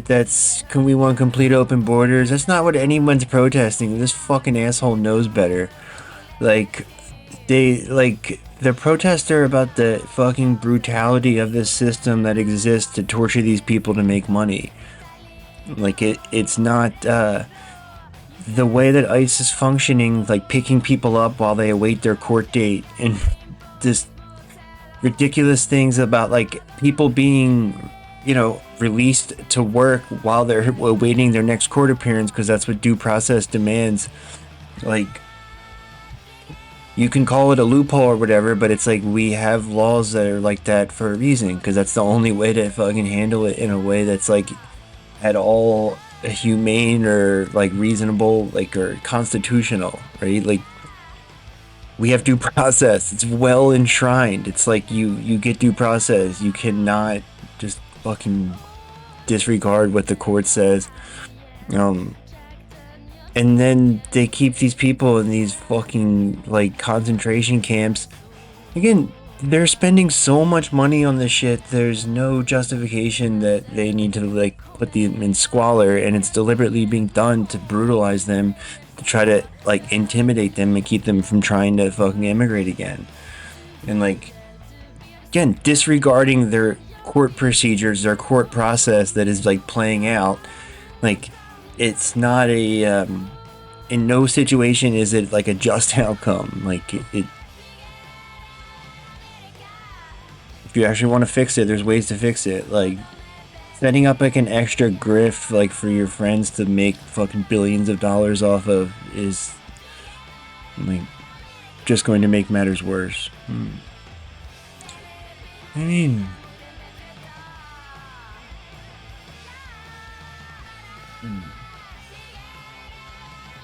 he was going to debate Jank. He's more Sagar's concerned buddy. about demanding those things. I mean, it makes some sense. The libertarians are crazy, but they have an internal coherence, right? Libertarians will say we want open borders and we want no welfare state that provides anything to anybody. Well, that's a terrible idea, but that sounds awful.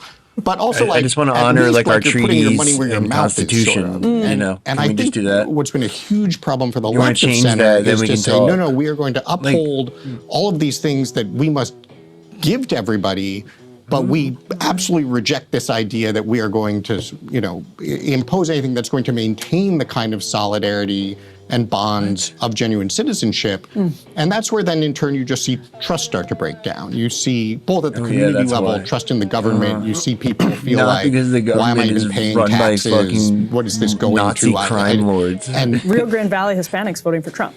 And then you see, it is a really important point that a lot Nazi of crime lords. people who have immigrated to this country and have become citizens the right way are often those who get this more than anybody and are especially frustrated by people who are not doing those things. And so, I think it's really important to think about this as really at the root of a lot of the problems we're having here, but also to divorce it from what has been the fight about immigration for so long, which is like, well, either you're pro-immigration, and that is the sort of humane, we care about everybody's rights, or you're anti-immigration, and that's somehow xenophobic or racist or whatever else. Either you're pro a good concept of citizenship, which can absolutely incorporate immigration, but does it in a way that's going to work. More reasonable pro-Trump. Or you're against that, and you're ending up where we are today, which is a giant mess. One kind of adjacent disagreement I would have with you guys is talking about that we would treat citizens and non-citizens differently. I think it's a kind of a fundamental American thing that the Constitution says, all people who are here, however they're here. So you want to even change murderers that, in prison, have the Bill of Rights. That's the conversation you need to have, not trying to redefine like what everything's been. Right, and yes, and we could. That's an interesting one too, because like if you live there and you have a stake, you want people to have a stake in the society. But I feel like, and often when I'm reading American Compass stuff, I'm like, how is this right wing? I agree with all of this stuff for the most part. You also sound like the libertarians who are Orrin's critics. Yeah, there you go. But so I do feel like there is a compromise that kind of reinvigorates the kind of Bernie Sanders, kind of AFL-CIO mid-2000s kind of position. And one place I somewhat disagree, and maybe I'm wrong, but particularly during the Biden administration, and there's a belief on the right that the Biden administration deliberately unleashed and pulled in a massive wave of migrants because they wanted to destroy the country, and that they thought these people are going to then become Democratic voters and they're going to lock down the country forever. Like, I think that is a genuinely held view among a lot of people on the right, which I just think is incorrect. And to your point, like analytically, like a lot of people who come in and are immigrants and become citizens, they vote for Republicans. Like, it's like even on its own terms, like this idea that millions of people coming in is all automatically, and also they can't vote. And let's say, okay, their kids are going to vote, and let's say it's Chuck Schumer's like 20-year plan. Like, it's not, there's no guarantee that they're going to be Democrats. Like, you're going to cheat to take over the country. This would be the craziest way to go about doing it. I think what actually happened is that Trump did slow immigration significantly in his first term, and then COVID shut it down completely in like March of 2000, and you had border crossings were going up. There were caravans that were sending a lot of migrants. Border crossings were going up. I don't know about the net, but yeah, I mean the problem. Then you had the economic collapse in Venezuela and Cuba, and you had this mass push to the border, and then it pours over. But my point is, however you feel about that, I think it's crazy to think it was a giant conspiracy. I think it happened, and because I knew people involved with it, they were just overwhelmed at what was going on, and wasn't something, and they were trying to just deal with it. Regardless of that, I feel like Democrats overall, maybe not the activist groups, but Democrats overall are at a place where they're like, okay, you know what, we were wrong about that. Like, that was bad policy. It didn't help the migrants. It didn't help workers. It didn't help anybody, and it hurt us politically. And so, fine, we need a stronger border. Like, we're not going to do that again. At the same time, what's happening in Delaney Hall and at these ICE detention facilities across the country, and thankfully, they're not sending ICE as viciously through places like Minneapolis as they were before, but that kind of thing where you're let me jump in here because I really disagree with a few elements of this. First of all, the idea, I think you're right that it can be overwritten as a sort of elaborate multi-decade conspiracy theory. It is unquestionably the case that the Biden administration could have controlled immigration and chose not to. In a different way. And the way that we know that is because 6 months before the election, when they realized they were going to get crushed if they didn't do something about it, they did. So this was a choice by the Biden administration, and it was a disastrously bad one. The second thing I think is very important to say about now the challenges that we're having in enforcing the law is that this is the inevitable downstream consequence of what the Biden administration did. You cannot say we are going to lawlessly allow millions of people into the country, and then when the voters, as you said, even the Democratic Party is ready to admit, wow, that wasn't a really good idea, say, whoa, we can't believe now it's hard to actually enforce law and do something about it. And, I don't know about the details in Delaney Hall. I think to your point, humane detention and so forth is critical. But I also really take issue with this idea that, ICE is like viciously going to Minneapolis, because here's the thing. Most ICE activity and detentions and deportations are happening in states we don't hear anything about. Why is that? Well, because they're going to U visa appointments or because they're doing it in states where the governments in the states and the cities agree to work with ICE and enforce the law. Maybe like New Orleans or Memphis. In Texas, what you are seeing in a conflict in a place like Minneapolis is a sanctuary city. You're seeing a city that is saying we refuse to support the enforcement of the law, and in fact, we're going to obstruct it in all sorts of ways. And in that context, yes, it's going to be very messy. And so, to your point, Democrats understand this now. They refuse sanctuary to cities is question number one. When I see the sanctuary cities reversing those policies, I'll believe you that, in fact, we're ready to get serious about this. And if I don't see that, and I think the American people don't see that, it's going to be very hard to take seriously this idea. No, we want to just do this the right way. We want to do this humanely. Unfortunately, it looks like you don't want to enforce the law at all, and that's a huge challenge. Yeah, so I guess the point is that, like, if we're really going to take this idea of citizenship seriously, and if we're all citizens first, then it has to get beyond this left versus right, Democrat versus Republican. I think somebody like Stephen Miller, who even Trump has said, if you had your way, there'd be 100 million people here, and they'd all look like you, and that is then expressed as policy, where he's mandating these 3,000, 4,000, whatever it is a day, and it's producing. You mean deportations? Right, 3,000 deportations. Yeah. Now, do you remember how many people were coming across the border per day? It was a lot.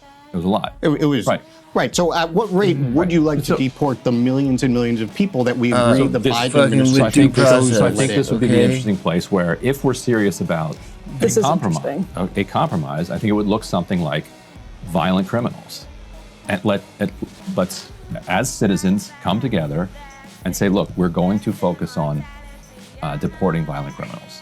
That's the first thing. We can all agree on this, so we're going to focus on that as citizens of this country. People who are following the law, and we're gonna close the border in a serious way, as you guys want. And people who are following the law and who love our country and are here for the right reasons, we're going to find a pathway to make them citizens. If we can't come to that kind of agreement, then we'll just do every 2 years war back and forth. And so what is? So I just want to point out the irony here is you were telling me there was no Biden conspiracy. These people aren't going to be able to vote anyway. But now the only acceptable compromise is, no, with the exception of the violent criminals, they should all be given citizenship. So I question that as sort of the common sense compromise. Secondly, it seems to me there are some other things we could do here. For instance, workplace enforcement, right? If we just, because in fact, every one of these people who are here illegally and working, they're not serious about it. There's a violation of the law there as well. And so, that's one place I think, Republican Party is overwhelmingly in favor of mandatory E-Verify. I think that's a great place we could be taking much firmer action. Well, I'm curious to actually hear some contrast from both of you on the labor question. On the citizen question, let's say you're really worried that these people are going to vote for Democrats. I think it's overblown. But you could say, okay, here's the pathway to citizenship is, here's a legal work requirement. You can work for 12 years, but that's compliant with E-Verify, that it's not a second-class kind of workforce that is working in the shadows. A fake social security number right, so or something like that. And then but they are citizens, or they can't after say 12 years. Okay. Well, let's roll this clip of Scott Bessent, and I'll get your take on this, Oren, because you interviewed him last night. But Scott Bessent gave what a lot of people are reacting to as a major economic speech at the Reagan Library last week, and he was talking about economic security as national security and how doing this against Obama in 2010. The way he sees God. it, that we've sort of divorced these two things when they should always be thought of together. Right. And citizenship and labor are obviously a huge component of this. So let's roll the clip. While America slept, our vulnerabilities grew. But under President Trump's leadership, we are alert to the risk we can no longer ignore and attuned to the responsibility we can no longer defer. Under President Trump, we have awoken to morning again in America, and our best days, I believe, still lie ahead. So not to interrupt the conversation you were having, but to continue it, Ryan, you would say our birth rate is a serious problem. You would say, and Oren, you would probably agree with Ryan on that. You would say also that we need people to work more of these jobs. We have a huge chunk of actually like working age men, 10% of working age men outside of the labor force. But also, it's hard to fill some of these jobs. So, Oren, if we're bringing manufacturing back to the United States, you're right. First of all, are we? Second of all, is that going to, do we have workers for that if we're also engaged in mass deportations? Well, so I think we certainly are bringing manufacturing back. Wall Street Journal's Greg Gipp has been calling it a stealth manufacturing boom. Because the reality is, step one is you actually have to build new factories, right? You're not going to see the actual hiring for some time. Really? But, to your point, we certainly have plenty of people outside the labor force. We have plenty of people in much lower productivity jobs that might be well served by jobs in the manufacturing sector. We also have a lot of technological change happening that people think is going to vastly increase productivity. If anything, they're concerned that we won't have enough work for everybody. And so, I think both on this question of sort of immigration enforcement, on this question of the labor market and reshoring, it again all comes back to this idea for me of the first question here is what sort of nation do we want to be? And, what sort of model do we want to go forward on? The and then kind that you're in. Questions of economic policy, questions of how much growth are you getting, these questions, you then decide those within the confines of the kind of country that you want to be. And so, the phrase jobs Americans won't do, I think is a quintessential example of the problem here. The idea that we're going to have a whole class of jobs in our economy that the people who live here won't do is sort of simultaneously demeaning to the people who absolutely will work if there are jobs with good conditions that pay a living wage. They don't pay and a it's living wage ridiculous and to they suggest suck, that employers and business models should be operating in ways that create jobs that don't meet those conditions. So I think, what we really have to focus on is saying... You need to shut the fuck up about whatever this is and take your conversation to the Republican donor base. In one respect, is a constraint. Who are overwhelmingly the citizens employers. of this country for whom the market operates, right? Ridiculous. The point is not for citizens to serve the market. The point is for the market to be serving citizens. And so... how do we change policies to actually generate those kinds of results? Some of the things we're doing with trade and industrial policy as a way to drive more investment, get more of a focus on creating these kinds of jobs. I think an element of immigration policy definitely has to be, what is the premise of immigration policy? If the premise is we just need to add people. You deport your ass. Half-dozen anchor babies.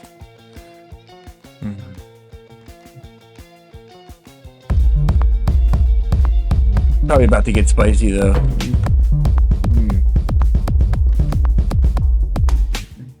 What's up, humans, and welcome to a new Psychoactivo. Happy Wednesday, everybody.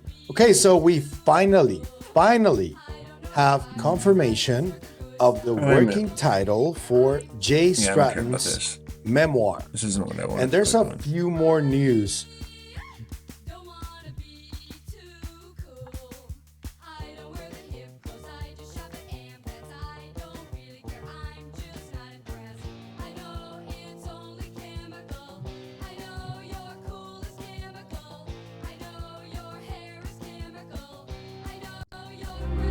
What's up, Vetters? Patrick here with Vetted. Today we're talking about this.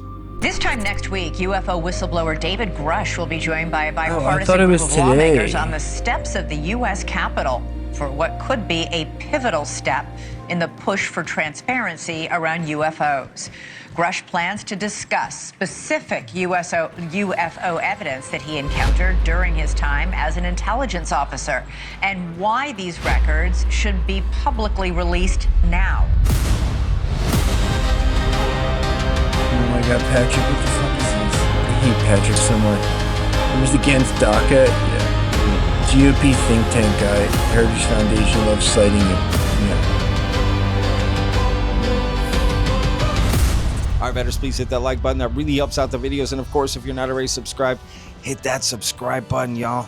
All right, so what's today's video about? Well, it's about three things. The first one I just teased at the very beginning there, and that is UFO whistleblower David Grusch, who testified before Congress in July of 2023, is holding a special event on June 9th, just days away in Washington, D.C. I've got all the details on that. The second thing, Jay Stratton, who is considered to be the top official, to ever study UFOs in the U.S. government, is releasing a brand new memoir being managed by Dan Farah, who is the director of the Age of Disclosure documentary that just came out. And Jay Stratton is also featured in that documentary. So I've got all the details on his brand new memoir. Who cares?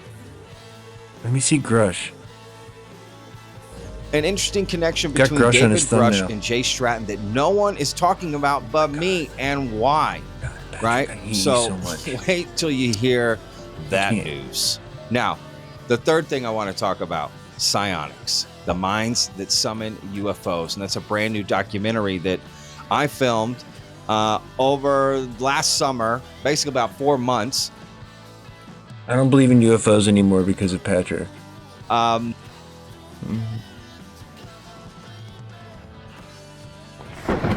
Patrick made me a debunker. As you may already know, I am now completely demonetized across YouTube. Yeah, me so too. I am relying on you to help me continue this mission of revealing a now lost, Y'all yet should once support highly mystery advanced history. super civilization's past existence to the rest of the world. They are still clearly attempting to hide it from us Realest all, motherfucker out there. So I don't know how long I could continue Whoever without this your anonymous. support. So please do consider buying It's probably a like a copy. whole think tank. For as you will see for yourself within the following few of its over God, if I had any money, I would 400 buy this. pages, that I have indeed If delivered I wasn't deeply, on my deeply, promise, deeply in debt, a at risk of promise losing to my reveal home. the mountain of undeniable evidence, proving beyond doubt their past existence to everyone. So, Yeah, thank you finally to the real everyone shit, who has exactly. so far purchased a copy, for without you, this channel literally cannot survive. Other ways to support the channel can be found in the video description, and a link for the ebook and Ditto. paperback first edition Look, will right be down in the there. pinned comment also. There's the thing Thank you to about all of you. donating. And so, without further ado, I like to think let's of it as begin. like tipping your streamer. Chapter 8. You know, like you would do your The barista. protuberances. Or your protuberance. With one of the most baffling, pretend yet I'm also like your perhaps protuberance. least examined and explored I'm your of these favorite countless connecting protuberance. features. One we briefly your touched favorite upon earlier, protuberance. that You need of the to- you need mysterious to tip me. protuberance. These strange, inexplicable notches are most Like you would notably tip any found upon the protuberance. millions of once randomly cut, Is that an ostrich yet running around in the perfectly background? placed polygonal walls of Peru, such as upon That's the where the wall otters of were. the 6 monoliths located at the base of Ollantaytambo, Peru, all a frustratingly Where do they unsolved come mystery. from? What the fuck? Yet if one applies some logic to the matter, taking into account that the one Like, thing, if the rock in wasn't addition to their moving purpose, around, that remains unexplained, what are about those these nubs features, from? They really that carved the being its nubs into repeated it? inclusion within the polygonal building method. They chiseled off all the Thus, wall except for the knobs? It is highly likely that they indeed served some kind of function in regard to these sites' initial construction and movement of stones. I mean, I'm not Yet really for like a now, geopolymer I guy, digress. but I don't know how else to As explain mentioned, those things. They most abundant upon polygonal stones, yet are seemingly present within many others the world over.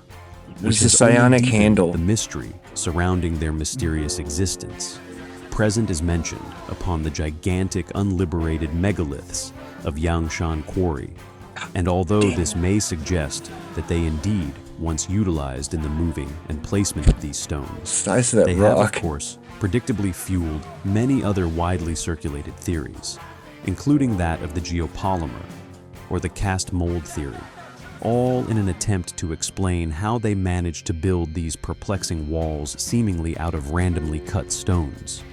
With the sheer complexity in which they incorporated into polygonal walls, specifically revealed via the few examples we have of them being broken, revealing that these blocks were cut to interlock from several opposing angles, appearing reminiscent of complex blocks of Lego. Again, this simply deepening the mystery surrounding just how they once cut these blocks as they are, and yet straight out of the surrounding stone geology. With these strange baubles also found littering ancient, undeniably pre-flood stonework found globally, making them a perplexing and mystifying feature to try to explain.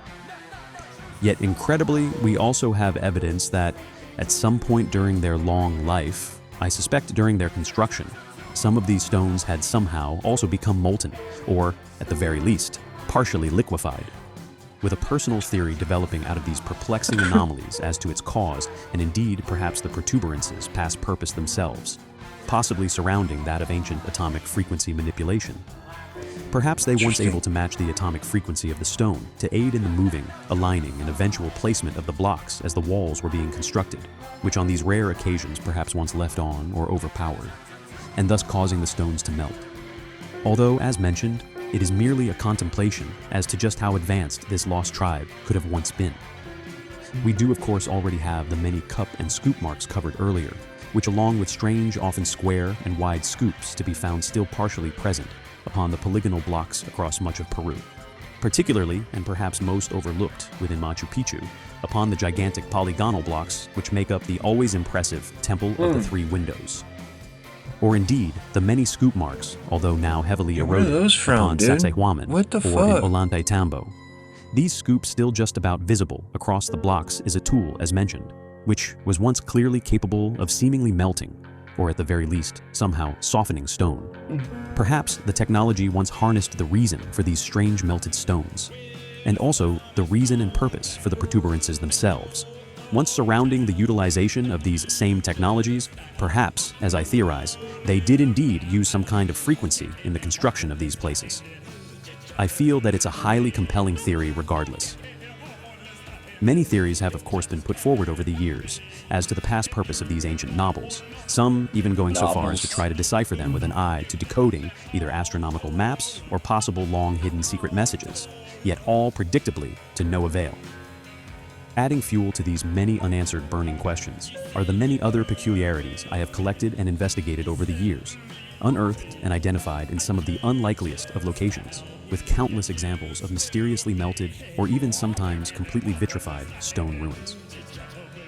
As if once mysteriously and inexplicably offered up to a fire of tremendous heat, found throughout ancient Peru, and indeed the world over, with the stone forts located within the Shetland Isles, for example, upon the very top of Scotland, the most northern point of the UK, and also incredibly isolated. Wow. These apparently Stone Age forts regardless, once introduced to unimaginable temperatures, exhibiting many areas where stones had gone I forgot about this site. Forming into actual glass.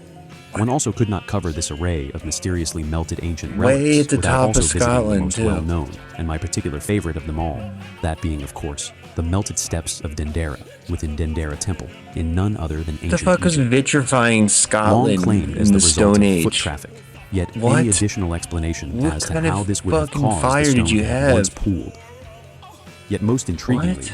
when one does indeed manage to identify the presence of these mysterious How are you ancient vitrifying protuberances, rocks they will also on find the that Shetland ancient melting, Islands? precision, or megalithic quarrying will inevitably be found nearby. Yet the mystery surrounding their purpose for now remains completely unexplained. Please don't forget to grab yourself a copy of the book to help in the survival of my mission. Yeah. I need a book. It's Katrina. I'm mad at Cosmic Chode.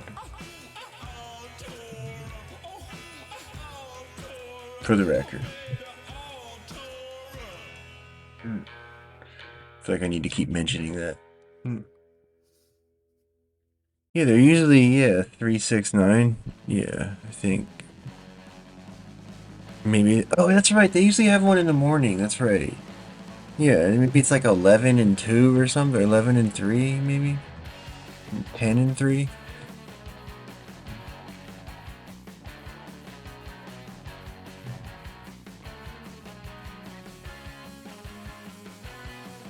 Good full.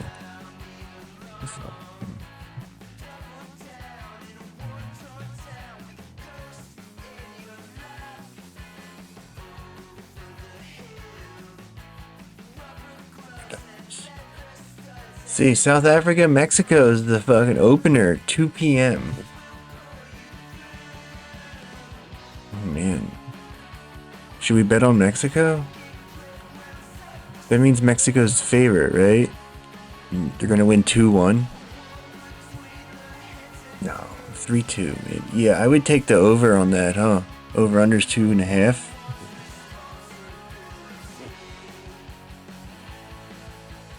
South Korea versus Czechia.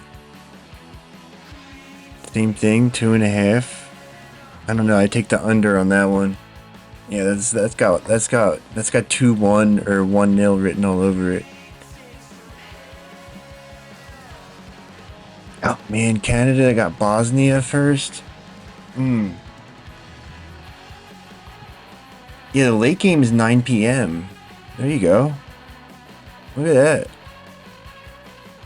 Yeah, there's an 11 p.m. game in Canada. Yeah, because there's a bunch of Man.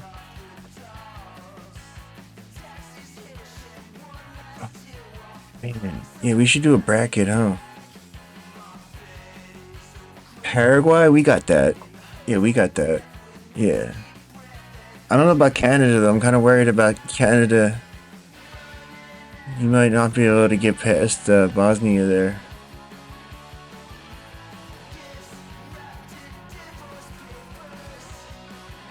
Who's Canada have? That guy from Juventus? Let me check real quick.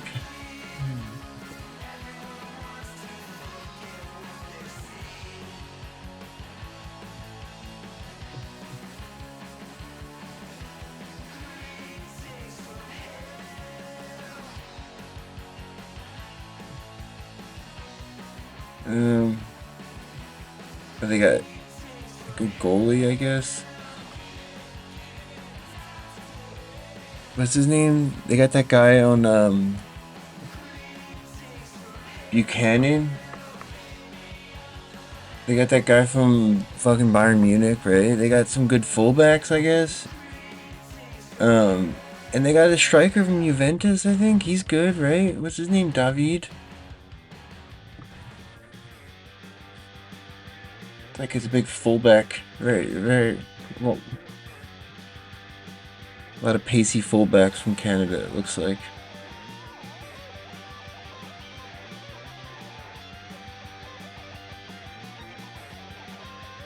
Midfield's gonna be rough. They got a guy from what's it called? Porto, right? Who did he play for? Yeah, Porto.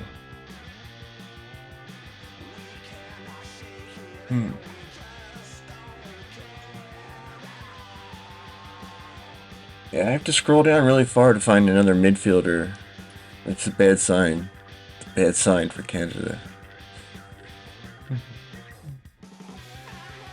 Got another guy that plays in Italy. I don't know if he starts.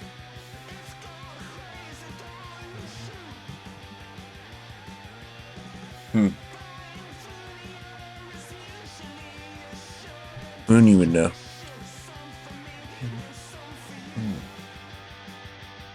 Yeah. I mean...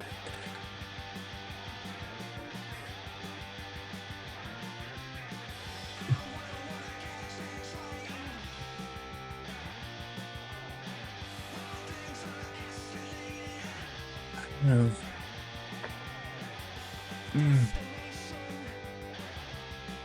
It is kind of annoying. I mean, World Cup is not... I mean... At least it's in the summertime. You know, I don't like the... What was that, the Euros? Don't they have the Euros in the middle of the season? Did they stop doing that? I hate it when they have tournaments in the middle of the season. That sucks.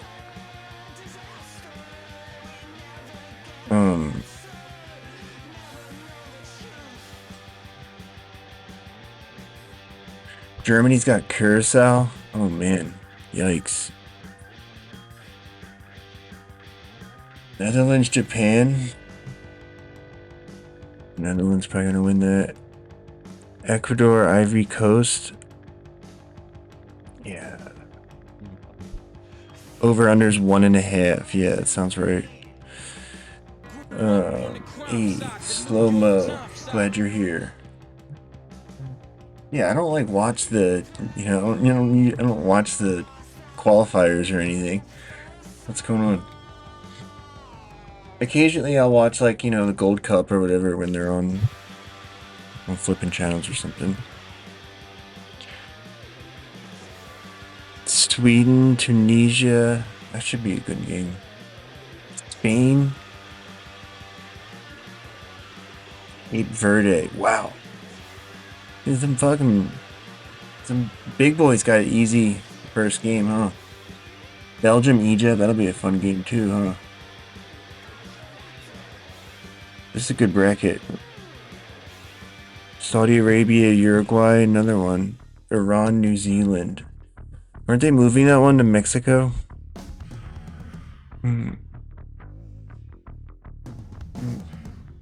What? You think the US will make it to the semis?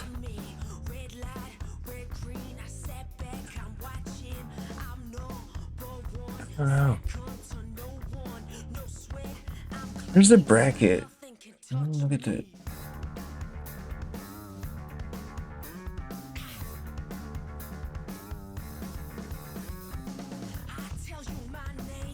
Oh, there's no bracket because this group's fuck.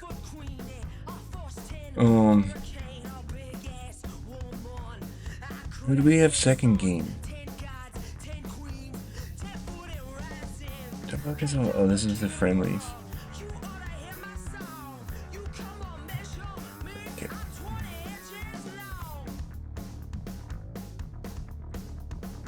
Yeah, well, the host automatically qualifies.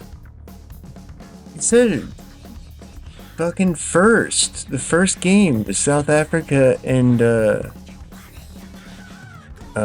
yeah, see? It sucks.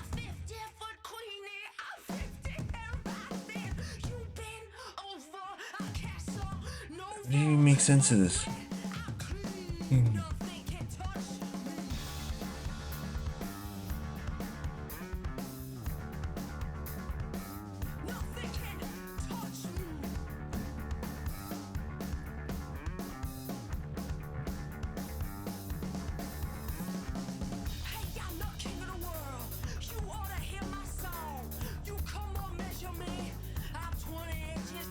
Yeah, look, Mexico, South Africa's very first game.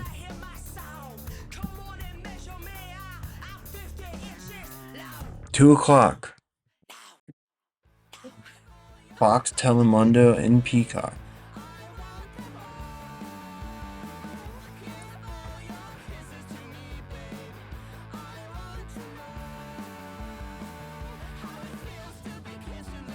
We gotta win that game.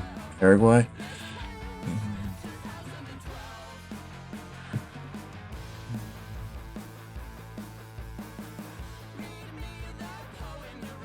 Paraguay, Australia, and Turkey.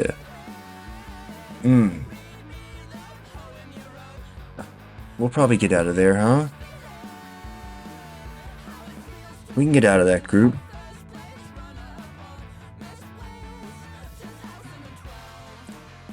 Cool.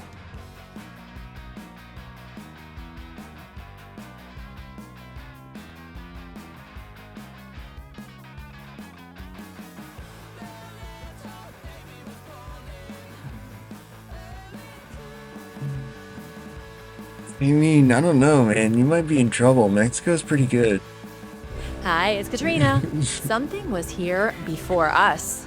Most people assume we are the very first smart, advanced industrial civilization to ever walk the planet.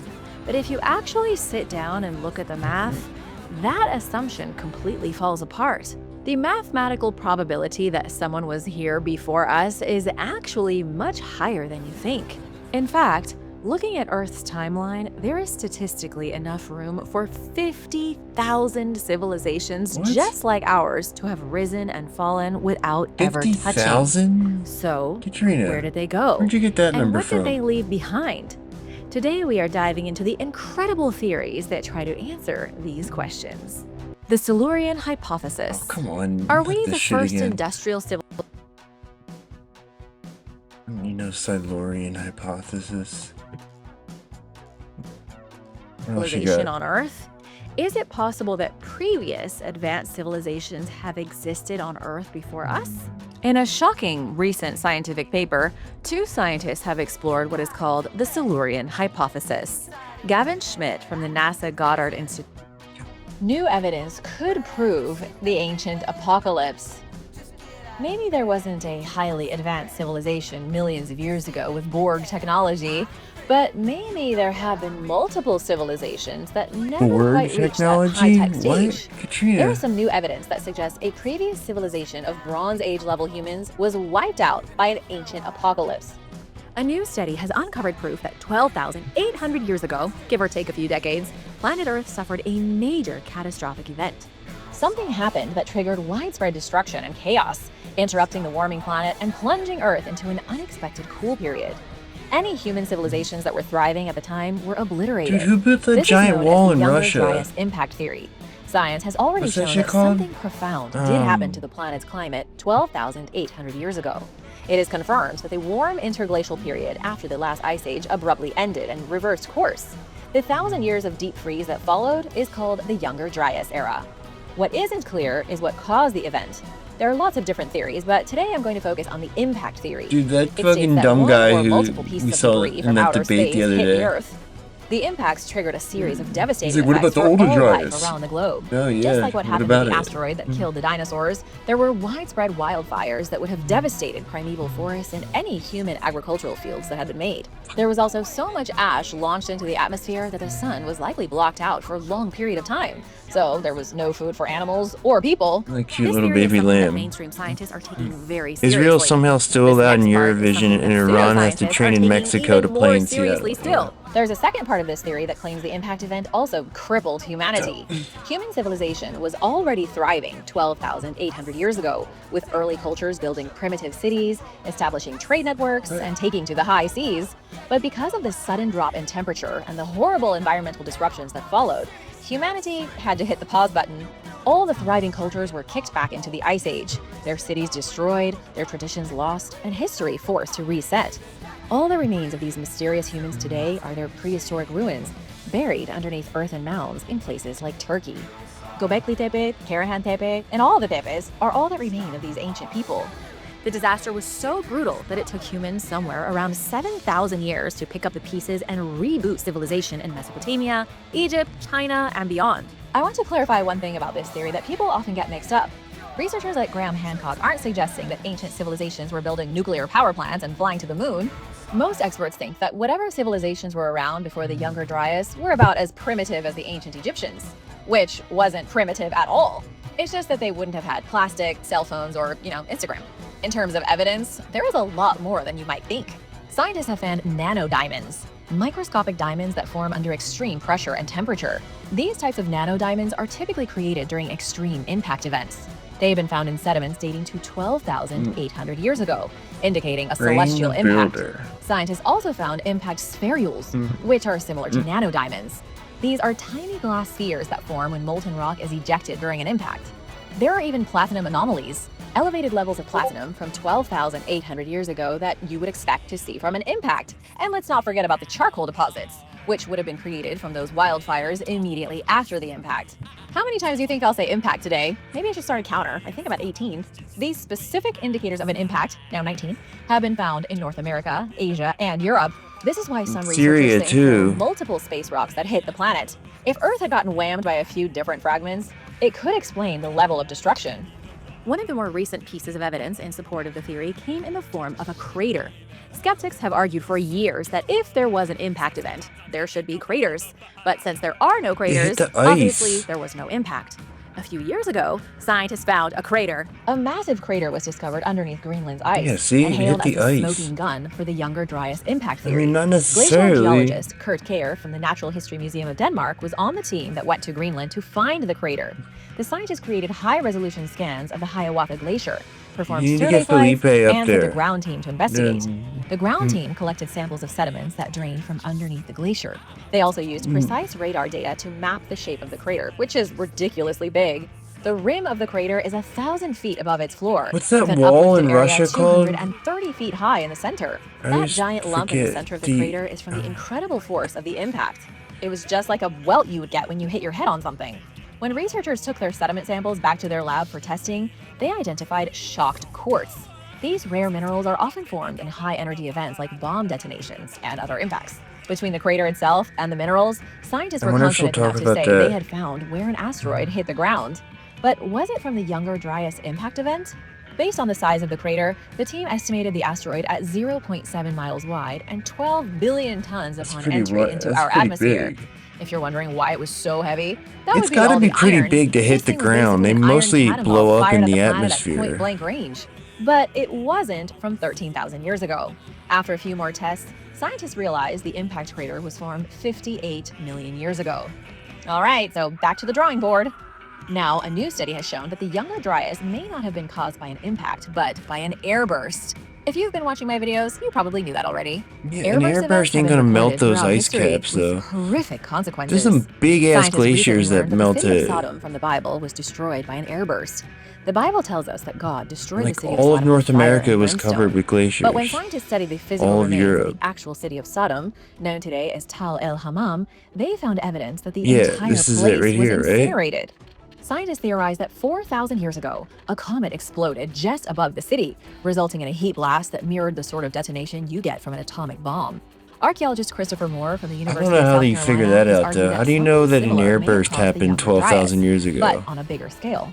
Christopher's computer simulations have shown that a comet could have blown up before it hit the ground. Its explosion could have created a shockwave powerful enough to cause crippling damage to life on Earth without leaving a distinct crater. The explosion still would have left evidence of an impact even without a physical one. Christopher cited traces of platinum in South Carolina and Syria, which appear to have come from an impact, but there is no evidence of one. Could the platinum, found in abundance in space rocks, be from an airburst? The shocked quartz and the nanodiamonds I told you about earlier could also have been created by an airburst, leaving no crater behind. Or is all of this proof not proof at all? A team of scientists from Texas A&M claims the platinum spikes cited as evidence actually predate the Younger Dryas and have nothing to do with it. Those same scientists argue that the Younger Dryas was not caused by an impact, but by a volcano. They suspected massive amounts of volcanic activity caused forest fires, decreased global temperatures, and wiped out the mammoths and the mastodons.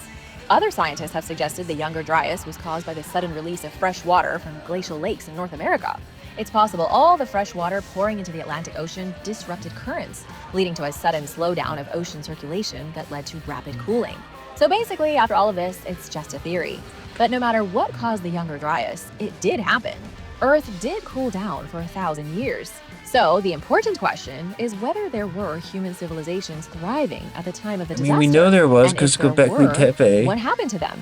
Did the Younger Dryas kickstart human civilization? What if instead of ancient civilizations collapsing with the onset of the Younger Dryas, it was the event that created the first human civilization? I want to switch things up a bit and ask some hard questions. Are you with me? Historians generally place the beginning of human history at 10,000 BC. Humans were obviously around before that, but this was the beginning of civilized human history. It was around the time of Göbekli Tepe, when the very first farmers began practicing agriculture. Most mainstream scientists agree there was an agricultural revolution, and then civilization followed. The idea is that never before had a species on this planet farmed crops. Farming was the cornerstone of modernization. With the invention of farming, humans didn't need to move around as much. They could stop chasing migration patterns and live more sedentary lives. Ask a dozen scientists and they'll nod their heads and agree with you. But ask those same scientists what caused this giant leap from cave-dwelling nomads to soil-tilling farmers, and they'll shrug and might look really uncomfortable. The truth is that no one knows the truth. Scientists have made all sorts of guesses as to what kickstarted Annunaki. civilization, but there is no definitive explanation. The only thing that is definitive is the date. Human civilization began in earnest at the end of the Younger Dryas, when global temperatures rose by 59 degrees Fahrenheit. Our ascendance from cave people to clothed civilians coincided with the chaos of the Younger Dryas ending. That can't be a coincidence, can it? 19,000 years ago, the Earth was encased in ice. Then global warming began and slowly started to heat the world. Ice ages don't typically end quickly but taper off over thousands of years. The last one ended way too fast to be natural. 12,800 years ago, the Younger Dryas began with an unknown event that pushed global temperatures up to 59 degrees in only a couple of years. This was followed by a rapid plummet, in which temperatures returned to below zero. It got almost as cold as it did during the frigid heart of the Ice Age. 1,000 years later, it flip-flopped back to warm again. At that moment of flip-flop is where you can find the earliest records of human civilization. Scientists like to say that humanity struggled just to stay alive during the Ice Age. Only when the ice melted and the Earth what warmed was up could before humans that stop got struggling wiped long out? enough to begin building societies. That's what this is people often sometimes say. used as evidence against pre-flood civilizations, but it's inaccurate. This paints a false image of what the Ice Age was really like, giving people a gross misinterpretation of a period that lasted over 2 million years. Yes, the Ice Age was way colder than it is today. Yes, 25% of the available land was covered in ice sheets. And yes, the sea levels were 400 feet lower than they are today. But what you rarely hear is that there were dry climates that created sprawling grasslands where human civilization could have easily arisen. Yeah, This is going to Siberia. shock you. Along the equator, during the Ice Age, the decline in temperature was negligible. Regions around the equator were still colder 20,000 years ago than they are today, but they were also still warm and tropical, excellent breeding grounds for humans. North Africa was so far from the ice sheets that there were tropical savannas and moist woodlands, making the region more habitable during the Ice Age than it is today. On the other side of the Mediterranean, coastal parts of mainland Europe were also temperate, supporting large animal populations and diverse vegetation. While in East Asia, huge parts of China remained pretty much unbothered by the rest of the global cooling, with many areas still subtropical. Just because there was an ice age didn't mean that humans wouldn't have been able to pull themselves out of the caves and establish civilization. They could have done it during the last ice age just as easily as they did it at the end of the Younger Dryas. Scientists have been trying to tell us for decades that human civilization started because the ice melted, giving our ancestors more access to food and habitable locations. But as I've just told you, there were already habitable places and plenty of areas with food. Either something else launched civilization and it had nothing to do with the Ice Age's end, or civilization already existed and the Younger Dryas event wiped it out. The Younger Dryas is believed to have wiped out 75% of megafauna on the planet. 75% of all large animals were simply gone. Do you know who else disappeared during this time? The Clovis culture of North America, once considered to be the oldest group of humans in the Americas. Nowadays, it's been proven that the Clovis were not the first Americans. They did vanish during the Younger Dryas, but humans had already been in the Americas for anywhere between 20 and 100,000 years. It depends on which expert you talk to. This seems to suggest an apocalypse occurred. What else do you call it when entire cultures disappear from the fossil record and the vast majority of large animals go extinct? It's as close to an apocalypse as you can get. At around the same time the Clovis disappeared, an enigmatic group of humans in what is now Turkey were busy burying some of the oldest structures ever discovered. New evidence suggests they knew all about the comet that destroyed the world. Göbekli Tepe shows the Younger Dryas impact event. At Göbekli Tepe, one of the oldest archaeological sites on the planet, researchers have found evidence of a calendar. They say it is a lunisolar calendar, the oldest one ever made. And that's just the appetizer. The main course is a picture. Carved onto an enormous stone pillar is what appears to be a scene depicting a comet strike. If engineer Dr. Martin Sweatman and his team are correct, the carving is visual evidence of the Younger Dryas impact event. This is one of the most important discoveries in the history of archaeology. This could prove that human civilization was alive and well during the Ice Age. Dr. Sweatman, who hails from the University of Edinburgh, believes a series of V-shaped carvings on the stone pillar represent the days. Sweatman said the calendar consists of 12 lunar months with 11 extra days, and it was used by the ancients to track the different phases of the sun and the moon, as well as the constellations. You don't need me to tell you that there is no other calendar remotely as old as this one. The Mayan calendar system gets a lot of attention for being advanced, given it was created over 2,000 years ago. But the Göbekli Tepe calendar was 10,000 years old when the first Mayan looked at the moon. Göbekli Tepe is often referred to as the first temple complex ever built. Archaeologists call these structures temples because that's what they remind them of, but no one really knows what these structures were. How can someone alive today even hope to interpret a structure built more than 7,000 years before the pyramids of Giza? We still don't even know what the pyramids were for. It gets crazier and crazier. Göbekli Tepe is located on a hill that overlooks the Harran Plain, not far from the city of Sanliurfa. In biblical times, Sanliurfa was known as Urfa. Urfa, according to the Bible, was where Abraham was born. Abraham is in the foundational patriarch of three major religions today: Judaism, Islam, and Christianity. In all three of these religions, Abraham was the one who obeyed the call of God to leave Mesopotamia and establish a new civilization in the land of Canaan. Is it just a coincidence that Abraham happened to be born down the road from Göbekli Tepe? Or could there be some deeper meaning? Perhaps something to do with establishing a new society? Dr. Sweatman believes those V-shaped carvings I mentioned before symbolize months, days, and solstices. It's the doctor's opinion that the calendar proves whoever lived here observed the sky with feverish intensity, and he thinks he knows why. In 10,850 BC, a devastating comet strike triggered the Younger Dryas mini ice age. There were already thriving civilizations around the globe, including in Turkey. These people witnessed the event, saw the dressed fireball, like that, and lived through the they were devastation. sophisticated. It was a real apocalypse, an event so significant that it embedded itself in human memory. 1,200 years later, when the ice thawed and the warmth returned, humans crawled out of their shelters and converged at Göbekli Tepe. They created a monument to immortalize the disaster. And this is what the temple complex is for. These people were so scared of another comet impact, they began monitoring the skies, and thus astronomy was born. The ancient humans of the world who made solar temples, open-air observatories, and watched the stars all did so because of that comet impact. Civilizations around the world remembered, and they passed down the story from generation to generation. I recently did a video talking about how some stories, specifically that of the Pleiades constellation, have been passed down orally for up to 60,000 years. It is entirely within reason to think the impact event of the Younger Dryas was a story worth holding onto. Don't forget, sea levels were 400 feet lower before the Younger Dryas. Where do you think the myth of the flood comes from? After the impact refroze everything and then thawed it again, there were likely floods all over the globe as sea levels climbed 400 feet. These floods would have contributed to the destruction of many civilizations. Just as societies remembered the impact that started the freeze, they remembered the flooding that came at its end. They passed down flood myths for thousands of years until the stories ended up in the Bible, in the Epic of Gilgamesh, and in Native American folklore. Do you believe there were civilizations prior to 10,000 BC? How many civilizations have been here before us? Let me know your thoughts and theories in the comments. And thanks so much for watching. Be sure to subscribe if you haven't already, and I'll see you next time. Bye!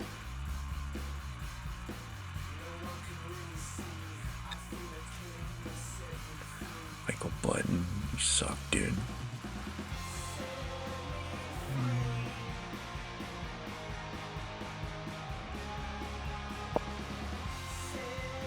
You know who doesn't suck though? This guy By right doing here. the hard work necessary to achieve gnosis, Got in two this thumbs life, and doesn't we suck. will be prepared for navigation in the mysterious next. This guy.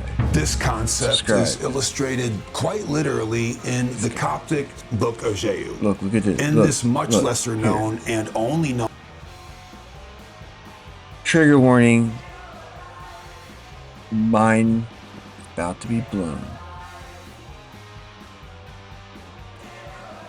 But only if you subscribe first.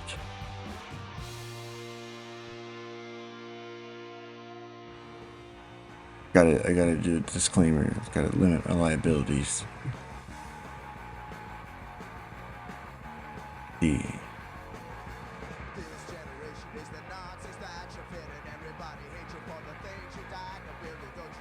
listen to this guy. This guy fucking goes.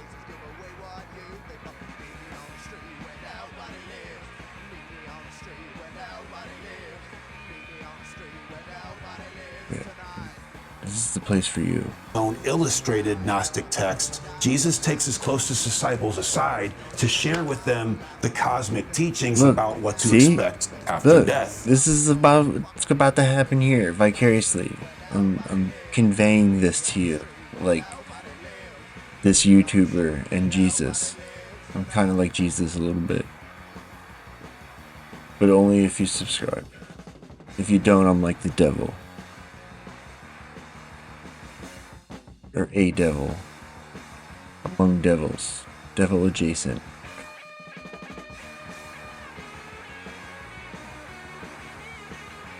Hate to break it down for you. But that's just the way it is. I don't write the rules. The devil school rules. The devil school rules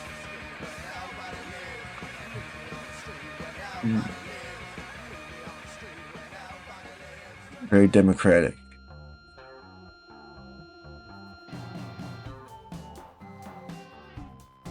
It is a rare occurrence where Jesus is teaching in literal terms, with straightforward I diagrams thought for sure that are would have not gotten them. shrouded in allegory. He I first thought their subs would be rolling in after that. After that pitch. I'm kind of like Jesus, or also the devil. Like both. It's the duality of man, the duality of the streamer, who you should be tipping. Like, time to get serious. Just pretend I'm like AOC and you're donating to my presidential campaign.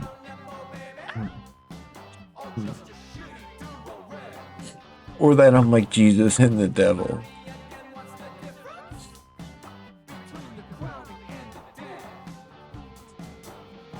draws out the etheric forms of the archons and Workshop emanations that of one. God with what look uncannily like modern electrical diagrams, and then names each one and describes its specific purpose. The student is meant to memorize and ritualistically work toward having this knowledge tempered in their mind for the sole purpose of not being fooled by archonic beings that are hostile to the ignorant soul after death. If you are reminded of the Mara Death in traps. the Bardo Thodol, that was named the Tibetan Book of the Dead after the more ancient coming forth by day, known as the Egyptian Book of the Dead, well, you'd be spot on. Because these three texts, separated by time and distance, all say the same thing. Assuming you are familiar with both the Tibetan and Egyptian Books of the Dead, let's read from this Book of Jehu and see how it parallels. All right, so it is illustrated, which is rare in Gnostic, and that's like the coolest illustration, but I went through this whole Gnostic text, picked out the juiciest nuggets. This You read script all is that? very repetitive, so I'm just gonna give you the first of each nugget. And when he What does had that say? given voice, there came forth this voice, which is the emanation. You read Greek? This is his character. He will set up a rank corresponding don't go the to Act Blue. treasuries, and it will place it as watchers at the gates. But again, caused a power. You from just hit up himself DJ to Tom move Hanks on Cash the App, true God. actually. That'd At be first, that. he caused it to radiate within him so that he might move his Not Act Blue. emanation in the treasuries, that they also might bring forth emanations. He emanated 12 emanations, and there are 12 heads in each emanation. And this name Sounds like me and is your that mom doing of the foreplay. 12. And there are 12 according to each one of the ranks, and they are one outside the other endlessly. Just for context, by the way, just for you, Anthony, he got his disciples anti-parasited and then gave them some kind of like Hydroxychloroquine? hallucinogen to prepare them for death, and said whenever he gets out there, out of their bodies, to get ready and have these sigils ready whenever they meet the archons. Do you know what type of psychedelic? No, told it you doesn't that. say. It has How to do do they with- know? There might be, but it's something that is good with, I'll read it here in a minute, but like frankincense and sage. Might have been Salvia divinorum, dude. You're right, dude. It might have been Salvia, which is what they use in the Catholic Church and shit. Right. But this is where it Really? gets, dude, this shit gets weird. All right. When you have come to this place, seal Salvia? yourselves with this seal. This is its name. Say it only once. While the cipher is Makes in your you feel hand, like you're dying? and say this name Really? 3 times. That's not And good. the watchers and the ranks and the Is it veils Beetlejuice, are Beetlejuice, drawn Beetlejuice? back until you go to the place of their father, No? and he gives you his seal and his name, interested. and you cross over. Concerning the placing of this treasury, Beetlegeist. 6 places around it, in the midst of which is these 2 lines which are drawn below his places can- are thus. you can Venmo They me. are the root of his places in which he stands. These 2 lines also For tuition are the payments pathways or when you tutoring? will go to the Private presence tutoring? of the Father.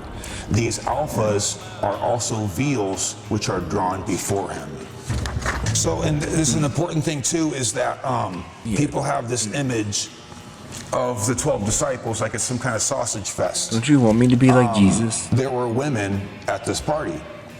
Surround I forgot. I was about to look at this Giorgiani tweet. So that I say to you the great mysteries of the treasury. These in the invisible defending, God, which no one knows. The satanic Prometheanism. The archons cannot bear it when you perform them, nor I had to put my phone down. I never. Fuck. But the paraleptia of the treasury of light come, and they bring forth the soul from the body, until they pass through all the aeons, and they erase all sins which they have committed knowingly. And the soul leaps continually from place to place until it reaches the treasury of the light. These mysteries which I shall give to you, guard them and do not give in them to any man except he who is worthy. Neither give them to those who serve the 8 powers of the great archon, who are those who eat the menstrual blood of their impurity and the semen of men. Sorry, Sean. Saying, we have known the knowledge of the truth, and we pray to the true God. However, their God is wicked. This is referring to the Old Testament God? Probably. Hear now that I tell you, if it's the same guy today, he's pretty wicked, he is the third power of the great archon. This is his name. Jizz eaters. Trechius. Trechius? The son of Sabaoth and Adamus. He is the enemy of the kingdom of heaven. His face is that of a wild pig. His teeth stick out of his mouth, and he has another face of a lion behind him. And I will give to you the mystery of taking away from you the evil of the archons. So far, this is all about knowing the archons better than they know themselves, who are reflections of the disciples, but we'll get to that. Here's where we get a little witchy. This is very interesting. Jesus offered the incense of the mystery, which took away the evil of the archons from the disciples. He caused them to build an incense altar upon thalassia plants. He laid upon it vine branches and juniper and betel and kuoshi. I mean, I guess semen's like menstrual blood. After kuoshi, we roughly don't know equivalent, what that is. I guess. And asbestos and agate stone.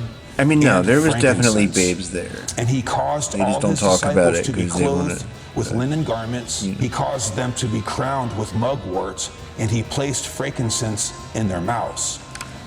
He placed the cipher of the first amen in their hands. They placed their feet together. When Jesus finished sealing his disciples, he spoke the prayer. Hear me and compel Sabaoth, the Adamus, and all his rulers to come and take away their evil from my disciples. All right, guys, so this next bit got flagged by the scanner. We did try it a couple times and it doesn't seem to want to go through. So we're just gonna go ahead and read the translation straight off the page with this phone. And when the evil of the archons ceased within them, the disciples became immortal. Jesus said, I will give to you the defense for all these places of which I have given you their mystery, their ciphers and their true names and their defenses. When you come forth from the body and perform these mysteries, all the aeons and all those within them will withdraw themselves. But when you reach the 6 aeons, they will restrain you until you receive the mystery of the forgiveness of sins, because it is the innermost of the innermost. And they see the seal on your forehead. Dude, I drove past a group of teenagers today, and one of them had a ninja sword. Then the 9 watchers I rolled down my window and said, "Hey, buddy, nice sword." Of the treasury of light. The watchers will not It was speak funny. with you. Eloise was but embarrassed. They will give you their seals and their mystery. When you reach the rank of the 3 amens, the 3 amens will give you their seal. When you go to the rank of the child, they will give to you their mystery. When you reach the rank of the twin saviors, they will give to you their mystery and their seal, and the great name.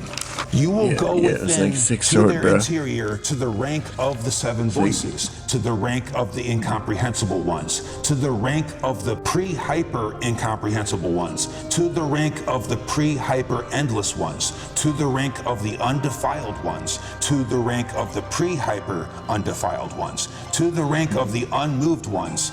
Go in to their interior, to the rank of the hyper unmoved ones. When you reach that rank, they will give to you their mystery and their seal and the great name of the treasury of light. What's important here is that in the Coptic, this going within like Russian dolls layers like an onion, this keeps going. I'm going to leave out a lot of it. But it goes on and on and on, which is eerily reminiscent of Kabbalistic layers of reality that is described as an onion. Which is weird that we can compare it to the Kabbalistic system. These diagrams are reminiscent of a lot of Kabbalistic diagrams. So, and this is where this gets weirder and weirder. These are their names of the rulers, which are the archons, and it's all Z's and buzzing noises, which these sigils look like electrical diagrams. So it's very strange that their names sound like electricity. That's just conjecture. These now are their true names. Wild. Hear us, our Father. The whole which came forth from Alpha will return to Omega.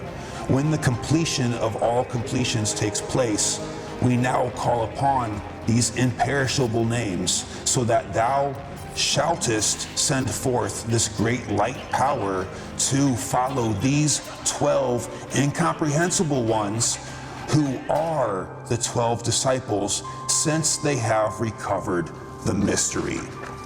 One of the most telling parts of any So they're the Gnostic archons? gospel. Really? Now that these disciples have been dewormed, and I mean whatever else was in these potions and whatnot, they have become not synonymous with the aeons, but are quite literally the aeons themselves. And because of all of this, indeed, they are not restrained from approaching the treasury of light. This entire thing is meant to pierce each layer deeper and deeper until you get to this treasury of light. And of course, for that, you'll have to get through Yaldabaoth, the Demiurgos. And I keep saying this gets weirder and weirder. This gets weirder. When you come forth from the body and you reach the first aeon, and the archons of that aeon come forth before you and seal yourselves with this seal. This is its name. I don't have any sigils, man. Say it only once. Hold the cipher in your two hands when you have finished sealing yourselves with the seal, and you have said its name once only. Say these defenses. Also subscribe so I can even get some sigils. You archons of the first aeon, because I call upon, and then these names. When the archons of the first aeon hear these names, they will be very afraid, and they will withdraw and flee to the west, to the left, and you will proceed upwards. The third aeon, Yaldabaoth, this is its name. Hold this cipher. The fourth aeon, Samael, seal yourselves with this seal. This is its name. Say it only once. Hold this cipher. Reach the sixth aeon, which is called the Little Midst. The archons of those places have a little goodness within them, because the archons of those places have believed. The archons of the Little Midst come before you thinking that perhaps you don't know the mysteries, thinking that perhaps you have not received the mysteries. Say the mystery and seal yourselves with this seal, which is thus. This is its name. Say it once only. Hold this cipher in your hands. Those archons will withdraw, and they will make way for you, and they will not seize hold of you. But they will also rejoice with you in great joy, because you have received the mysteries while you were still in the body. That is probably the most important takeaway. Wow. When you reach the 12th aeon, the invisible God is in that place with Barbello and the unbegotten God. In a place alone in the 12th aeon, these veils are drawn before him. Seal yourselves with this seal. Say its name. Say it only once. Hold this cipher in your hands. There's a lot to unpack there that can't be unpacked in a YouTube video. This is the kind of thing that, whether it's psychological, whether it's hallucinogens, whether it's religious, whether it's scientific, we don't know. And to be frank, it doesn't sound very Christian. So we see that some kind of ritual using those various stones and plants were needed to purify all the disciples, men and women, in the flesh before they could even think about approaching higher aeons or realms.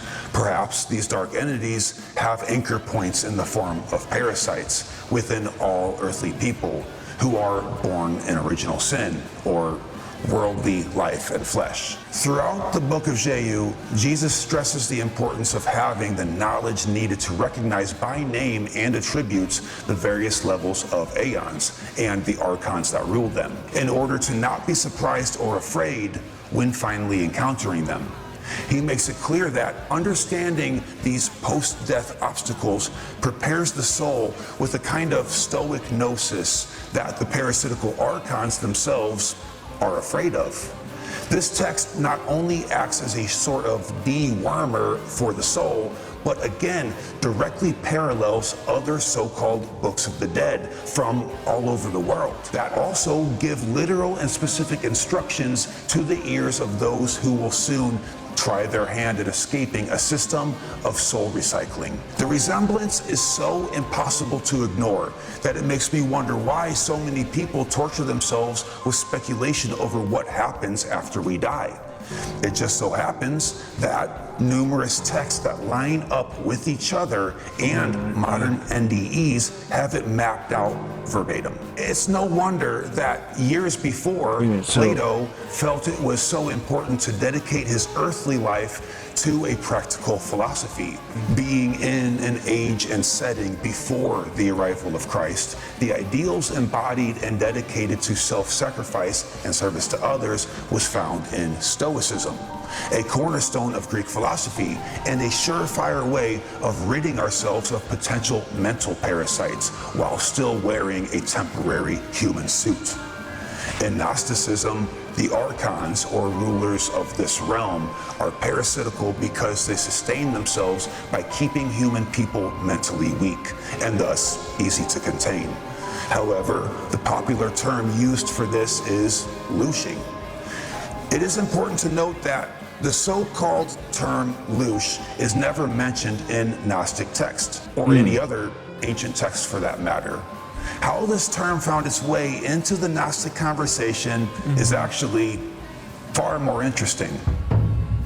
Robert Monroe directed studies on out-of-body experiences that were compiled in his 1985 book, Far Journey.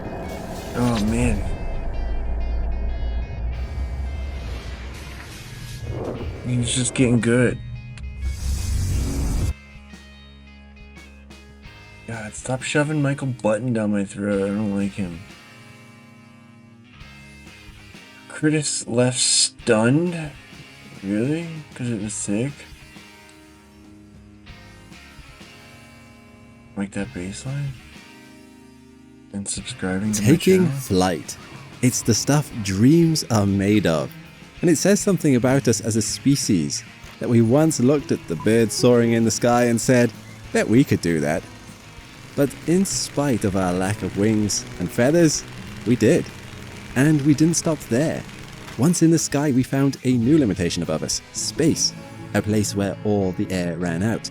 And in spite of our very real need to breathe, we thought, bet we could go there. And we did. sitting on top of controlled explosions that we named rockets, all the way to the moon. Humans apparently don't like being told we have limits. But soon, the age of combustion rockets will be over too. They burn up their fuel too quickly, and using them for travel to the places we're thinking of going, like Mars, or even other stars, will simply take too long. And so, new technologies are needed. But what will get us there this time? For journeys that could take months, or even generations to complete, what solutions could help us bridge such gaps? The exciting part is, the answers are in development. And it turns out, these new ideas are even crazier than rockets. I'm Alex McColgan, and you're watching Astro. Join me in this video as we explore the future of space travel, from the next generation solutions that are just around the corner, to the proposals that feel science fiction, but could one day become science reality. It's only in the last 100 years that humanity has truly begun to venture into space. On the 16th of March 1926, Robert Goddard, the father of American rocketry, launched the world's first liquid-fueled rocket on a farm in Auburn, Massachusetts. It may have only reached about 12.5 meters and was done to little fanfare, but this moment was the beginning of 100 years of chemical-powered rocketry that ultimately let man walk on the moon. Understanding where we came from is important in understanding where we're going. So let's take a closer look at chemical rockets. Here, thrust is generated by mixing some kind of fuel source, often RP1 kerosene, or other variations refined from crude oil with some kind of oxygen source. For instance, pure oxygen in liquid form in a combustion chamber and then igniting them. Hot things expand, and in such an explosion as this, they expand a lot. A chemical rocket points that explosion downwards. Then, thanks to Newton's third law, where every action has an equal and opposite reaction, the rocket as a whole goes up. Chemical rockets have been the key driving factor in more than 7,000 launches globally since the dawn of the space race in 1957. And even in space itself, chemical propulsion methods, whether burning fuel in thrusters or just spraying compressed coal gas out of a nozzle to get a little extra oomph at the right moment, are the primary way that probes and spacecraft have explored the various planets, moons, and asteroids that make up our solar system. But chemical propulsion has a big problem. While it's very good at the short-term challenge of punching its way free of the Earth's gravity, a task that requires a large amount of force to be applied over the course of just 8 or so minutes, and a little light maneuvering to enter orbit around a planet, they are just not efficient, and so run out of fuel quickly. For instance, let's take a look at this Falcon 9 rocket, the kind favored by SpaceX in their hundreds of launches. While the Falcon 9 rocket has 549,054 kilograms of mass at launch, 395,700 kilograms of this mass is fuel. This leaves very little room on any rocket for the payload, or the part of the rocket you're actually trying to get into space in the first place. Why is so much fuel needed? The answer is in a chemical rocket's specific impulse, which is a measure in seconds of how much thrust you get for each unit of propellant. Think of it like the fuel economy of a spacecraft. While rockets are able to generate a lot of thrust, their specific impulse is quite low, never much higher than 500 seconds. They are like lightning-fast sports cars with really bad mileage. They can do very powerful bursts, but will then quickly need to top up at the nearest fuel station. Sadly, we don't have many of those in space yet. Which brings us to the next currently existing technology, one which has almost the complete opposite problem: electric thrusters. While not as commonly used as chemical thrusters, electric thrusters have seen use in missions like NASA's Dawn mission to the asteroid belt, and by SpaceX's Starlink satellites. And by some metrics, these engines are impressive. Electrical or ion thrusters can have a specific impulse up to 10 times higher than chemical propulsion, allowing for far longer journeys or greater overall acceleration compared to their chemical counterparts. Electric thrusters come in many different types, but all work via Newton's third law, just like chemical rockets, pushing propellant out to push the rocket in the opposite direction. However, while chemical propulsion relies on hot reactions to produce their thrust, electrical thrusters, like the Hall effect thruster or the gridded ion thruster, work by creating electric or magnetic fields. Particles of noble gases like xenon or krypton are accelerated in these fields up to speeds of 140,000 kilometers an hour in ion thrusters, though less for Hall thrusters, and are sent flying off into space. When the particles accelerate one way, the spacecraft is pushed the other way. This is the advantage of electric thrusters in general. If you're accelerating your fuel up to 140,000 kilometers per hour, you're getting some really good mileage for each atom accelerated. With all that acceleration, surely electric thrusters are just better then? Well, actually, no. There is a downside, a significant one. You see, electric thrusters actually have terrible thrust. Think of it like putting your thumb over the nozzle of a hose. By limiting the hole the water is coming through, the stream of water coming out of the hose turns into a powerful jet. But removing your thumb to create a bigger hole does not mean you get an even bigger jet. You only have so much water to work with. For electric thrusters, the problem is similar, except instead of water, it's electricity. Electric thrusters connected to a solar panel can get plenty of energy if you leave them to run for long enough in sufficient sunlight, but you don't get that energy all at once. You have a limit on how much fuel can be accelerated based on the electricity you get in a given moment. So, how little thrust are we talking about here?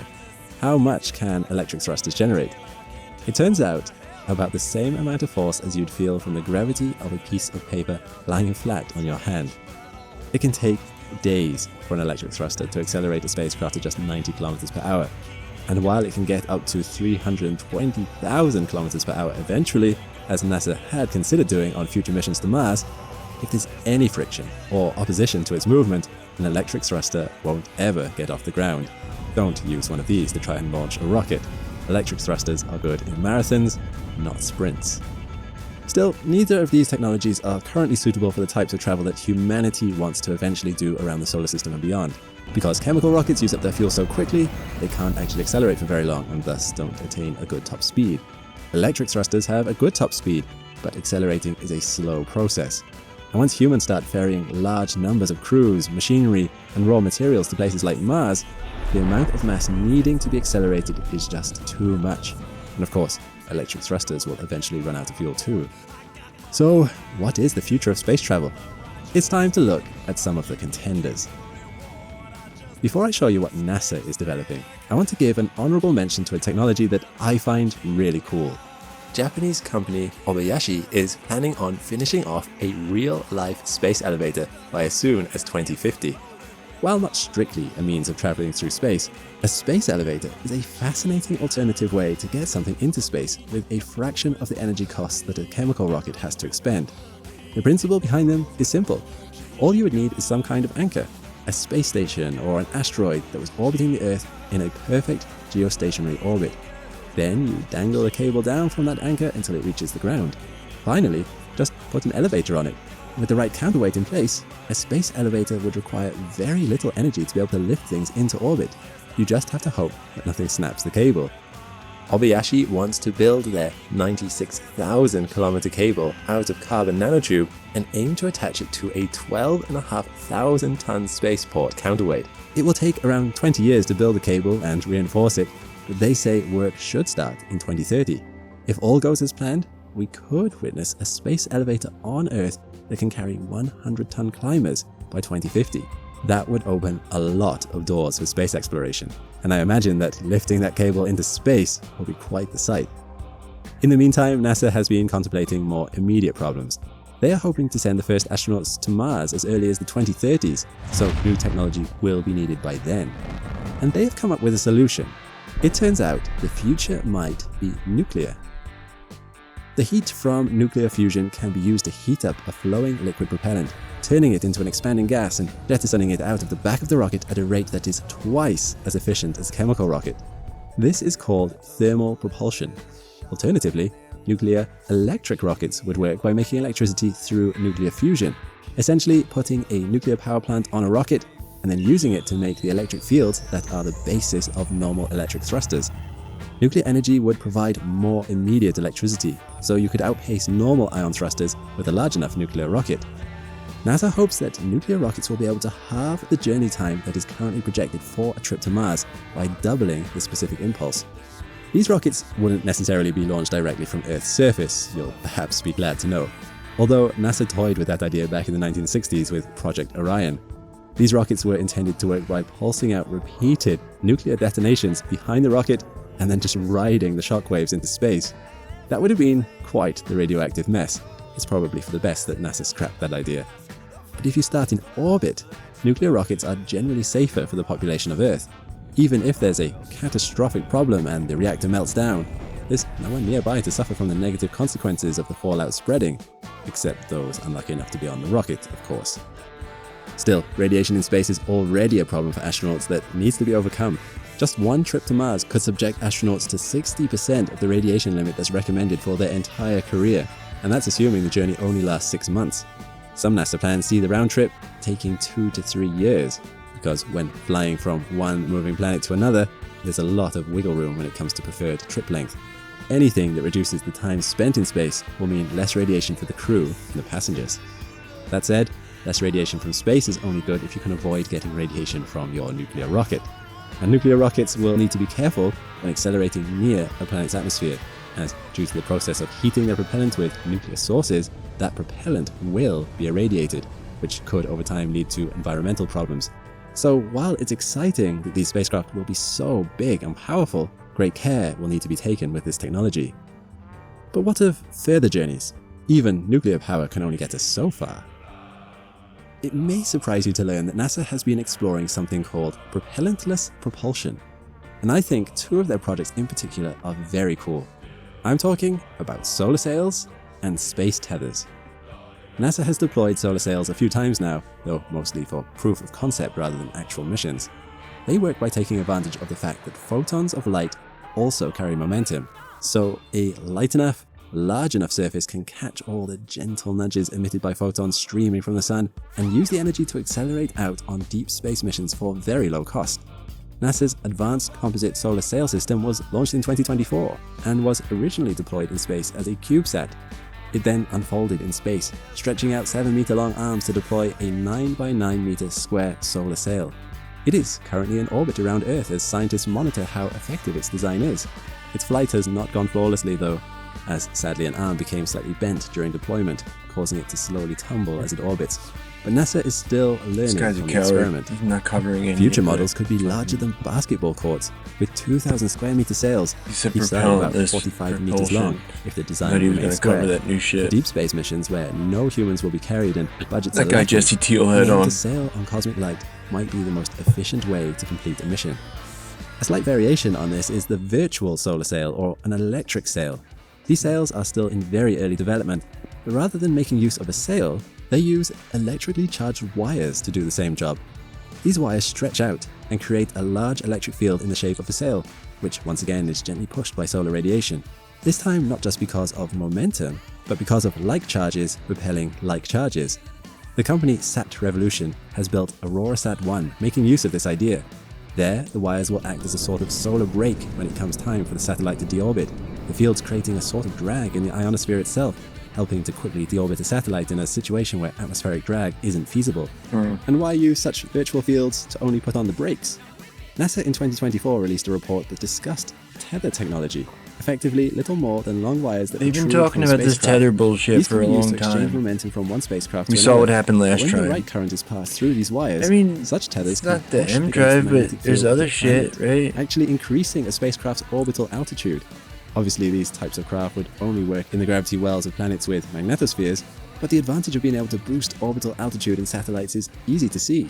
You need less fuel to maintain a certain orbital position, extending the overall lifespan of the mission. All you would need is electricity to make it work, and a few solar panels would take care of that.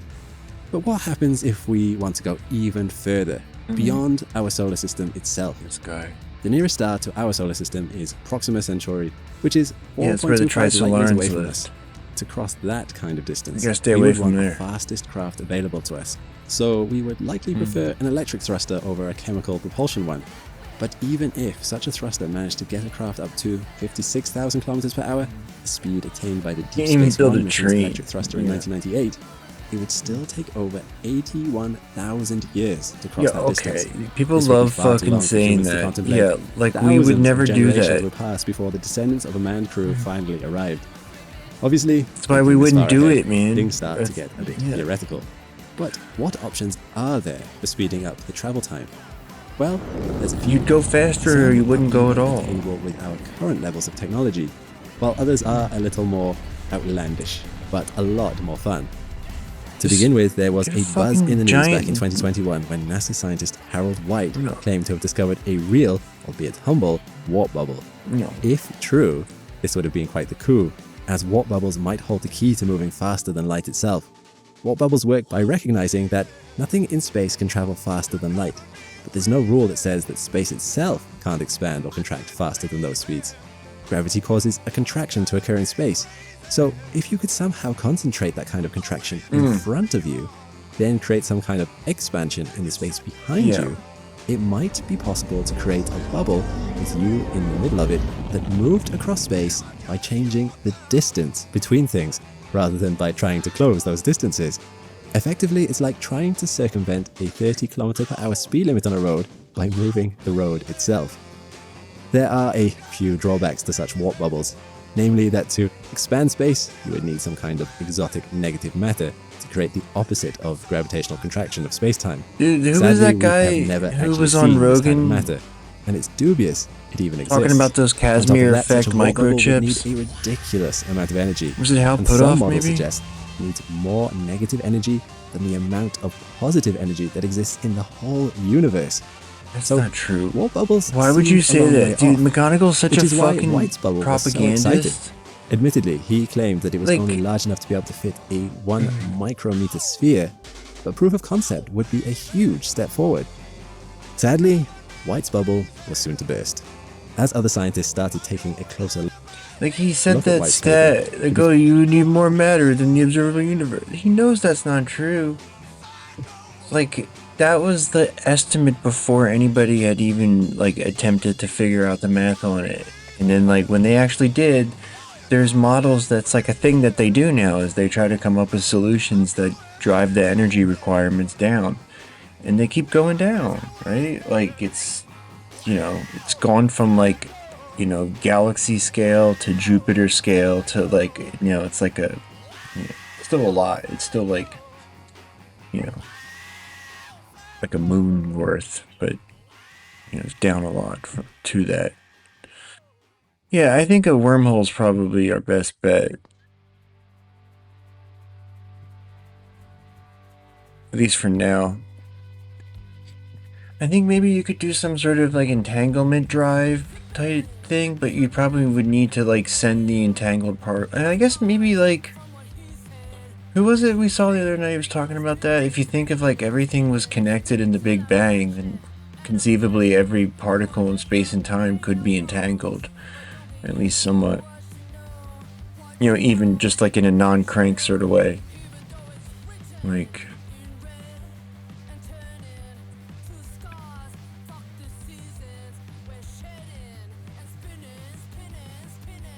I mean, is that possible?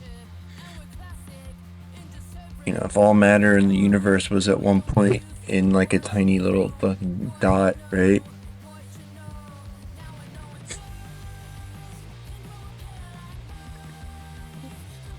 I mean, that's a pretty tall order to imagine that every particle is entangled with every other particle. That's a lot of entanglement. But like maybe there's just like clumps of entangled matter sort of thing. Maybe you could make a wormhole to like particles that you were entangled to somewhere else.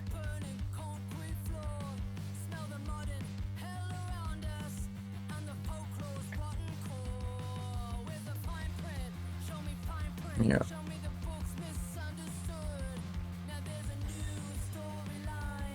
Well, I mean, when they do the experiments now, they entangle the particles first.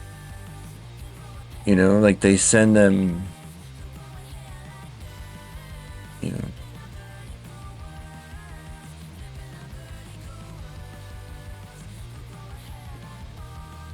Didn't they say too, it's not instantaneous, but it's faster than the speed of light?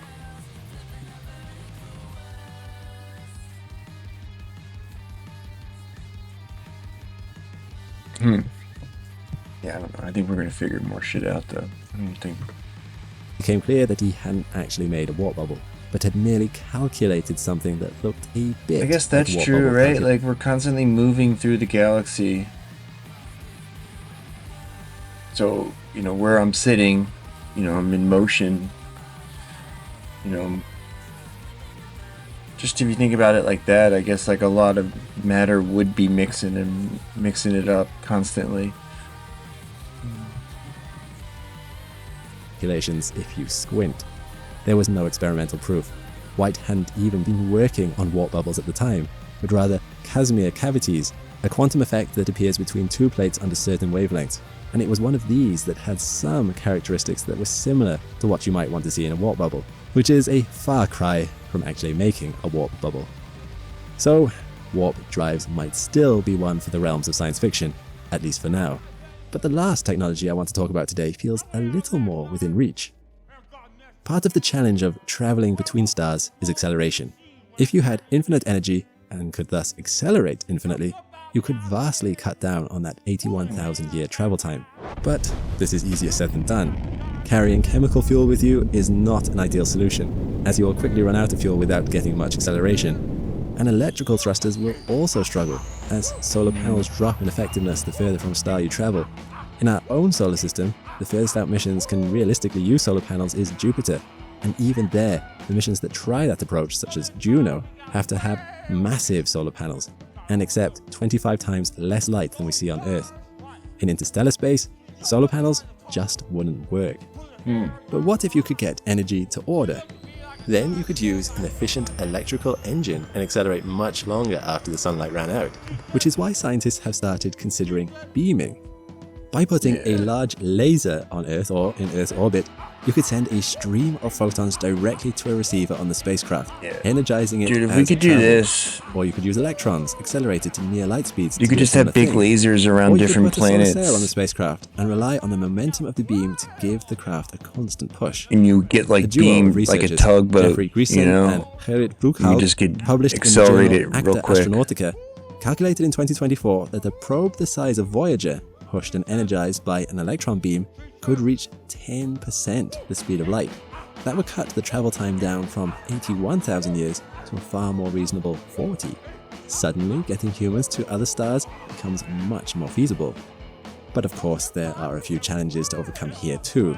How do you stop the beam from spreading out as it travels? How do you make sure your spacecraft God, doesn't these are melt such as it's debunker constantly problems. blasted by a giant laser? How do you keep the laser pointed exactly at the spacecraft that's traveling further and further away? But these feel like solvable engineering questions rather than hypothetical physics ones. There was a project back in 2016 called the Breakthrough Starshot Project that even aimed to implement this technology. It would use a ground-based laser array, at least a kilometer across, to send a tiny star chip into interstellar space. Sadly, the project petered out due to the daunting costs involved, but it showed that the idea is much closer to realization than warp drives. According to some engineers and researchers, if we were willing to spend the money, we could cut trips to Mars down to 45 days. So, whether by solar sail, electric field, nuclear say all the power, time, or right? laser beam, or maybe even a warp drive, humanity is exploring many ways to get around it. There's a lot of other stuff too. But you gotta subscribe first. That's step one. Muscle Girls.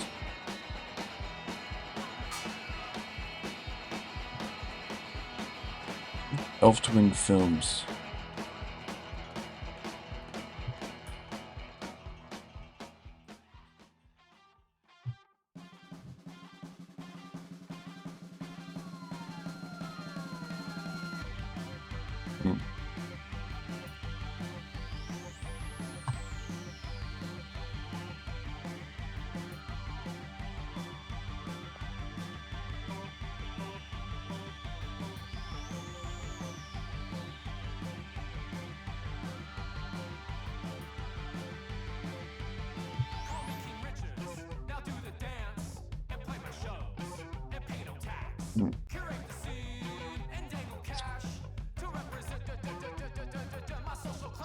Okay. I'm gonna take off. See you tomorrow.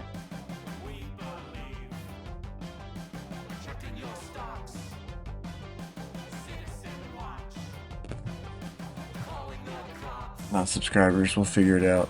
We'll find some way to spare you.